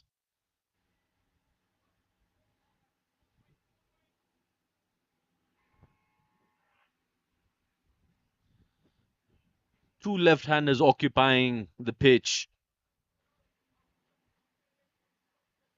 Kevin Kabari left with final 3 deliveries of his spell.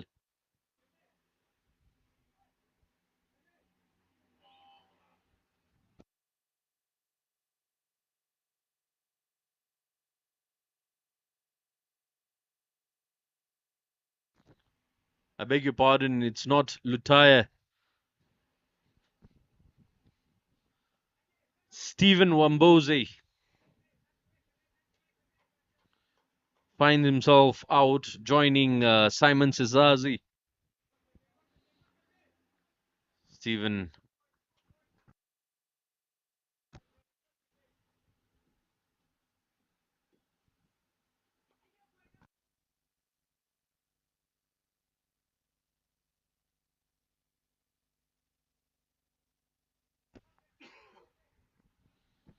had me confused, both looking very alike.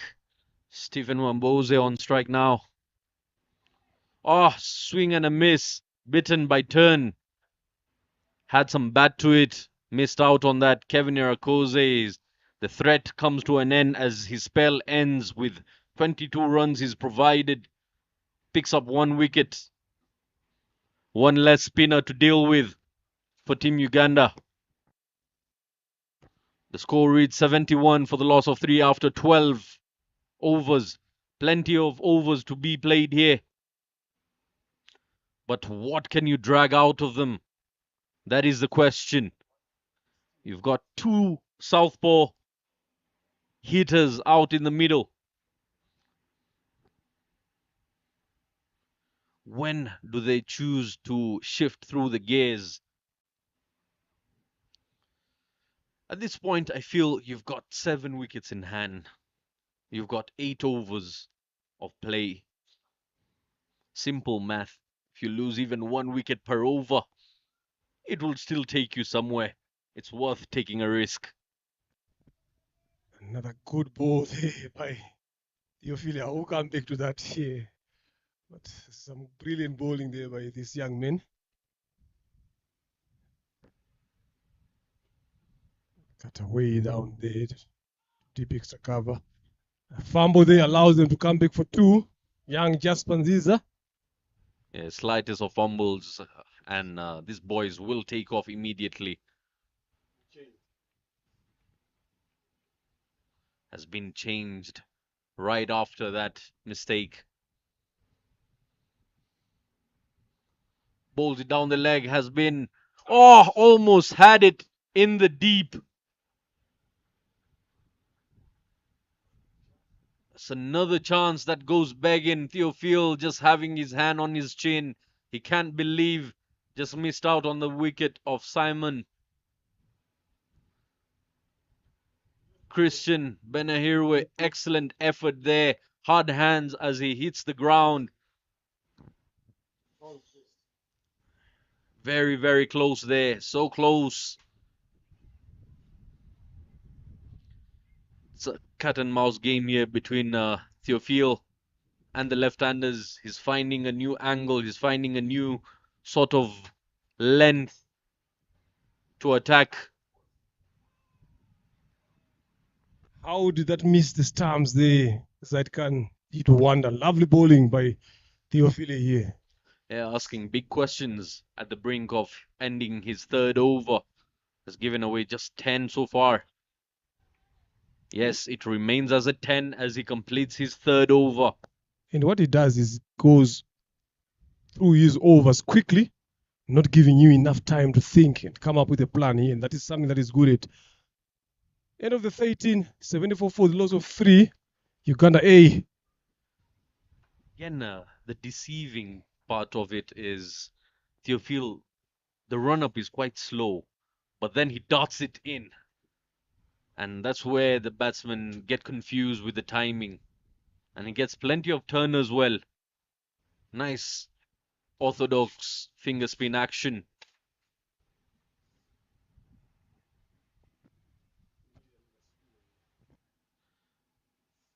For his third over, Chancelier comes in.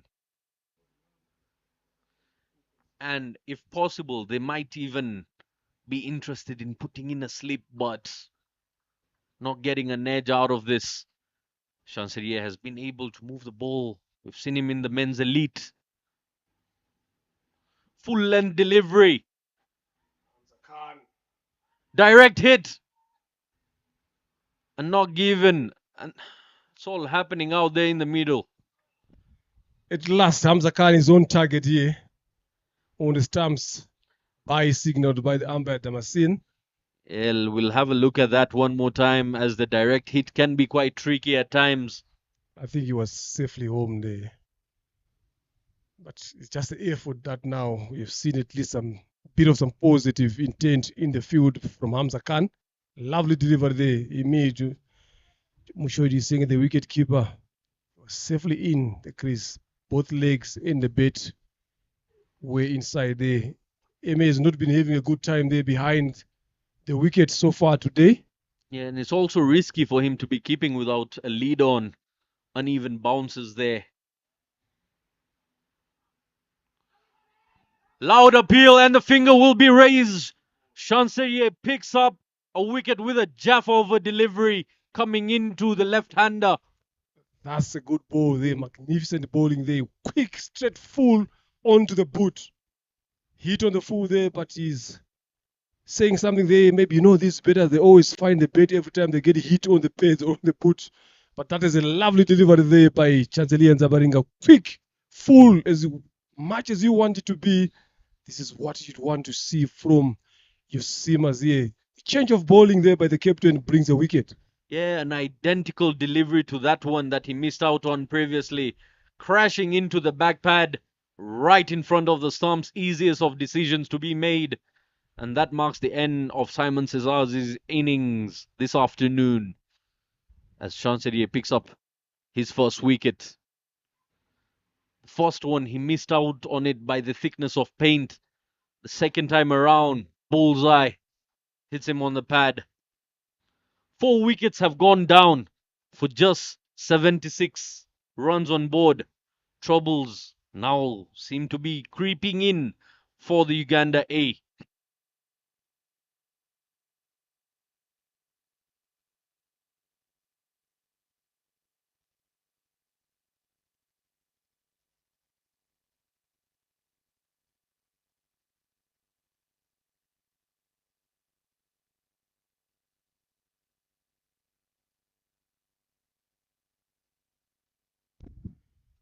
Yeah, Rwanda A here doing the tricks right.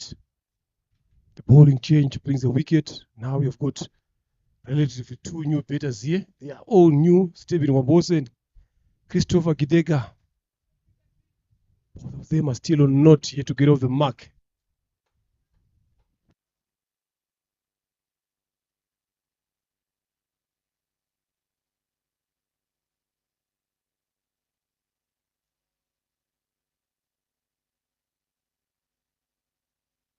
Good slow delivery there by Chanzalia and Zabarinda.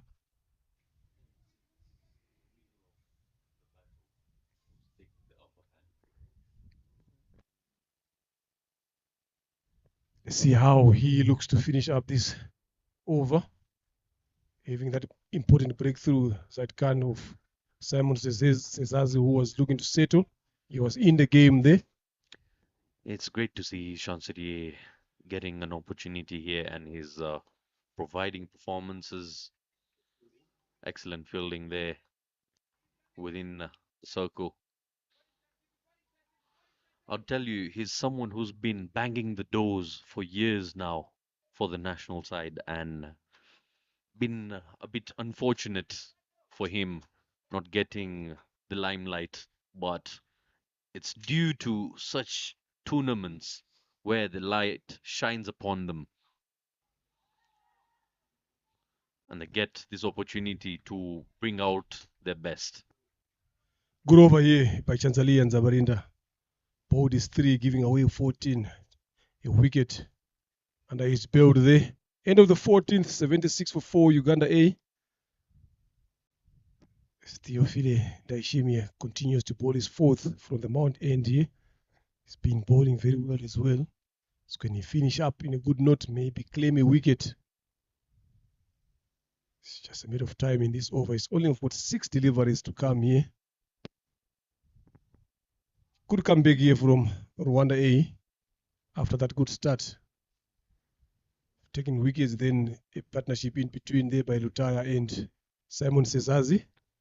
But still, they hold their nails, they kept on fighting. Coming in for his final over is Theophile from the mountain. He's given away just 10 runs in 3 overs.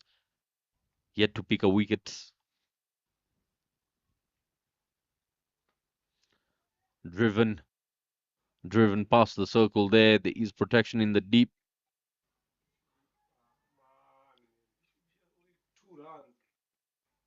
And they pick up 3 runs comfortably here. Excellent running between the wickets, but it's because of the fumbles and the tumbles in the deep there. The big man making big mistakes today.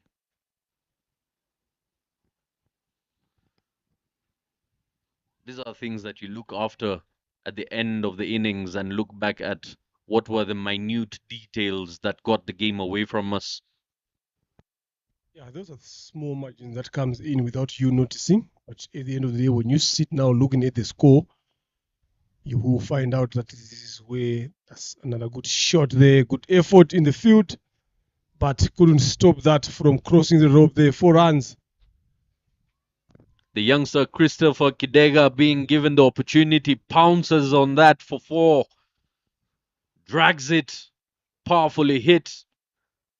Playing with the turn there and played it really late. The fielder stood no chance there in the deep, Chancelier. 7 runs coming off the first 2 deliveries. You might have had nice first 3 overs, but the last over is the one that might damage your economy.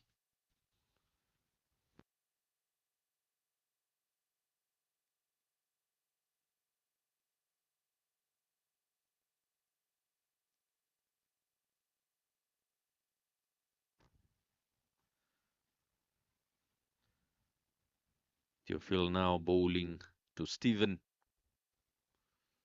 Trying to bowl down the leg this time. Will pick up runs as leg byes.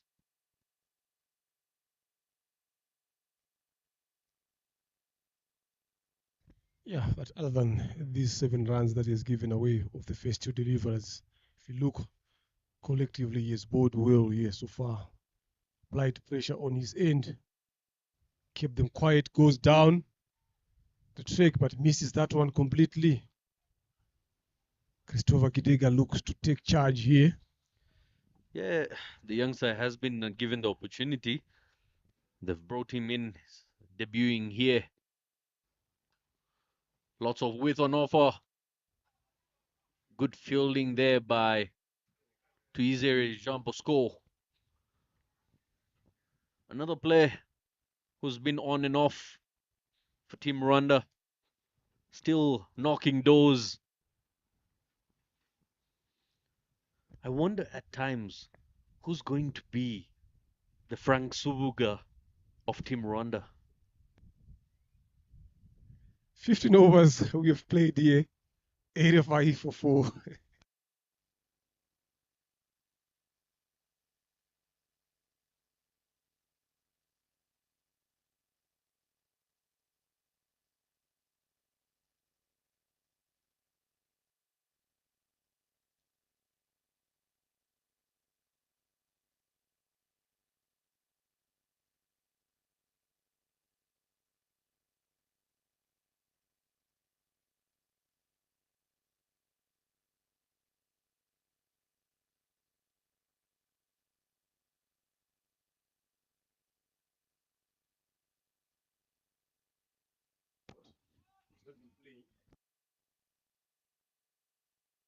Yeah, driven there down at long off for a single.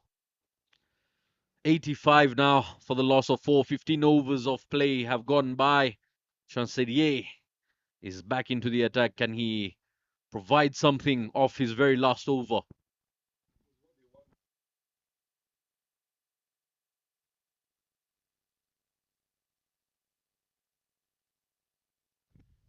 Chancelia and Zabarinda.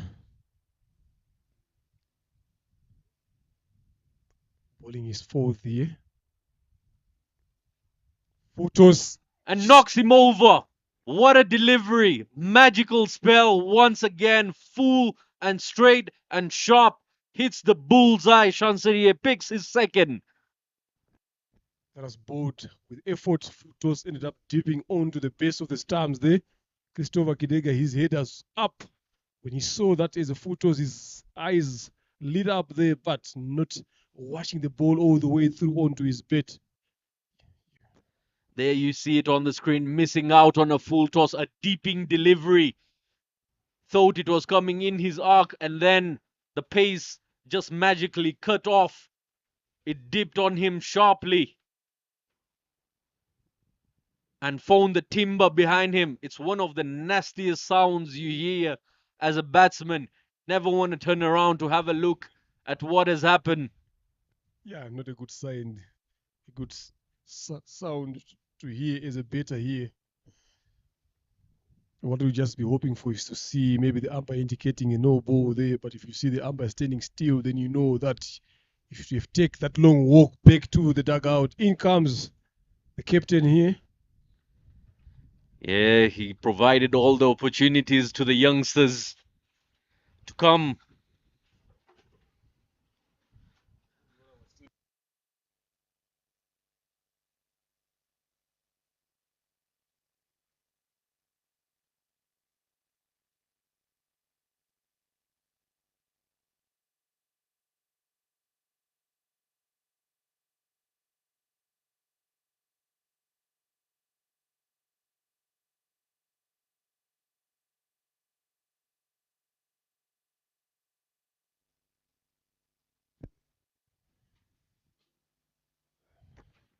Roger Mukasa facing Chancelier now. Plays him around the corner. What a spell Chancelier has got himself in his very final over here.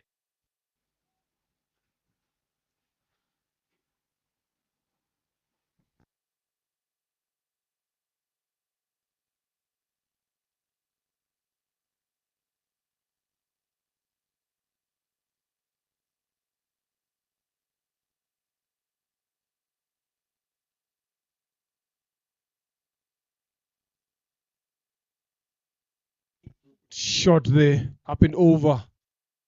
Point. Just puts in a good effort there to save his team 2 runs. Lovely there. Good bowling there from Chanzali and Zabarinda.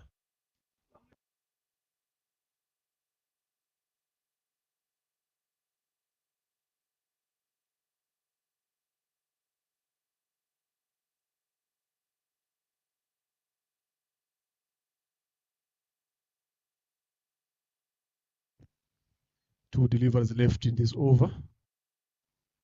Again, another shout there. And he's been run out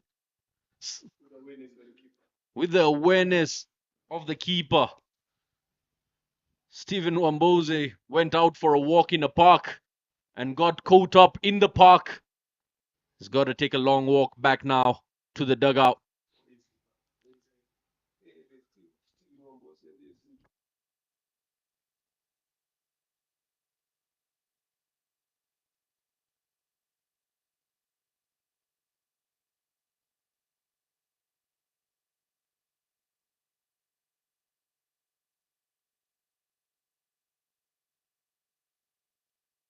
Just have a look at that again. The wicket keeper, they realizing that the ball was far. They look at the run there. The batter was off trying to get a run. It was sent back by the captain. No chance of a run there, but credit goes to Mushoyi Disengi Emi as a wicket keeper realizing where the ball was. Just took a sprint towards the stumps, picked the ball up, took the bails off. Yeah, very, very cheeky little dismissal there by Eme Mucho Dusenge. 2 wickets coming in that over, and one last delivery left for his spell.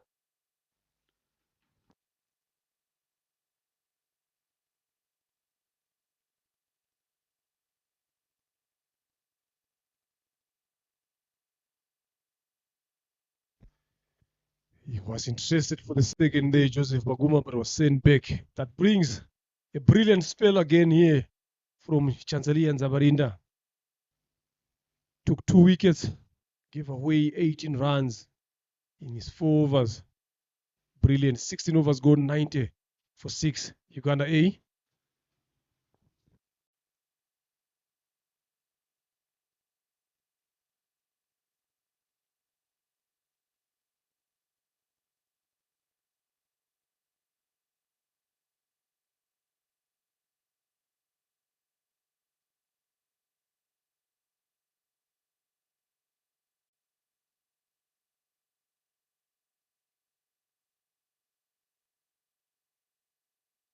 Bowling change. Rukundo Jean Pierre comes back into the attack. This time from the Mount End. Yeah, you've got new man in, Joseph Baguma, facing Rukundo Jean-Pierre. It's really nice to watch. Oh, that should be a no ball. That must have slipped out of his hands. Apologies there by Rukundo. Yeah, with the witness from the outfield there. Obviously, that ball had slipped off his hands. He didn't want to bowl that. So the most important thing now is how is he going to bowl this free hit here now, not allowing Baguma to get off the hook here. Yeah, I feel Joseph did really well getting out of the way of that. Ah, slower delivery. Swing and a miss. It's going to take them time to settle in, and 16 overs have gone by, just 91 runs on board. Yes, it can, no matter how good the batters can be, but if they come in at the wrong moment, definitely it won't help you as a team. So this is what happened now to Roger Mkasa here at Joseph, now coming in into the last 3.5 overs. Another slow delivery there by Jean-Pierre Kundo. Quick single taken. Yeah, and I'll double that on you, Leonard, because I feel every position in a batting lineup has a different challenge to itself. You require certain quality to play.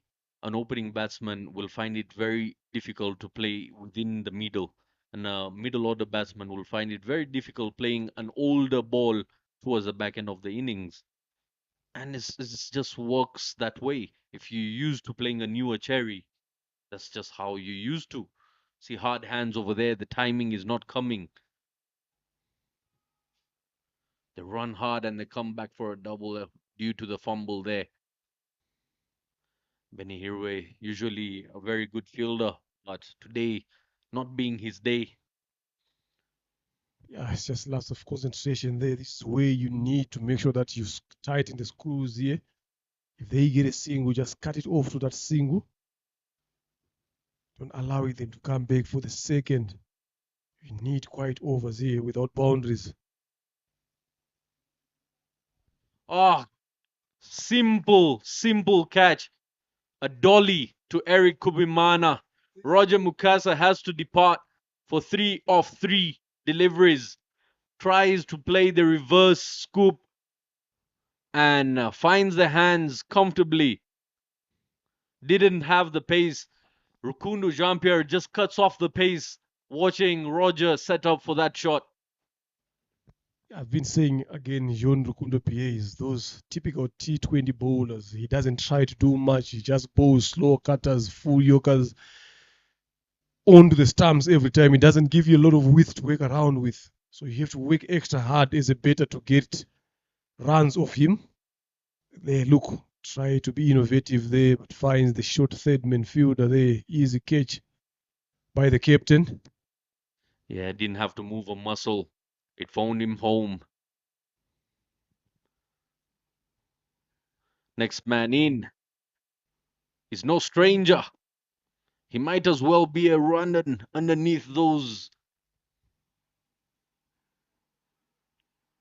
Nsibuga Siraj comes in. His team is on 94 for the loss of 7 into the 17th over. Lack of partnerships again all the way through the end of the innings is what we've been seeing here. It has been the order of the day from the teams that have been playing. Oh, starts off with a beautiful delivery to Rukundo Jean-Pierre. To Siraj Nsubuga. Gets away with that.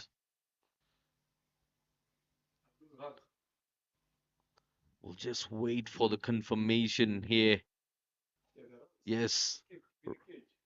It would have been a catch, but wasn't collected by Mucho Dusenge Eme. We've seen highs and lows of his glove walk throughout the innings today. Siraji gets away with that one. Backs away and plays it with soft hands. Rukundo having mercy upon Joseph there, not giving it a throw. And good thinking, knew there is no backup. If he had missed, he would have paid the price. And that's the end of the 17th over. 96 now for the loss of 7. Yeah, they've come back very well here, Rwanda A.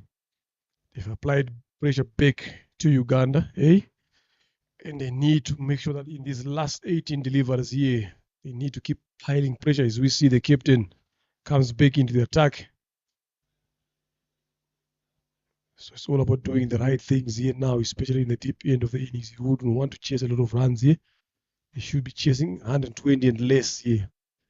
If they bowl very well, not allowing Joseph Baguma and Siraj Subuga to free their arms. Still new batters at the crease. Joseph Baguma been given the responsibility with the ball in hand. It's now the tail that Rwanda has got to deal with.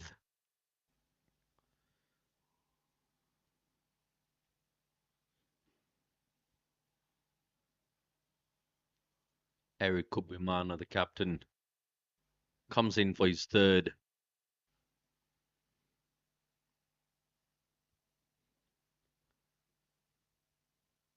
Backs away and misses out on it.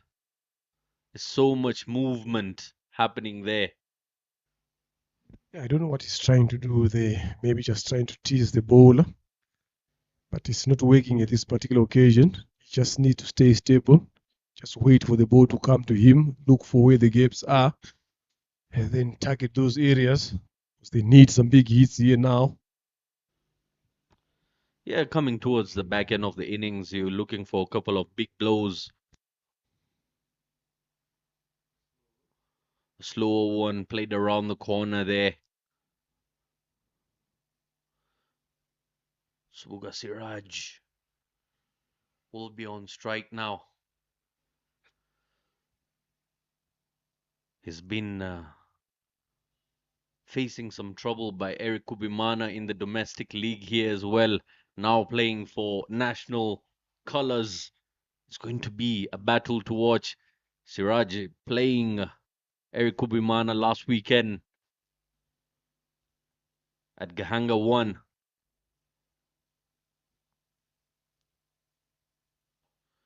Gives it a tonk and goes all the way. I told you there's something personal about this competition between Siraj Subuga and Eric Kubimana.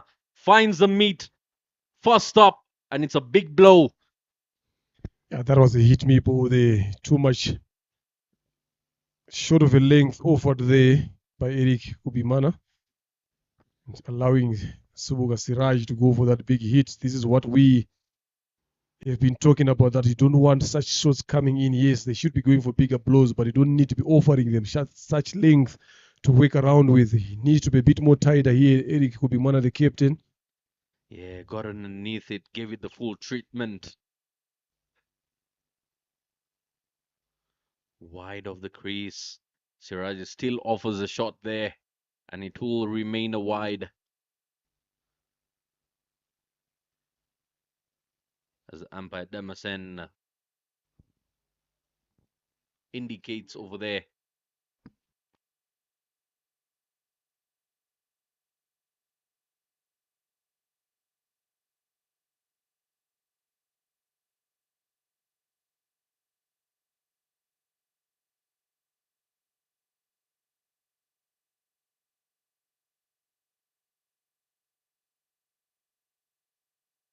Hits it straight flat past the bowler for a boundary. Subuga Siraj waking up the Ugandan innings here as they cross the 100 mark with that boundary.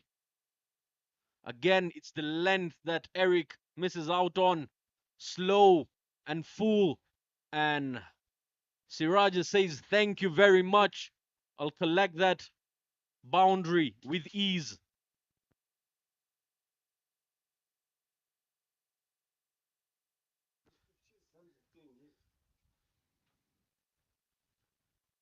Lovely connection there. The bottom hand coming into play by Subuga Siraj. He's on 11 of 3. He's in a hurry here, trying to make the most out of what he can with the remaining deliveries.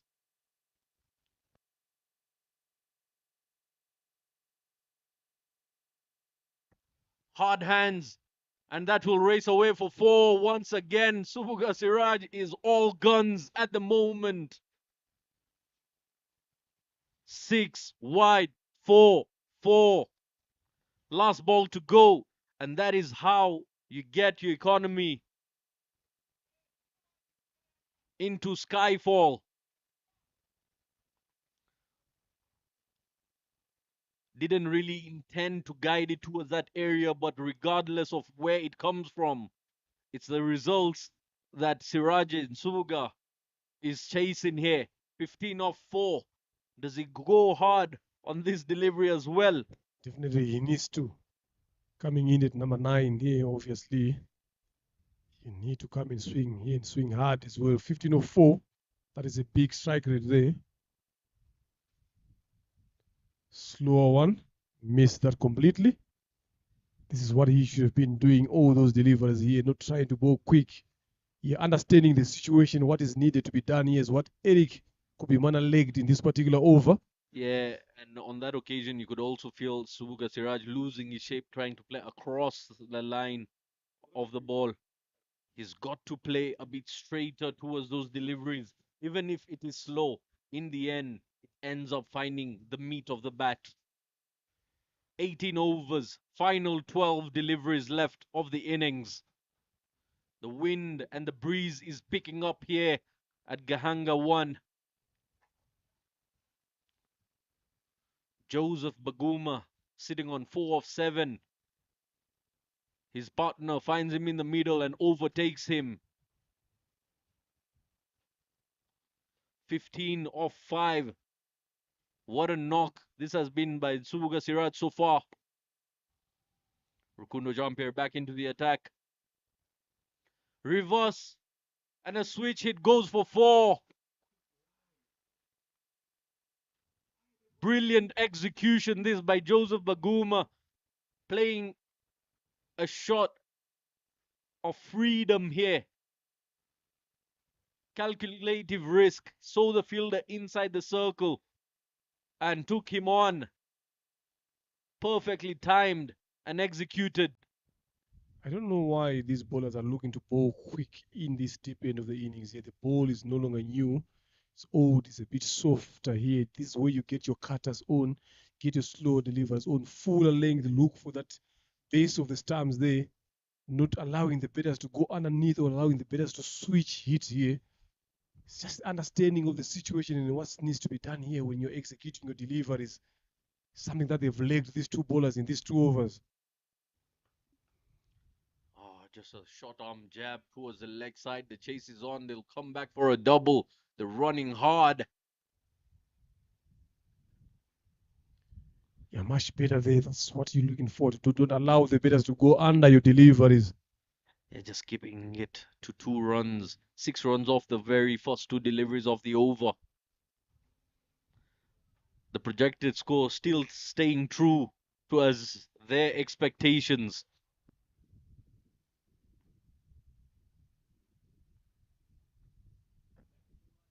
Slower delivery there. Yeah, this is much better this time around here. If you deny them from getting those easy boundaries from now onwards, that can be a good finish here. So it's just a matter of trying to bowl those slow deliveries, those cutters again. More straighter. Look for the base of the stumps here. You've got fielders in the deep. If the moment the batters don't go under your deliveries, it's going to be hard for them to free their arms, to go for the big hits. You don't want to be bowling length. You don't want to be bowling quick at this time. Yeah, you gotta keep it straightforward. Gotta keep it simple.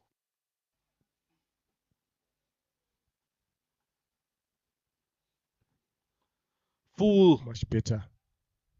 The field was slipping in the deep there. That could have been an easily single there, but he had to be told to get to the ball. I don't know which game he's watching. Was he had to be pushed by the guys in the dugout to say that ball is in front of you. That's when he woke up and started running in there. You gotta be in the game, especially in the deep end of the innings here. Good 2 runs again here taken by Nsubuga Siraj and Joseph Baguma. Yeah, it's very possible. At times, I tell you, it's the lunch here at Gahanga. Oh, nearly caught that one. Running back for a double. Chance of a run out. And run out it is. Mucho Dusenge with a bullseye over there.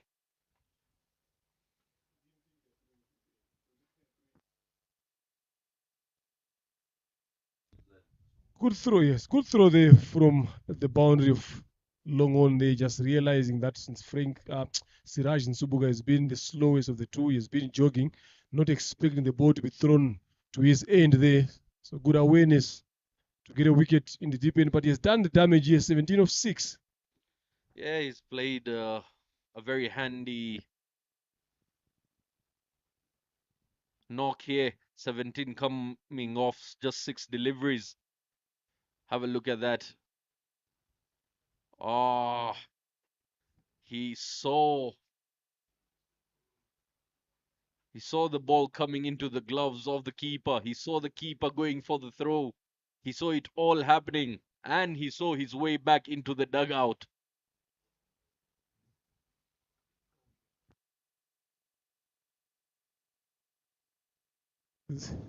things like this do happen here in the deep end of the innings. Batters needing to add as much runs as they can. Also, bowlers trying to squeeze in dot balls in that process, maybe take a wicket, and that has happened. This time it came off in the form of a run out. Yeah, but a very handy cameo by Subuga Siraj. Just 6 balls, packing a punch, but the way of dismissal is typical Siraj. Yeah, in comes Ivan Baito. Joins in Joseph Maguma, who's on 11 of 10 into the last 7 deliveries of the first inning. Yeah, I mean, long levers. You need them towards the back end. Slower delivery and full. Played there by Joseph. Played there by Ivan, I beg your pardon. The man most known for the left arm quick. Yes, 19 gone here into the last 6 deliveries. 123 for 8. Uganda A managed to put that total not yet to where they wanted it to be on. Still 6 deliveries to come. A big blows here in the end might get them to where they say they want to be. But it's all in the hands of these two gentlemen here, Ivan Baido and Joseph Paguma, to make sure that is achieved. And with Kubimana Eric with the ball in hand, we saw that over from Siraj Ntubuga goes for plenty. Now can he see now here they are only allowed 4 fielders here just because the over has been slow. Yeah, we might be in to see how much more can they add on. Do they get to what the captain had expected at the toss? 130 was the target, 7 runs short of it, 6 balls to go. Starts off with a slow one.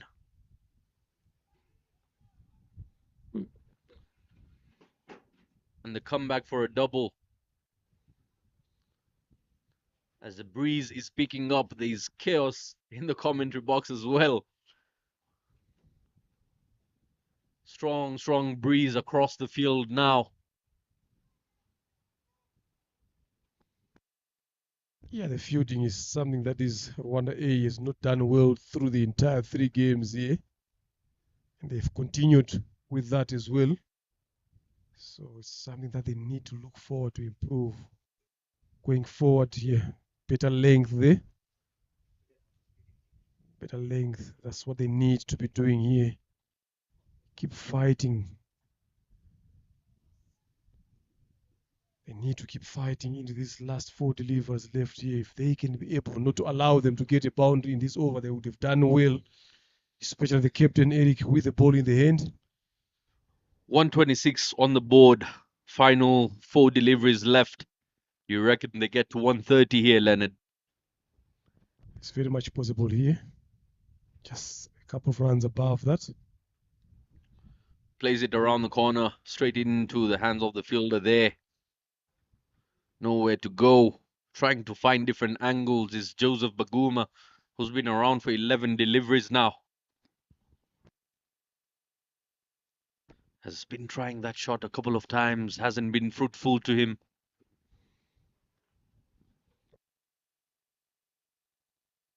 Three important deliveries left here for both sides.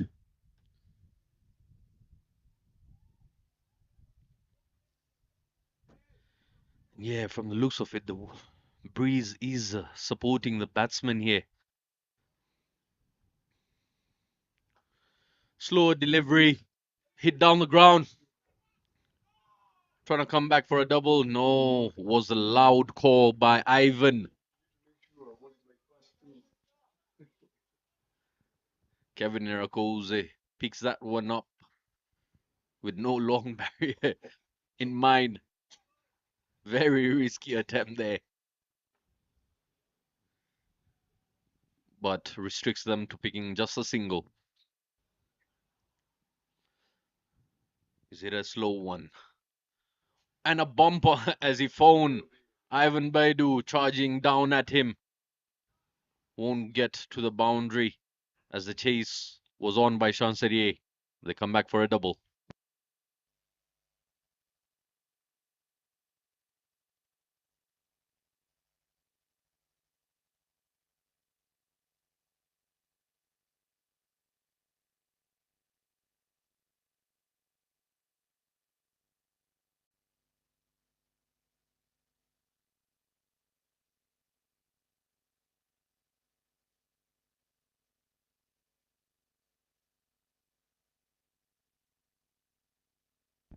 last delivery of this first innings, 129 for 8.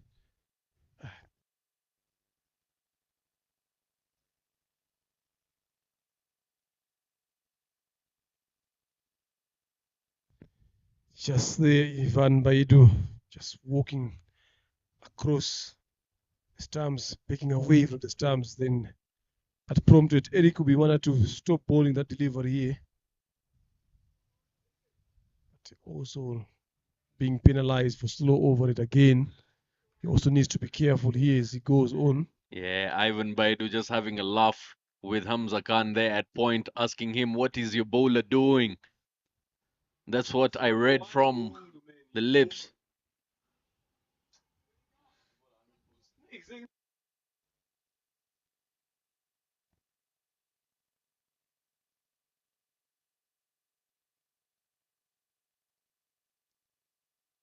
So, why were you taking a lot of time there? Just one run to end the innings there. 129, 130, I beg your pardon, on the board. Exactly what the skipper asked for at the toss. 131 needed by Rwanda A men's in the second half. Starting from the beginning, Simon Sezazi, 32 of 27 with 2 boundaries and 1 maximum. Lutaya Ronald scoring 19 of 22 and Pascal Murungi 11 of 23. A couple of single digits and then Joseph Baguma with 12 of 12. Siraj Subuga with an important cameo of 18 of 7. 18 extras done here.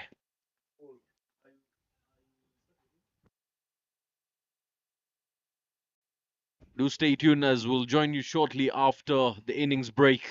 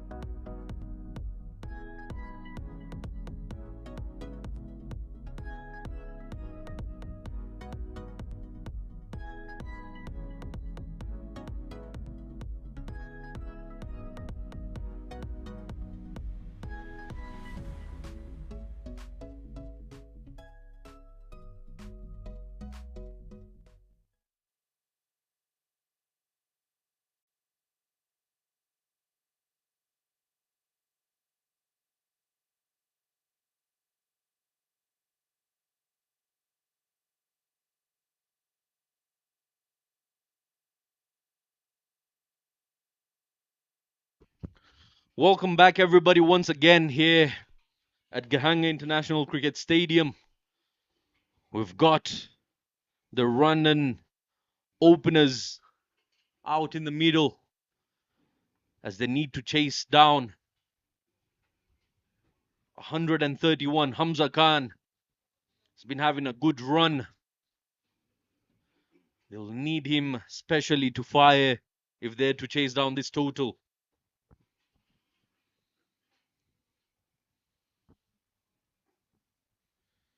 "20 overs of play." This is Zaid Khan in the commentary box, and alongside me is Mr. Ivan, all the way from Uganda.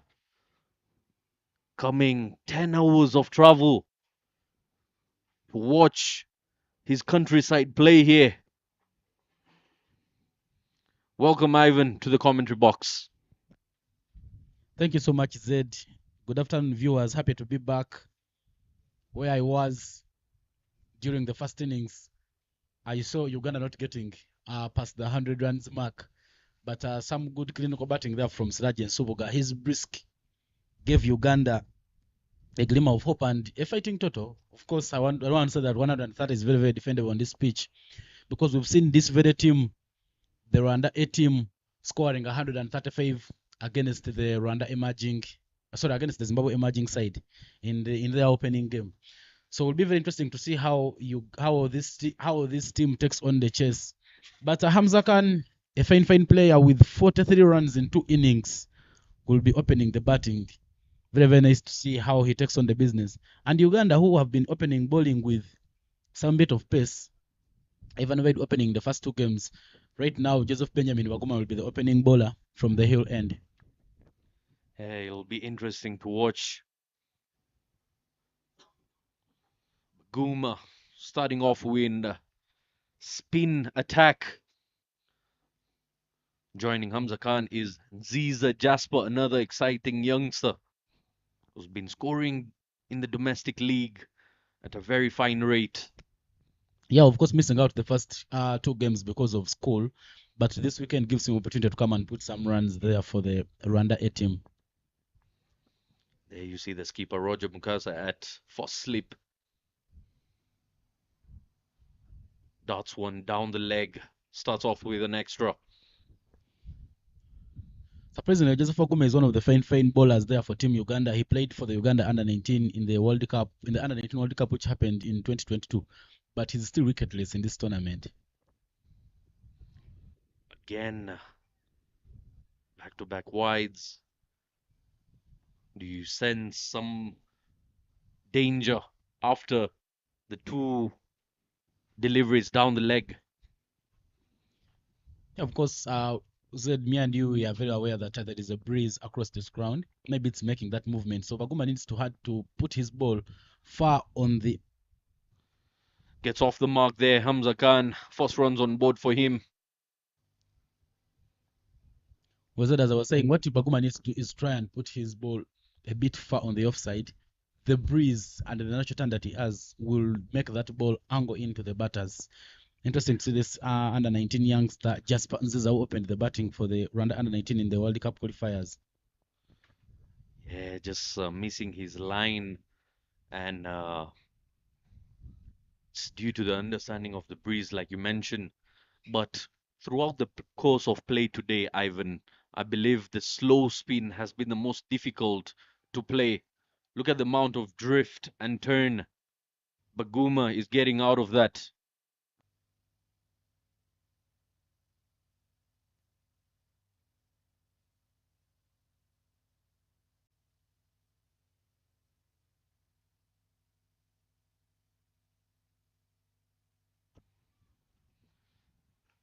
Ziza Jasper there takes his time to get going, but rotating the strike there, bringing Hamza Khan.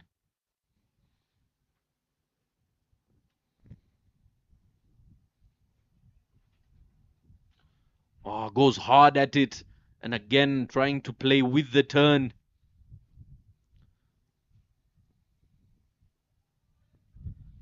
So I think the instruction for Zed Khan in this tournament have been very, very clear. He's been trying to hit the power play. So that shot of aggression is clear. Soft hands this time, straight to the short fine leg. Ivan Baidu there. Won't allow them to pick any run. Yeah, Hamza Khan loves smashing it, loves hitting the big shots. He's a pocket dynamite sort of player. Straight away, up and over. That will go away for the first boundary. Hamza Khan starts off in a typical Hamza Khan fashion. A very, very brilliant shot there from Hamza Khan. Just getting down, and he manages to raise up with the ball, hitting it very, very nicely to make sure that he gets the first maximum in the innings. I beg your pardon, that was a boundary. Just a bounce until it crossed out. Yeah, one bounce for 4. Look at that angle. Just gets enough bat on it. The fielder gave it a chase, but lost the race against the ball to the boundary ropes. Hamza Khan loves the field restriction. He loves using the power play. If you give him the deliveries to be hit, he tries to make sure he can pounce on them. First over goes done with 9 runs on board for no loss. Quite expensive. 122 runs now needed from 114 balls. And the usual bowler into the attack. Ivan Baidu, the leading wicket taker for Team Uganda, and in this tournament comes in. Left arm. Oh, look at the purchase he's getting out of this pitch. Must be hitting the seam hard on that one. Steep bounce off a good length. Of course, in his first game, Ivan Wade picked up 3 wickets against the Rwanda select team. Then yesterday against the Zimbabwe emerging, he picked up 4 wickets. A very, very vital man there, trying to fight for a slot in the national team. Of course, back in Uganda, many of the pace bowlers are struggling with injuries, and Baidu will be one of the replacements there. Young Jasper is more used to playing pace than he is playing spin. So facing Ivan Baidu, he must be feeling much better than facing Baguma with the drift and turn. It's a very breezy afternoon here at Gahanga. Extremely cold. I'm on 2 sweaters already.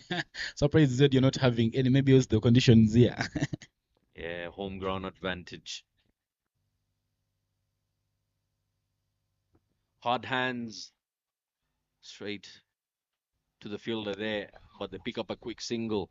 And they've got a bit of a support from the crowd here on the banks of the pitch. Loud supporters there trying to call Jasper, giving him that backup. Of course, that's one of the advantage that the two Rwanda teams are benefiting. Playing from home, you get that advantage of getting the home support.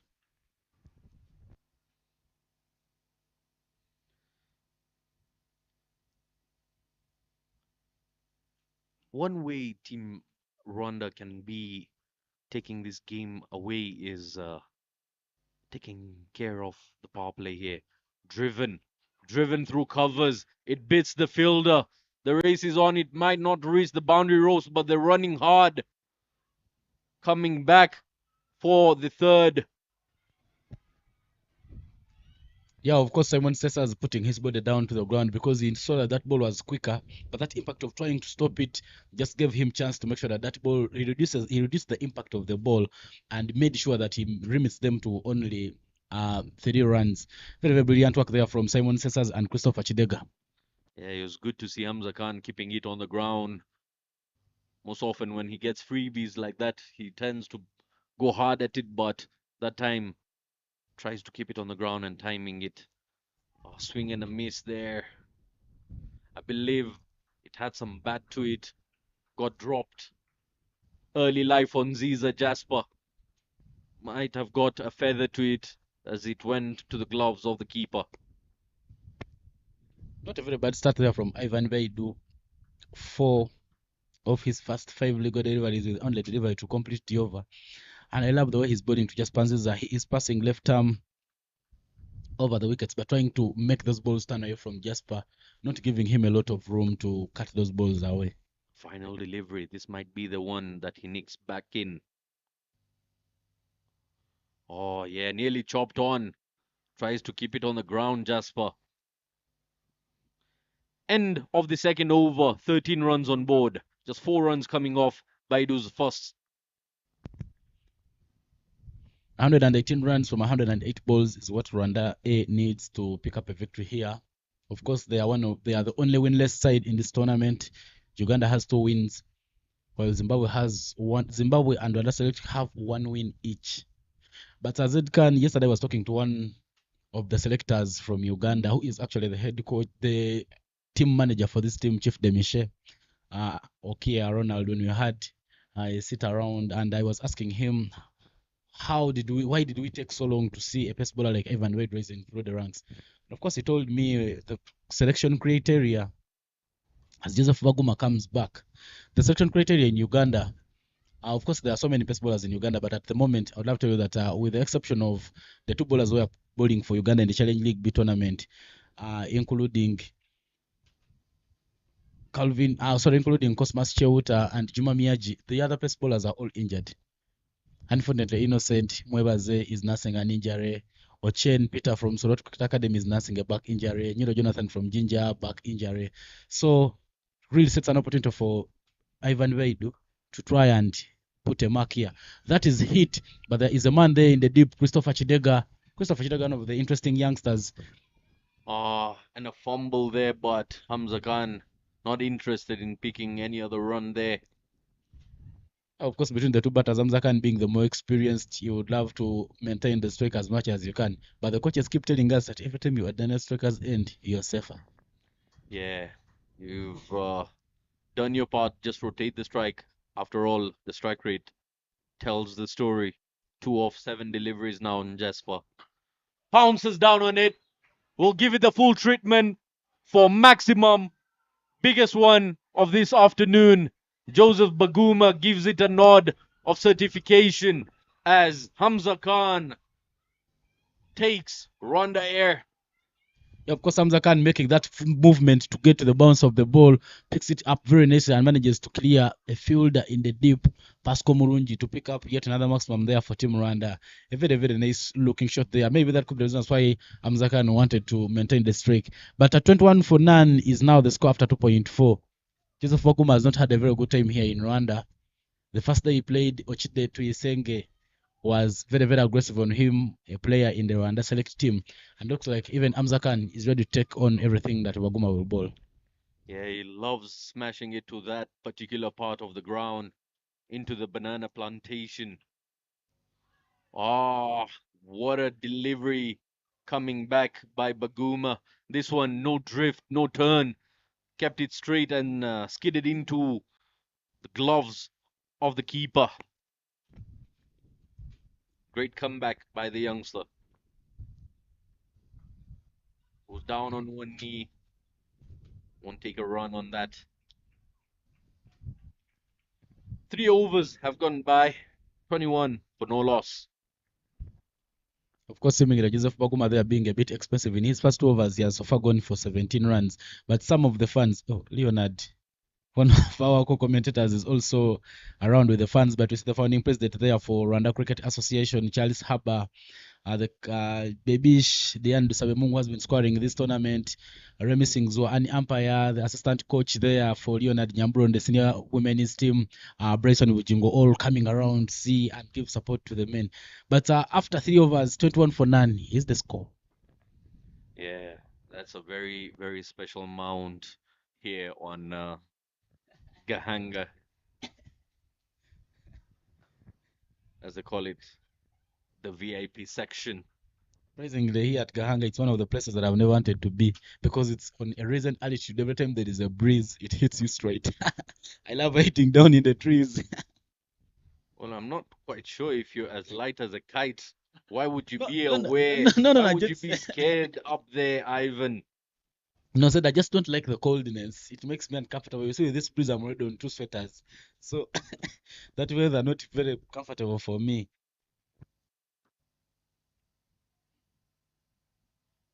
Oh, swing and a miss.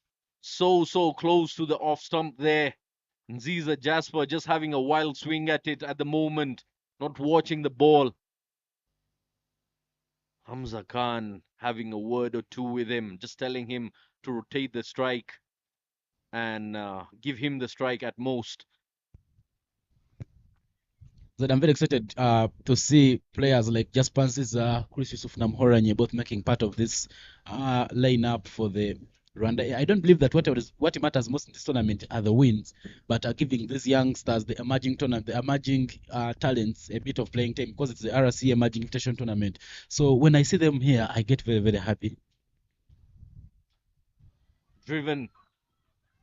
And a fumble there will allow them. Oh, no, they didn't even cross for a single. Yeah, but of course that was hit straight to the field, and running, of course, off a misfield. Maybe Jaspansis are a bit scared of taking on the hand of Simon Cesars, despite the fumble. I'll tell you, both of these batsmen out there in the middle, running between wickets is quite questionable for them. Loud appeal and not given. Even Wade looks very, very interested, but maybe we could just have a look at the replay. It looks like there was a gap between the bat and the ball. Yeah, it clearly looked like it, and Nziza Jasper didn't look guilty at all. Confident man there, Hajin Manadamasen, the umpire, very, very solid with his decisions. Also, one of the umpires, of course, this is an emerging tournament. We see two emerging umpires standing in the tournament. Hajin Manadamasen alongside Ange Nicole Gihozo. You can see even the reaction of the keeper. No appeal being put into it. Lone man Ivan. Too many dot balls by Nziza Jasper here might be costing them the power play. Hamza Khan being frustrated at the opposite end, and this is what results into fall of wickets. The pressure being cooked upon the pressure cooker by the name of Nziza Jasper. Yeah, 5 consecutive dot balls there from Ivan Baidu. Very, very brilliant bowling there. He so far bowled 1.5 and gone for only 4 runs. You can't rule Ivan Wade from this tournament. Knocks him over with a final delivery. Excellent delivery to end the over. A toe-crushing yorker. Straight and full. Ivan just indicating I've got 5 good deliveries at him. And he couldn't touch any. The final one, finding the timber. And that's the end of the struggles for Nziza Jasper. Yeah, Jaspanza departs with only 2 runs after facing 13 deliveries. Not very, very good figures. But look at that one. It kept low on the occasion. Jaspanza didn't lose shape, but he was a bit high. But what a fruitful over there from Ivan Wade.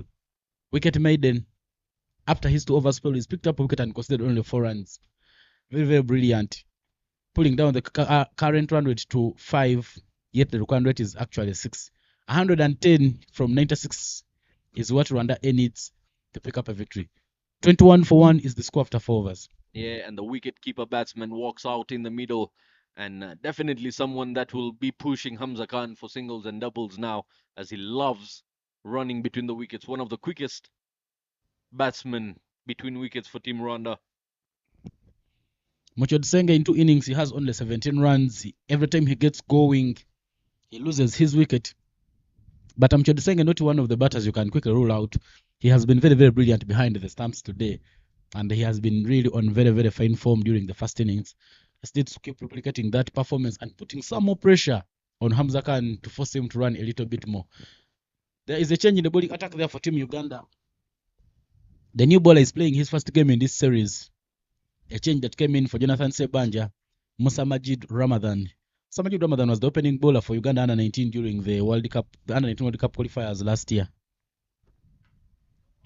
Yeah, short run up there, but plenty of shoulder action into his bowling. Yeah, of course, he uses a short run up and tries to make sure that he has a very high gather and release at that point of bowling near the popping crease. Musa Majid Ramadan, very, very promising youngster. And he's one of the players I'm happy to be seeing this tournament for Team Uganda. We saw him bowling for the under-19 team when Rwanda under-19 visited Uganda. Now here he is. Well, of course, powerfully cut, but straight to the fielder there. I'll tell you, if this isn't the stage that you introduce individuals like Musa Majid, where else would you like them to be placed? This is Rwanda Cricket Association emerging invitational, giving a cue. It is for the emerging players trying to make a mark. No timing on that, Hamza Khan, playing with hard hands at the moment. And yes, that is the frustration of being on the non-strike for a very long time, courtesy of his partner, Nziza Jasper. Yeah, but Musa Majid there with a very brilliant start set. 3 dot balls already in the over. We've seen spin working well on this wicket, but the way they were taking on Joseph Baguma, the captain has decided to first take a change and introduce both at pace at both ends. Up and over this time, fielder getting underneath it, and he's been caught in the deep. And that is Pascal Murungi picks up the wicket of Hamza Khan once again as he gets closer to the 20-run mark. 16 this time. He gets out, one man in the deep, and he picks him comfortably. Yeah, of course, the dot balls had started taking on some pressure there to Hamza Khan. Every time you keep getting those dot balls, you keep putting some pressure. 16 or 15 with a strike rate of 106. But Pascal Murungi, one of the brilliant physically fit players there for the Uganda emerging team. He was the captain for the Uganda team during the World Cup qualifier. Look at the replay there right on your screen. Hamza Khan played a good shot but gave it a lot of elevation. He did not manage to get distance. And then Pascal Murungi was the captain for Uganda under 19 in the T20 in the ICC under 19 World Cup in 2022 West Indies. Manages to complete a beautiful catch. He was part of the squad for the Challenge League tournament back in Uganda, but he didn't get enough playing time. But we've seen him fielding brilliantly well at long off. But this time around, I see the captain making sure that he changes him to long on. Because yesterday I saw him taking a catch there at long on. But he's a very, very brilliant boy there, the boy from Nyakasura. Of course, trying to make sure that he puts his mark here on the team. 110 in 92 is what Rwanda A needs. Yeah, and 2 fresh batsmen out in the middle. Neither one of them has played a single delivery. Namuhoranyi Chris, Yusuf, and Mucho Dusenge Eme. Musa Majid picks up his first without giving away a single run. Swing and a miss there by Chris Yusuf. Is a man who hates to defend a ball. Does not have defense in his vocabulary. Surprisingly, that man there, one of the players, actually during the Under-19 World Cup qualifiers in Dar es Salaam, he's one of the players who picked up a player of match for Team Rwanda in one of the wins that I'll just confirm that Rwanda got in that tournament. But he's also an Under-19 player, very, very promising, Chris Yusuf Namhoranye. Happy to see him put some straights here with the bat. This time round, that will go down the leg, and Musa Majidu just spoils his over. A dot ball could have given him a wicket maiden, but now he concedes a run in that over. Chris Yusuf Namhoranye, a brother to just Panziza. Two interesting youngsters here. But not the first time we see brothers playing. We've seen the Vimenyumanas, of course, a sister and 2 brothers all playing cricket for Rwanda. And even these 2 brothers trying to put a mark here for Rwanda.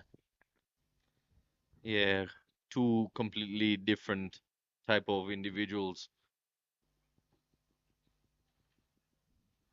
Knocks him over. And that's the end. He's got to depart for a duck without troubling the scorers. Chris Yusuf does not do too much apart from his brother. But what a start there from Musa Majid Rama. His first over, going for only 1 run, actually, the way that he bowled down the leg. And he manages to pick up 2 wickets. Very, very brilliant. Chris Yusuf Namhoranye will depart with no runs on board after facing 2 deliveries. Disappointment all over him. But look at the way the current run rate is dropping down from 6 to 4. I mean, even the way he got started there, Chris Yusuf, you could see he's not trying to see the ball, not trying to spend any time on the crease.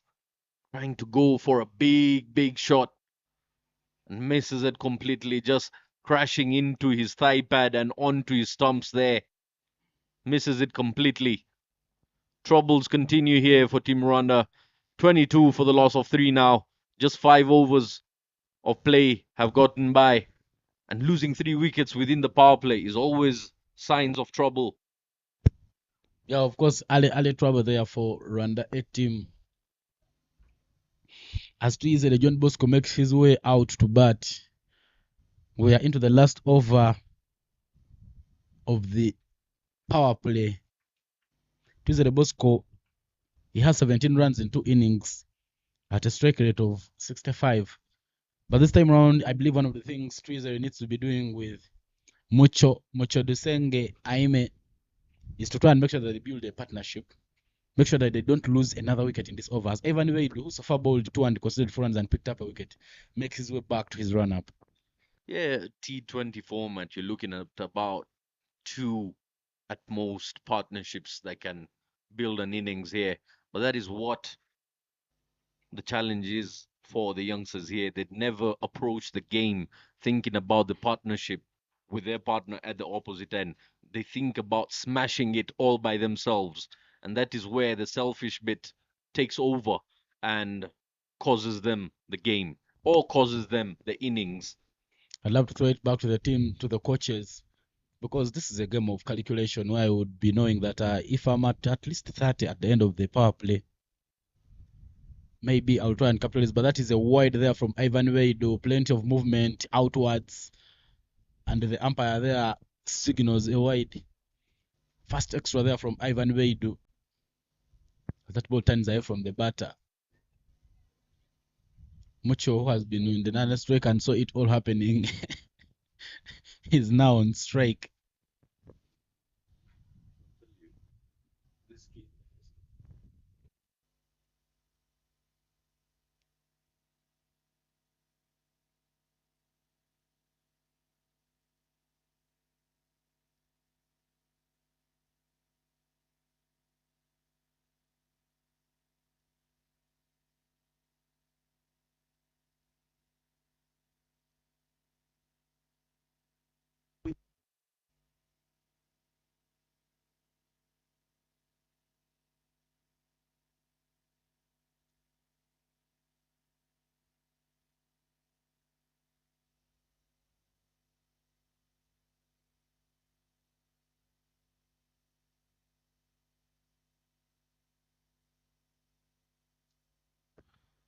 Tuesday, Jean Bosco, the man in, has been having a tough time in this tournament so far. Faced plenty of dotted deliveries against the Zimbabwean emerging. Tuesday's highest score in the tournament came yesterday against the Rwanda select team, where he scored 16 of 19. And against the Zimbabwe emerging,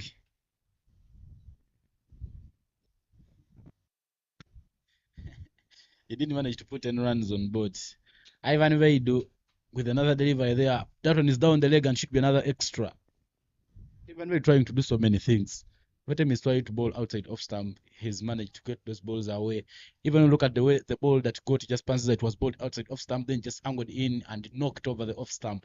Yeah, But he's just got to target the stumps here and keep it on the offside line, because the batsmen don't seem to be too aggressive this afternoon.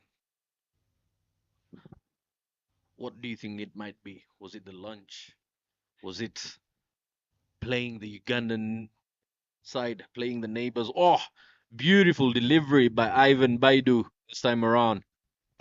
that kind of one of the things you'll always expect when Rwanda plays Uganda. There is that bit of derby.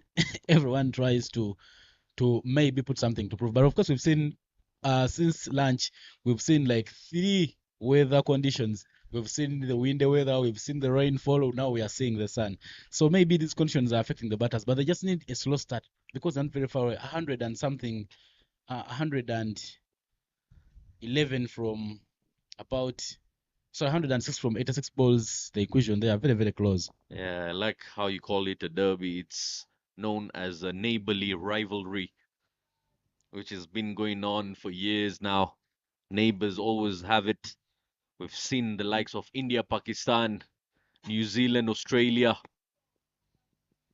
always a rivalry going on between them.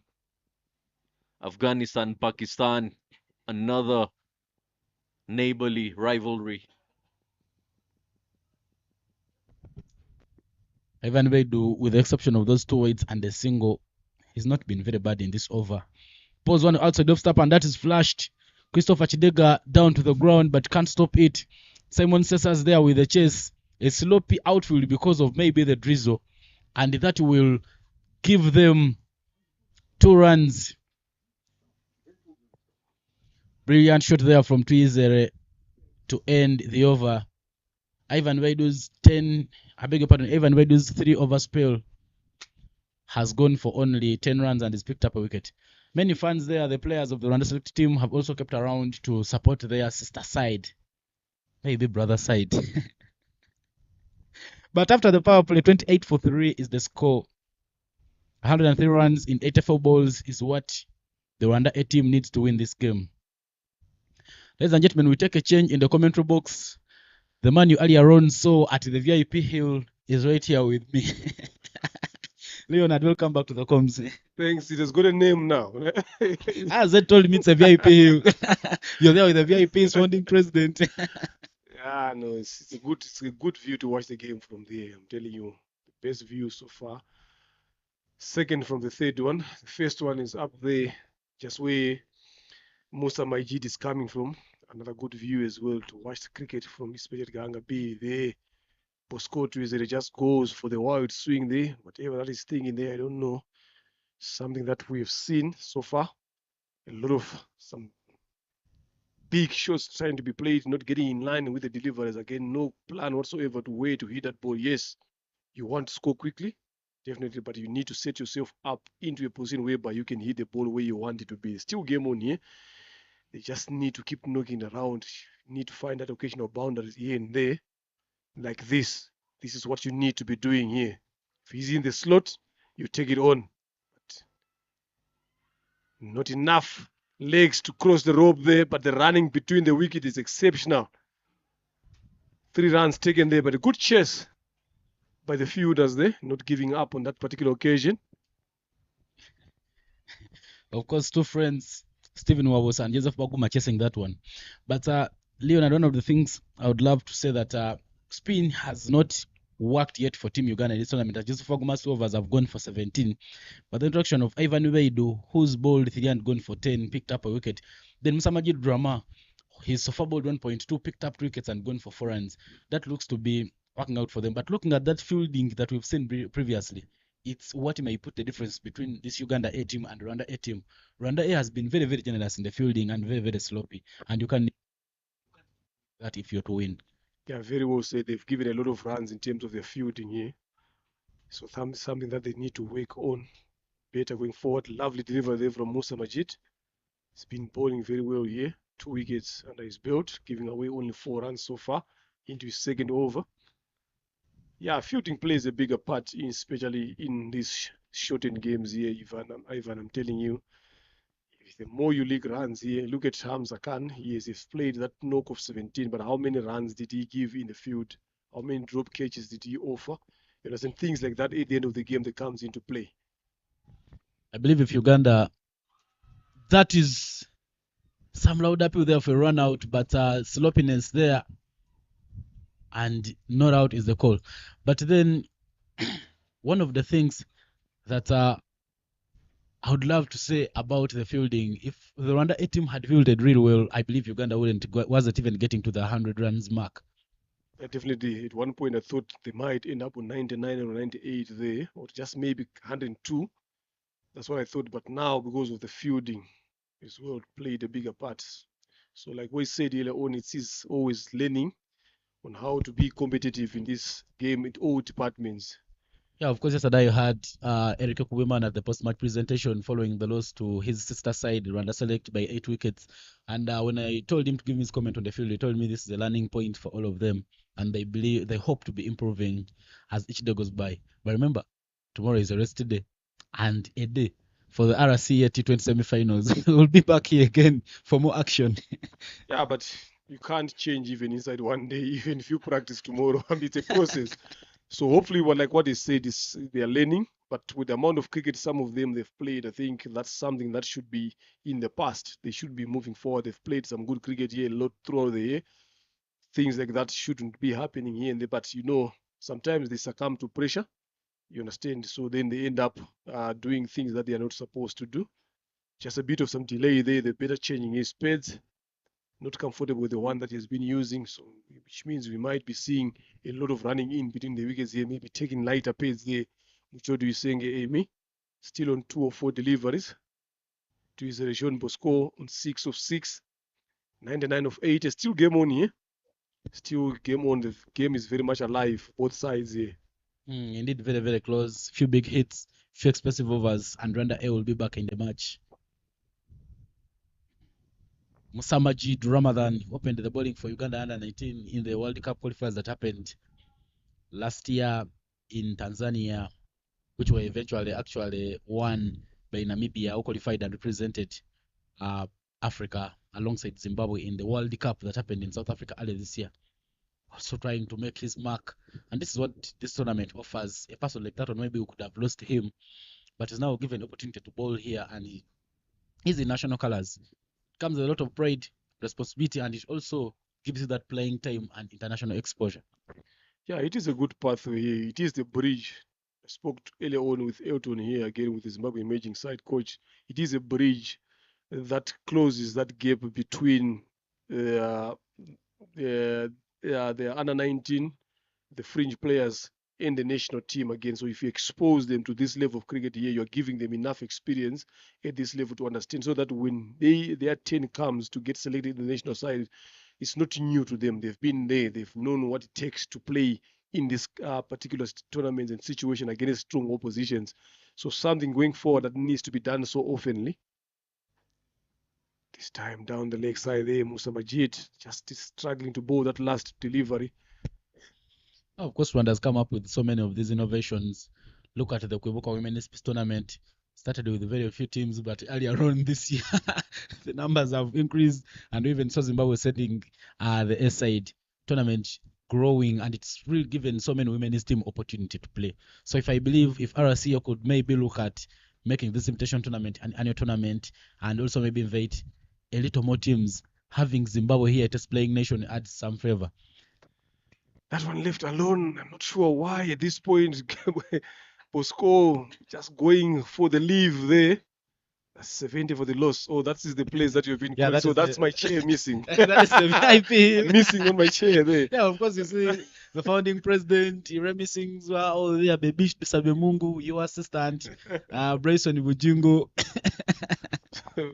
So we've got a name for that place now. What we just need to just maybe put something there, a tent or some sort of a structure for that. But it's a good view to watch the game from.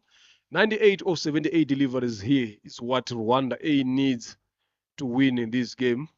And Uganda just need some wickets. They've taken a few here, they've taken 3. They still need more. Of course, we're going to taking a change in the bowling attack. Sirajan Subuga, they are coming to replace Ivan Veidu.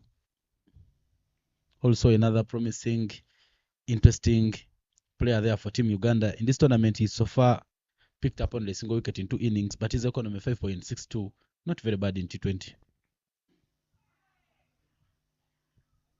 First delivery, bowled him. Emi Muchodu Isenge tries to go for that lazy drive there, but gone through the gates there. Subuga Siraj finding the stumps there of his first delivery, spin again, getting the trick done. Rwanda A loses their 4th. Of course, Sirajan Subuga, not a new man here in Rwanda. He plays for Challengers Cricket Club, who are also in the RCA Men's T20 semi-final that will be played here tomorrow between Challengers and Right Guards. He pretty knows some of these conditions and some of these players, trying to use that to his advantage, and he has a wicket for Team Uganda. Brilliant start there from Siraj. Yeah, good start there. They've played against each other last weekend there as well, Amy and Suraj. They lovely 10 there. This is what we've been seeing the whole day here. Balls pitching outside, way outside the off stump, getting back into the stumps there. In comes Benhirwe Christian. Yeah, Christian Benhire is the highest runs scorer for the Rwanda A team. He so far batted in 2 innings and scored 48 runs, a strike rate of 154. Very, very good as gold. You would love to see him play a little more and stay a little longer at the crease alongside his Jean Bosco. Definitely the right way is to stay a bit more longer is what is needed here for him. Just a punch down the legs. Now, mix up. The throw was not good enough. There was no need to fire up that ball. That could have been another wicket. The miscommunication. The fielder chose to go for the stumps, ended up hitting Nsubuga Siraj on the legs. They hope he's gonna be able to continue in the next over. On the coming game. Look at it again there. Yeah, of course, the batter was very far. I believe even any underarm throw could have given Uganda another wicket there. But a bit of miscommunication there between Stephen Wabose and Sirajan Subuga. And the physio for Team Uganda, very, very active lady, Habiba Kurusum, who's been doing physio duties for over 20 years. And historically in Uganda, she is believed to be the first physio for the team. Players used to heal on their way. That is the replay there right on your screen. A much clear angle. See the distance there. Stephen was getting, and instead, look at that. An underarm throw would have given them a wicket. Yeah, Bosco was not anywhere closer to the frame there. So it's just the awareness of knowing what to do here. Hopefully it's going to be fine there in Subuka Siraj to continue. Yeah, but of course, that call from Christian Benhire, very, very loud and clear, because Christian Benhire properly applied the ball and he was seeing the cover area where the ball had gone. But Wizard Bosco just taking off very desperately. Yeah, they were always told that he never ran off a misfield there, but Bosco Wizard wanted to go on strike. Onto that could have been another wicket gone, but at least he survives. Still in there betting. And Subuga Siraj is okay to continue. So just something that is lacking from these betters here. The rush is there. Someone needs to take charge. Someone needs to control this game here. Someone needs to be there here, knock it around a bit, get that boundary in between. Keep pushing for runs there, get as much closer as you can to the total. Of course, also Christian, his first shot really showed that he is in a very, very good shape. It's good to see how he goes with the business. Width is given, he hits it hard, but Christopher Chidega is there at extra covers and they will only take up a single. Brilliant stuff there from Christian. You just need to keep rotating the strike. The runs will keep coming. They need to keep doing that and even find that occasional boundary in between here. Now it should be a must every over coming here going forward. They need to get a boundary inside there because even these singles here, as much as they are good, but it won't get them closer. So they need to find a way to get that boundary in every over that is coming in. Good single in this time around, but to me, I don't think it's good enough to get them anywhere closer here because the gap between runs and balls is getting bigger. Look, 96 of 74. You wouldn't want that gap to grow a bit more bigger. You need to keep it closer every time so that it doesn't allow you to go under pressure. Tries to go for the bigger one, misses that. Christian Benhirwe. He's got power to clear the rope here, but it's just a matter of picking the right delivery.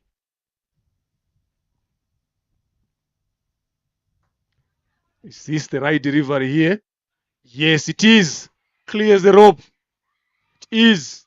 This is what I've been saying. He just needs to pick the right delivery to hit. He does that and he does it very well there. 6 runs to finish that. Nsubuga Siraj is over. 41 for the loss of 4 after 8. Rwanda A. Dragged down the leg side. The important thing is the knee on the ground to create the base and power on the shoulders to clear the rope. Yeah, of course, it's a massive hit, and that will keep the required runs to 90 in 72 balls. Making it closer again. Sergeant Subuga's first over, he picked up a wicket off the very first delivery, but it's gone for 8 runs. There is another change in the bowling attack. Despite Joseph Baguma going for 17 runs in his first 2 overs, he is really a promising talent, and the captain Roger Mukasa, Papa Galiwango, trusts him to try and make sure that he does a few more from the hill end. Interesting here. We've got 2 slips in play. This is what I've been saying earlier on, even from the morning game, even the first inning, that the captain needs to do something different here. Just get something into the batter's mind. Now, look, if there are 2 slips, there obviously is a batter. It's going to go through your mind to say, why are those slips there? Where is he going to be bowling? What shots do I play? Now, look, straight up, the first ball beating the outside edge brings those slips into play. So it's going to go through your mind as a batter now, because you want to be more careful, not wanting to give any of those guys an edge. The 2 slips have both kept for the junior teams in Uganda.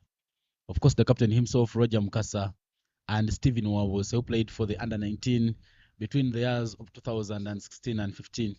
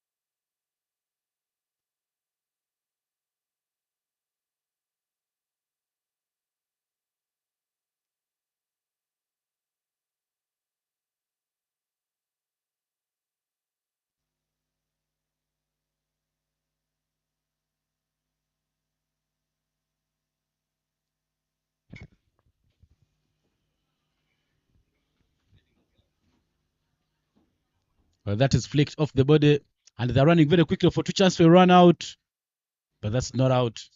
These two trees are Jean Bosco and Christian Benihire, two brilliant players there who are running very, very quickly between the wickets. But some good weather, of course, coming out here. The sun is out. The hills can now be seen clearly.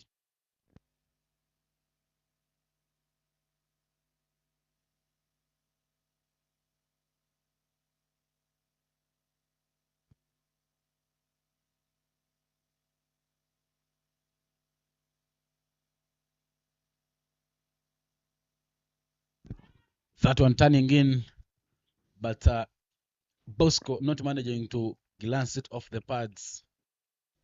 Some good comeback there from Joseph Baguma.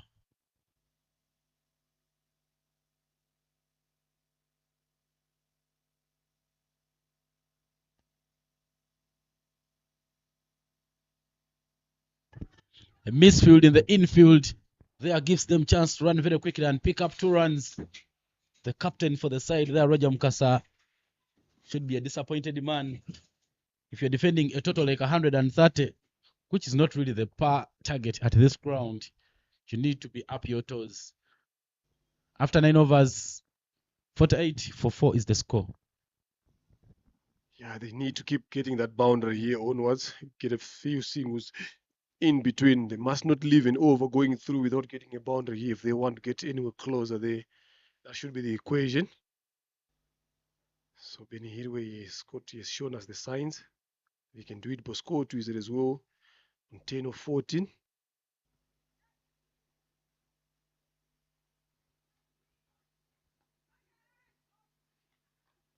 Lovely ball there by Nsubuga Siraj. Nsubuga Siraj made a debut for the senior team, the Cricket Queens, last year in Nairobi, Kenya during the Intercontinental Cup. Got an injury afterwards, but he's a very brilliant player. You look at the way he does in those ones, just making sure that Christian Benihire doesn't get a lot of room.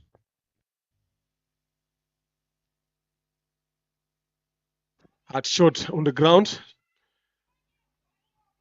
Bosco to Izere. Good running there from Bosco, pushing for 2 there after that misfield. This is what they need now, going forward and squeeze in that boundary I've been asking for. Make the game interesting here. Yeah, of course, a misfield and double bounces there could really mean that it could be hard to complete a run out. That one is flighted, edged, and taken.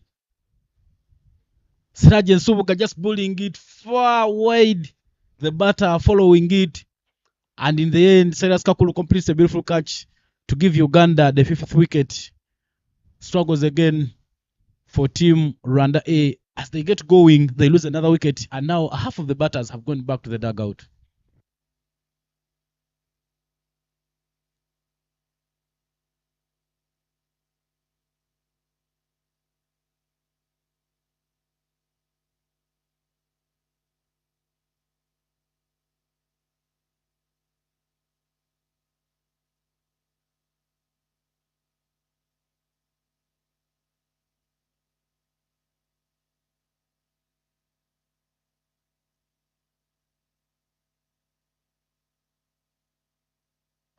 And that is something that they need to keep on working here going forward.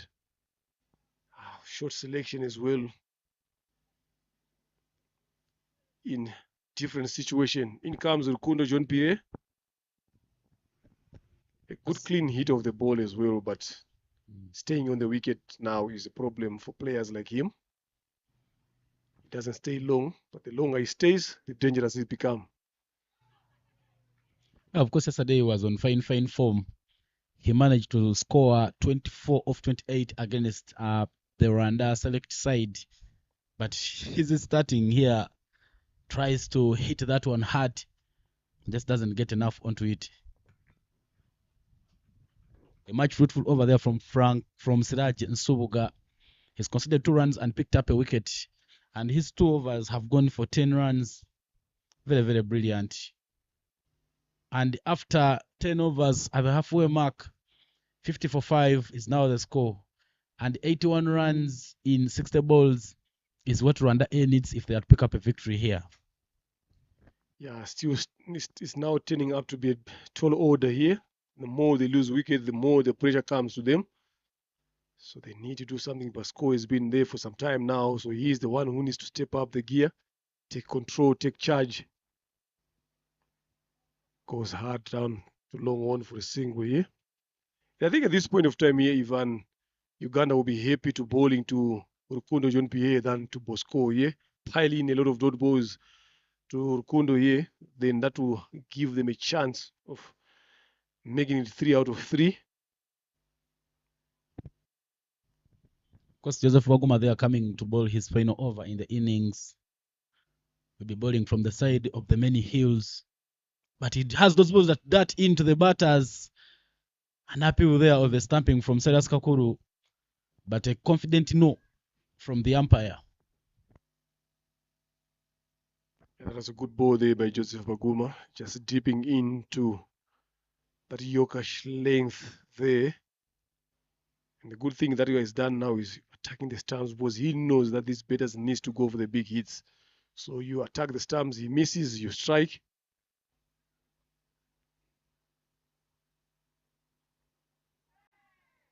Beating the outside edge again. Not once, not twice, more than that. Each time he bowls there, Joseph Baguma looking dangerous here. Bowled 3 overs into his 4th. No wickets, but the bowling has been top class here from him. Yeah, but of course, Joseph Baguma, that is a half chance there as there is no field at mid wicket. But Joseph Baguma there, very, very good with he has the balls that turn into the batters and those that turn away. So every time we could give you those balls that are turning away, you become so comfortable. By the time he darts one in, look at that one just came off the edge. But Joseph Baguma, very, very promising talent for Uganda.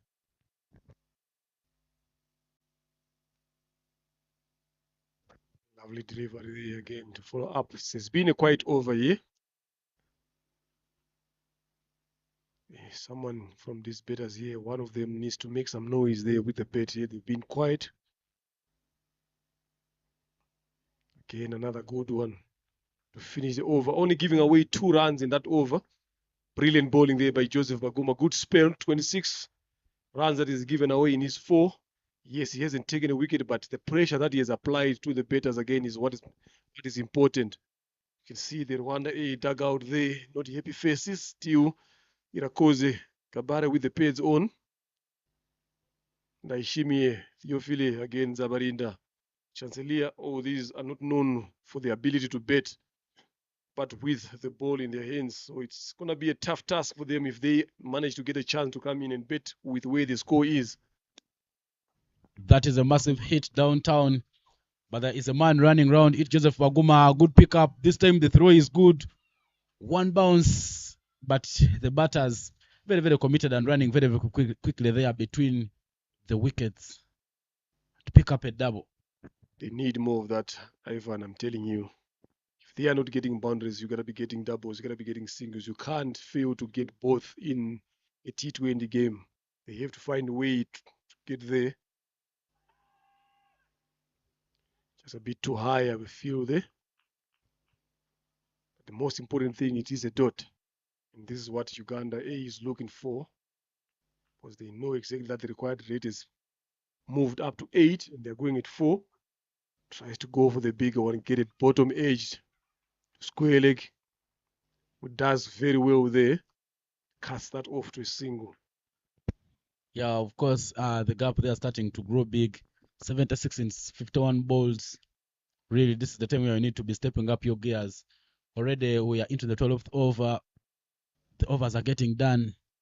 That one is turning in very, very sharply, but it is missed by the wicketkeeper and the batter. And there will be a signal of wide there from the umpire. Sergeant Sobuga getting that sharp turn. I believe the side Sergeant Sobuga is bowling. They believe that Sergeant Sobuga is bowling from for Team Uganda is really a good side. A bit of hesitation between the batters. There is a chance for a run out. But not out is the call there from the umpire. The two batters kept looking at each other. But in the end, they go away with it.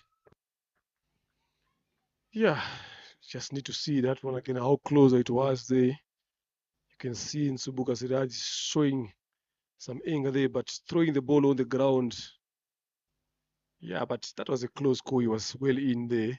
Look, that is what you don't want. Just that baby, the umpire is a bit soft here, but that goes out, it's decent. At this level, you don't want to be doing that. This is where you learn the ethics of the game again. So you don't want to be doing that as a player of this level. Of course, in international games, we even lose the money not very, very called for. Sergeant Sobuga still darting in those balls, and only a dot ball is remaining to complete the 12th. Rwanda A still lagging at 58 for 5. Tries to move, but an early commitment outside the off stump, and the dot ball will end the over. After 12 overs, the score is 58 for a loss of 5. Yeah, the score is stuck here now.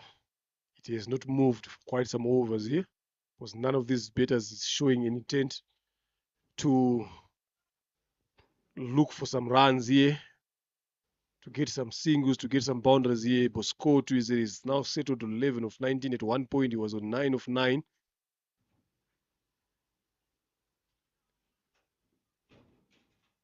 He's got such experience here. Bosco Tuizere. He should be able to understand what is required at this present moment. 73 or 48. The equation keeps getting harder and harder. Change of bowling there from the mount end. In comes to bowl is again Ivan Baidu.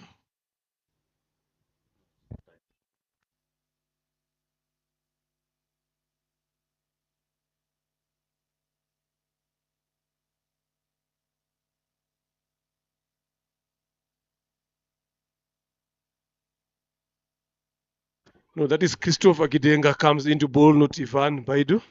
Starts off there giving away 2 runs. Yeah, the equation is getting tougher for the Rwanda side as they're creeping into the 10 per over mark required. 71 in 47. Rukundo Jean-Pierre.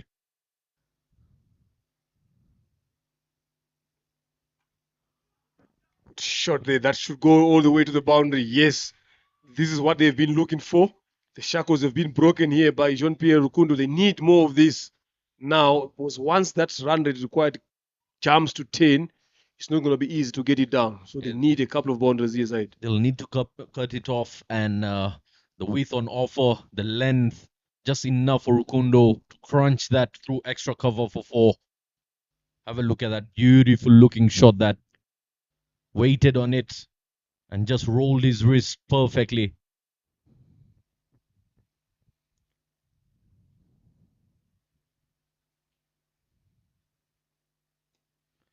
Keeps it on the ground.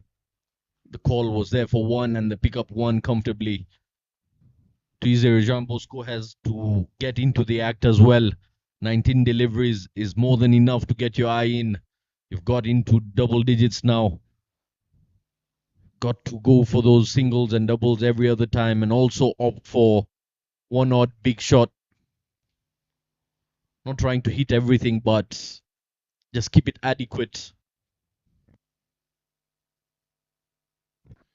Yeah, they take off straight away.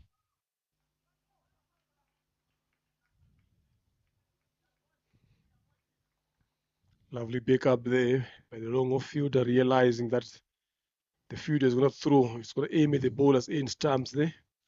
Yeah, you got to be on your toes here. You got to be on your toes. 65 in 44. Still very, very possible. And they've gotten 8 runs so far in this over.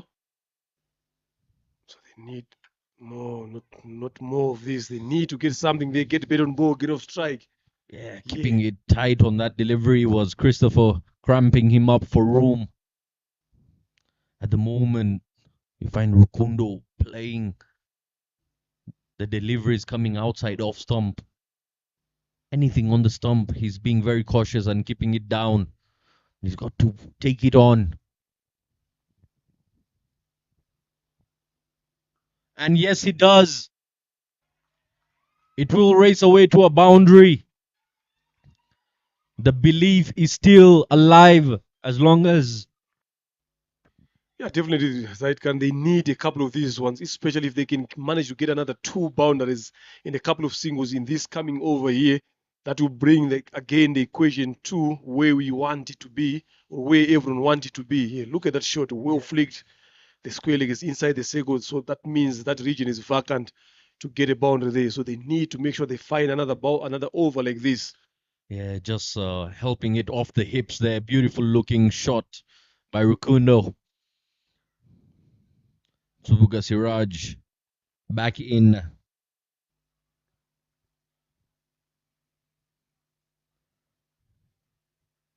Saventi comes up for Team Rwanda. Siraj, who's picked up 2 wickets so far in his 3 overs, comes into bowl his final. He's been having a good day out there. Keeps it out of the reach of Tuizere Jean Bosco. At times I feel it's just the momentum. Loud appeal and not given. Tuizere Jean Bosco trying way too many things at the moment. I just heard someone from the Uganda side down there when I was out there saying Bosco plays every shot in the cricket book there. Shot now. This one is well played and well placed. That is a good shot from Bosco. This is what he should be doing here. Not trying to play too many shots. Just wait for it to come in your slot. Know where the gap was here. Execution 100% correct here from John Bosco. Yeah, just criminal there by Siraj Subuga. Full and wideish. Flighted. And Bosco capitalizes. Says thank you, collecting his 4. Loud appeal and a shake of the head. Trying to get defensive after hitting a boundary at this stage is not going to be helpful at all. We'll have to see that on the replay one more time. That's that mentality that he needs to get off his mind, that after hitting a boundary block or get a single, if in your slot you need to make sure that you get there. Now look, so now you've gotten a 4, you've conceded 4 dot balls here. So what help is it going to give your team here? Yeah, it was drifting down the leg side and missing the leg stump. Hits it past the bowler this time. There is protection in the dip. Pick just 1 run on the final delivery. He's got to understand if he can't hit it, he's got to allow his partner to do the damage. 75. for the loss of 5 after 14. Just 6 overs left of play. 56 in 36. Very, very possible calculation. Yeah, it is very possible in terms of mathematics and where we are sitting here, but them that in the middle there, they've got different mindset. They need to change that mindset. After hitting a boundary, you need to look for a single, you need to block. It's not the situation to do that now. He needs to find ways to get off the mark. He needs to find ways to get runs here if he's looking forward to put his team in a good position here. Yeah, the fluctuation of the runs required in the past 3 overs has gone up and down. We saw a couple of boundaries coming in and the required run rate dropped. And now with all those dotted deliveries, once again it rises just around the 10-run mark per over. That is something he's got to take care of. He's on 17 of 26 deliveries. That is not the kind of knock you'd look up for while chasing. A slower delivery, power behind that, but not enough placement as the run back hard for a double. Good running there in the end. They need a lot of these now here. Roger Mukasa brings himself into the attack. Current partnership is 25 so far. They need to double that one as well. Yeah, an excellent throw from the deep there. Nearly had his man, was accurate enough as well. Just not quick enough to get the batsman out, but accurate and low. Flat throws is the way these days. He's got to step on the gas here, Jean Bosco. Whichever way the runs come, you don't have to make it look pretty. Stays low. Roger Mukasa. Just variation of pace. Uganda here now, they are not worried about getting wickets here. They're just worried about getting those dot balls here. And this is what he has done here. Good single. Yes, it is a good single here, but they need to find a boundary, especially against bowlers like Roger. The way he's bowling, the length, he's bowling a bit too short here, a bit wider here. So if one can just move across the off stump. Extra cover region.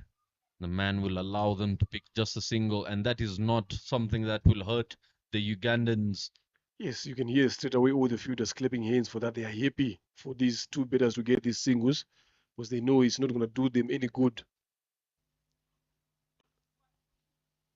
Quarter was a call, but the Roger Mukasa wouldn't want to get in the middle of that. If there is someone who can go for a big shot, it is Rukundo Jean-Pierre. He's got enough gap between long on and long off. He just needs to clear the bowler. Plays it off the back foot there. Not enough power behind that. No run taken. End of the over. 15 overs have gone by. 80 runs on board now. And this is where the troubles get harder for Team Rwanda. Yeah, they just need to find a way to get at least 15 runs, especially in these next 2 overs. If they can get 15 runs every over in this next coming 2 overs, that's equals to 30 runs here. And then they will be needing around about 20 runs from 18 deliveries to win this game here. So that should be the calculation. That should be the thinking. Yeah, and again, you can see the amount of deliveries wasted up front by the top order batsmen, making the scenario as it is at the moment. Rwanda have surpassed the amount of dots that Team Uganda played in the first half. 5 more overs left. We've got tournament match boundaries.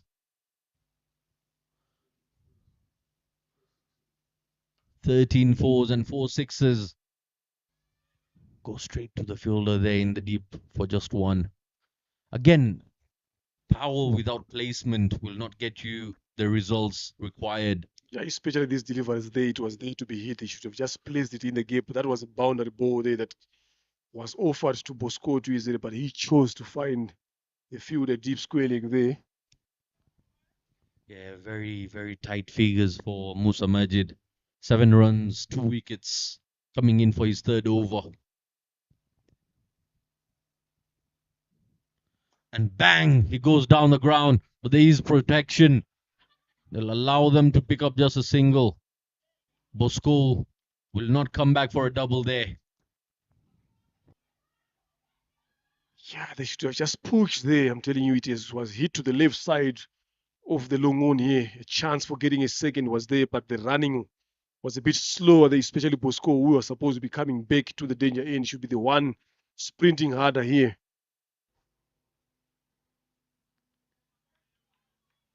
Now wide it is this time. Never has Bosco thought about even running it down to third man, using the pace of the bowler, trying to play him square. And look at the gap just there on the left of the extra cover. Yeah, they need a boundary here. It's a must now going forward for 1 or 2. In the air, fielder gets underneath it, should be taken, will be taken comfortably. And that's the end of Tweezer Jean Bosco. The troubles come to an end. 22 of 32 deliveries.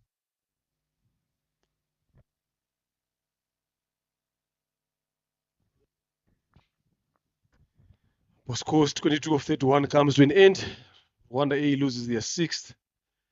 In comes the big men, Kabare, Irakoze, Kevin. Can he give his team a big knock here? He has done it before. This is the day that he needs to show his capabilities of hitting the ball far. It's needed at this particular time. There, Bosco trying to work that ball to the leg side, getting the leading edge. Easy catch in the covers. They don't drop these ones, these Ugandans. Pascal Murunji. Yeah, the big man has come out to the middle. His side will be hoping for him to put on a big show. Hasn't been firing off lately. Might this be the day he arises to the occasion? Kabari Kevin Yarakoze facing Musa Majid. Down the ground, in the air, just lands short of the fielder. Picks up a single, didn't go the distance, getting the toe of the bat. But those are signs he's watching the ball. Doesn't get the clear connection. Got away with it. Musa Majid, just 10 runs, he's given away 3 wickets to his name. I think Kevin knows exactly what is needed here. It's up to Rukundo Jean Pierre to make sure that he gives him as much strike as possible here. Now Kevin has to face a lot of deliveries here. Yeah, and he's got to play the part. He's got to see the ball and whack the ball. Loves playing on this ground. Kevin Irakoze has won his side. Games chasing.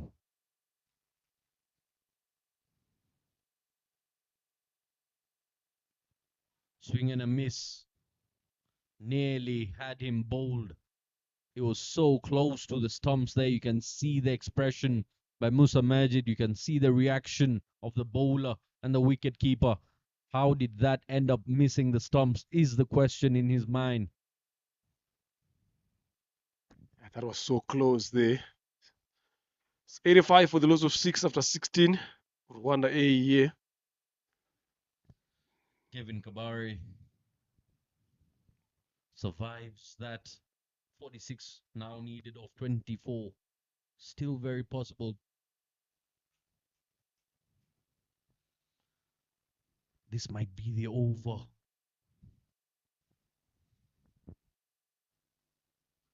Keeps it on the ground and scamper long for a single. Kevin loves playing spin bowling coming at him, especially the slower ones. We get to see him connect some. Connects one down the ground, pushing it hard.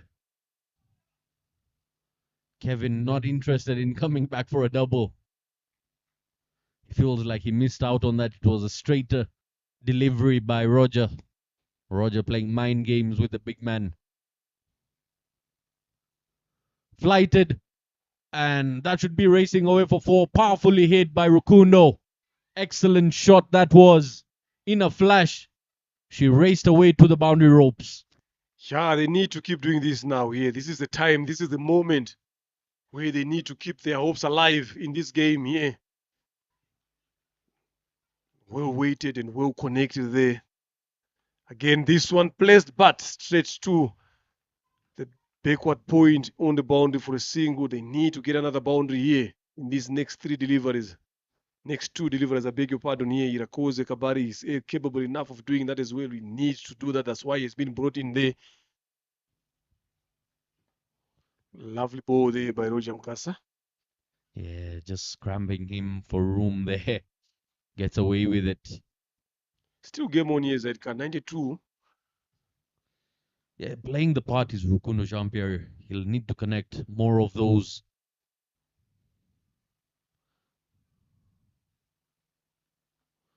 Again, Once again, same spot, same results.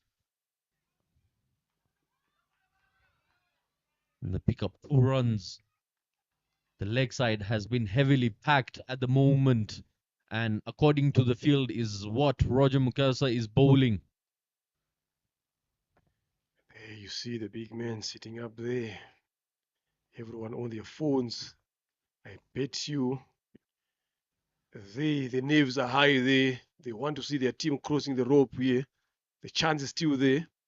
So now it is a matter of getting in this over here. If they can get another 15 runs in this over here, that can to bring themselves back into the contention here, good enough. So this is the over that they need to take.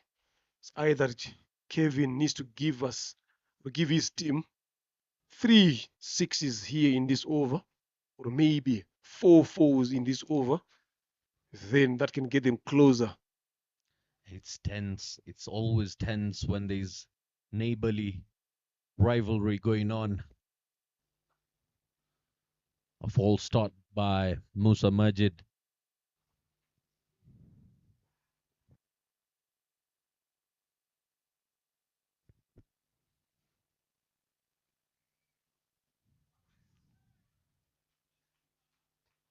Moves out of the way there, but getting a pad to it. Kevin Kabari facing Musa Majid. Irakoze Kabari just getting off the way of that particular delivery, maybe hoping that the umpire is going to signal a wide, but he just passed over the stumps there behind him because he moved off the way.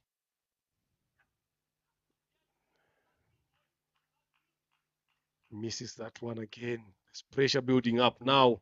The required is jumped to 13.50 here.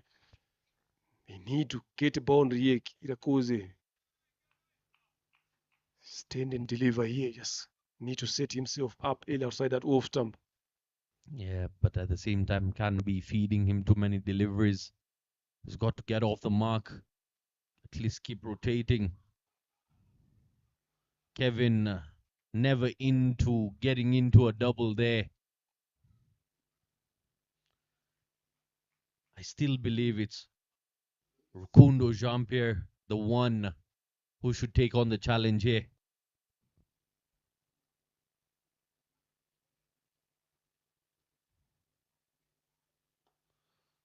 Smashes that past the bowler. Will be just one. Yes, they're getting closer, but not really helping the chase as the required run rate is steeping higher and higher. 14 at the moment. Yeah, they need a boundary here, I'm telling you. The boundary is the only thing that is going to save them and keep their hopes alive of winning this game here. That hurts. But the fight is on. Yeah, smashed straight into the legs of the bowler. Appeal once again.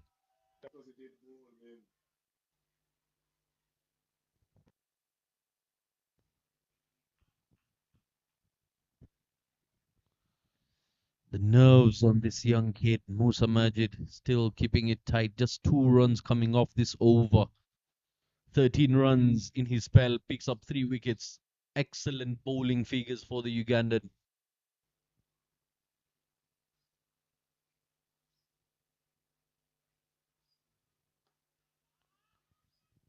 Just chips it over the bowler's head for a single.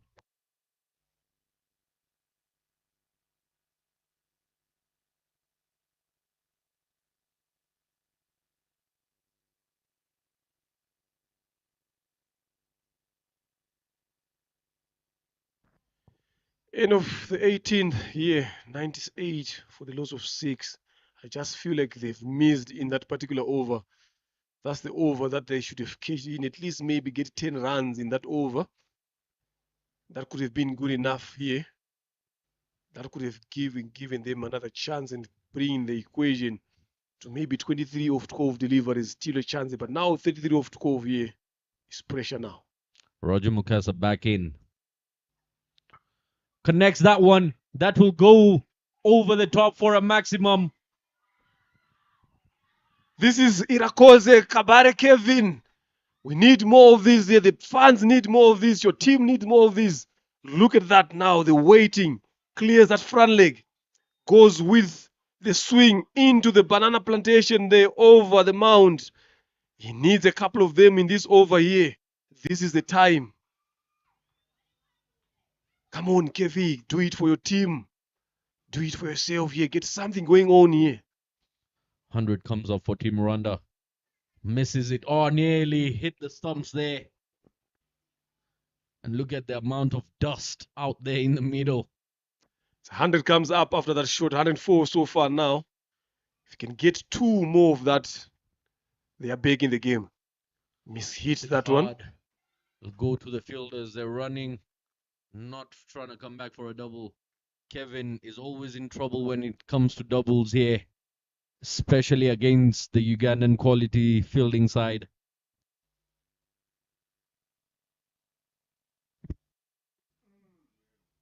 Hits it past the fielder there.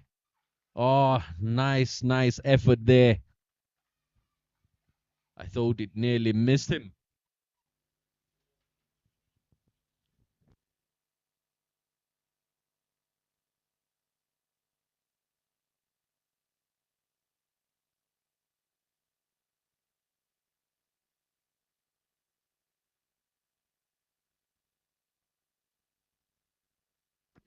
They needed another boundary here in this over, especially this last delivery. If they can squeeze in a 6 again here, to make it interesting here. But now, if they don't do that, now the required is 20.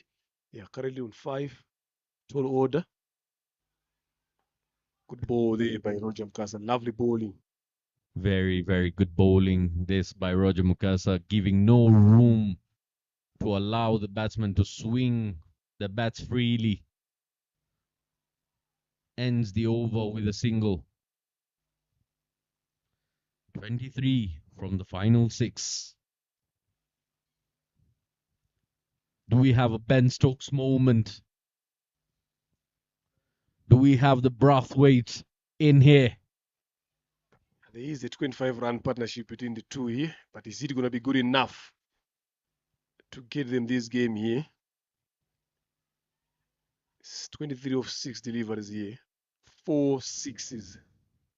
Zaid Khan, that is what is needed here. Very tough. 1-6 and 5 boundaries. It has to be in. It has to start in these first 2 balls. Yes. These first 2 get 2 maximums. And who else against final bowler in the attack? Ivan Baidu.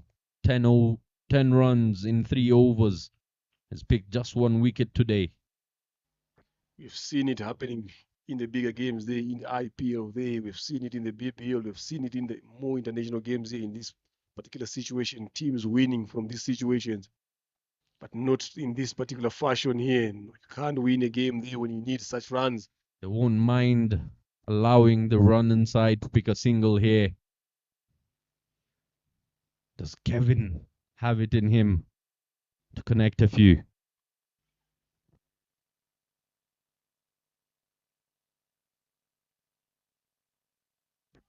They need to die fighting here.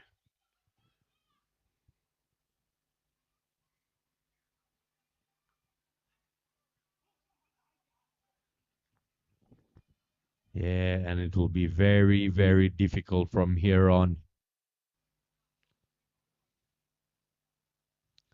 Ivan Baidu not giving away much. Just 2 runs in 2 balls. And again, if you're to consider the amount of dots being played in the past, this is where the pressure now arises from. You've got to look back and understand the limited format. Lovely delivery there by Ivan Baidu. Uganda have taken this one here. I don't see Rwanda A getting anywhere closer now because it's only 3 delivers left here. They need 20. They hit 3 maximum, they end up on 18. Unless if there is a wide or a no ball in that, then the chances will be higher. But as it stands, with how Ivan Baidu is bowling here, that's a 6. That's a 6 there by Irakoze. Kevin, can he give his team another 2 sixes like that? 2 sixes required. It's coming late to the party here. This is what was required for the longest period. Gave it a full whack down the ground for a maximum. 117 for the loss of 6 now. 14 needed in 2 balls. But it all goes back now to the other top batters. If you look at Jasper Nziza, if you look at Chris Namuriani again, that is where they've shortened. If you look at Chris and Benny Hero again, if they just added in 10 runs each, that could have been a different story here. Even Hamza Khan, if he had added on another 10 from his 17, score around 27 there, that could have changed this game here. So it's those little details that they need to pay attention to. Yeah, definitely. If you look at the opening pair, Hamza Khan doing most of the damage, whereby his partner Jasper Nziza just feeding on dot deliveries. About 12 deliveries he faced, scoring just 2 runs. Those are 10 dotted deliveries. Almost 2 overs.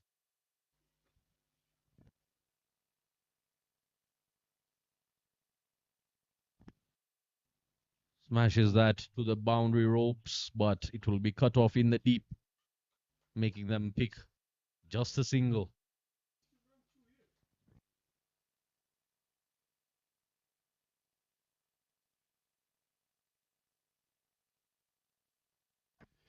Yeah, a good fight there by Kabare Kevin, but not good enough.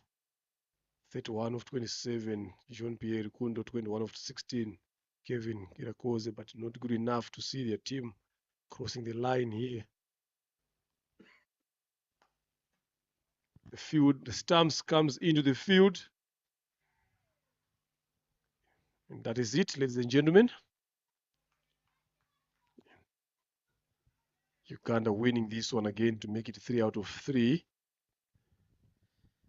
So winning by 12 runs here. Yeah, holding on to their nerves. Uganda win by 11 runs. And there we have the scorecard up front. 16 of 15, Hamza Khan. Nziza Jasper with 2 of 13 deliveries. And that is where the troubles began. And then Mucho Dusenge Eme, 2 of 5. Namuhoranyi Chris scoring a duck of 2. Twizere Jambo scoring 22, but at a cost of 32 deliveries. With a strike rate that hurt his side, 68.75. Christian Bedeherwe, 10 of 9. Got started really well and then gave it away. A fighting knock by Rukundo Jean-Pierre, 32 of 28, and Kabari Kevin giving in the final blows of 21 of 16. But that was required much, much earlier with 14 extras to help them get to 119 for 6 in the spell of 20. There you have the economy of the bowlers. Christopher Kidega, the newcomer, got clubbed for 12 runs in his one and only over. Musa Majid picks up 3, having given away 14 in 4 overs.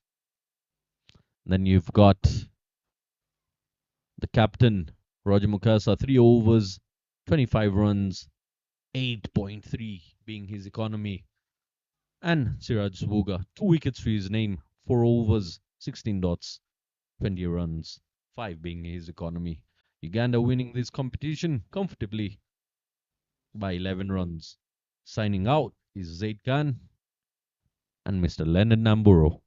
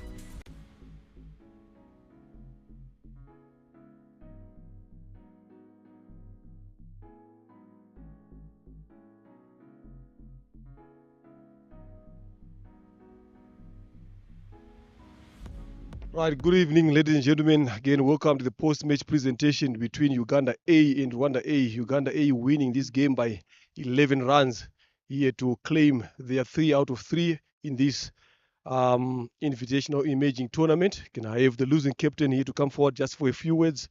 Eric Kubimana. Hard luck there, Eric, for you and your team again. You've not managed to find ways to win games so far here today, yet so close, yet so far. Again, losing this game by 11 runs. Where exactly do you think you guys have fallen short? Firstly, it's on our fielding side. We have done some mistakes. We dropped 2 catches. That's why I think that we have done some mistakes on fielding side. On batting, we really need to use the power play. We really need to maximize that power play, and you get a good score on the board. Okay, fine. You've got a lot of lessons learned here. So hopefully you guys are going to play again in the second round. Hope to see you guys coming back. Good luck in your next upcoming games. Thank Yes, can. Now we just go on to the winning captain here, Roger Mkasa. Just for a few words as well. Congratulations, Roger. Again, smiles all over 3 out of 3. Again, you spoke about 130 here today. Yes, they needed 130 to win, and you guys managed to win it by 11 runs. What exactly do you guys do behind? How did you assess the condition to come up with that figure and getting the win out of the game? It's all about our bowlers to bowl it. We talked about the channels, wicket to wicket, and the wicket is a bit slow, so we have to violation all the balls. So it's all about controlling about the bowlers. And there was sometimes the pressure was shifting from your side to the other side. The Rwanda felt like they might get the game. Then what was the talk in the field? You as the captain, what were you telling your fielders, your troops, to do and your bowlers, how to bowl and where to bowl? Just to keep the discipline, and we don't try to do a lot of stuff. Let's keep the discipline and then bowl channel to channel. Don't give them the room to smash us. So that was the simple words you had in the middle there. Thank you very much, and good luck again in upcoming games. Well done again today for winning. Thank you very much. Right, there we are waiting for the player of the match today. It comes from the winning side again, bowling 4 overs, giving away only 14 runs and taking 3 wickets. Musa Majid.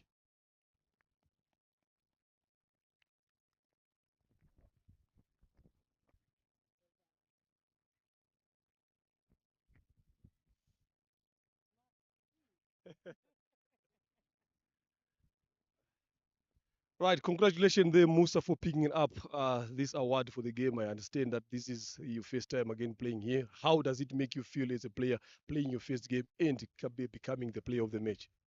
First of all, I'm very happy to be here.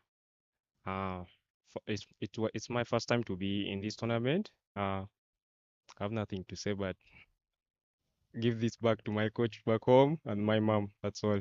Thank you very much. That is so sweet. He's giving this back to his mother there. Congratulations again. Hoping to see some great performance in the upcoming games. Well done again, Musa. Good luck. Right, that is it, ladies and gentlemen, for the post-match presentation there. Musa Majid being the player of the match in today's game. Tomorrow is an off day. We are back here again on Monday.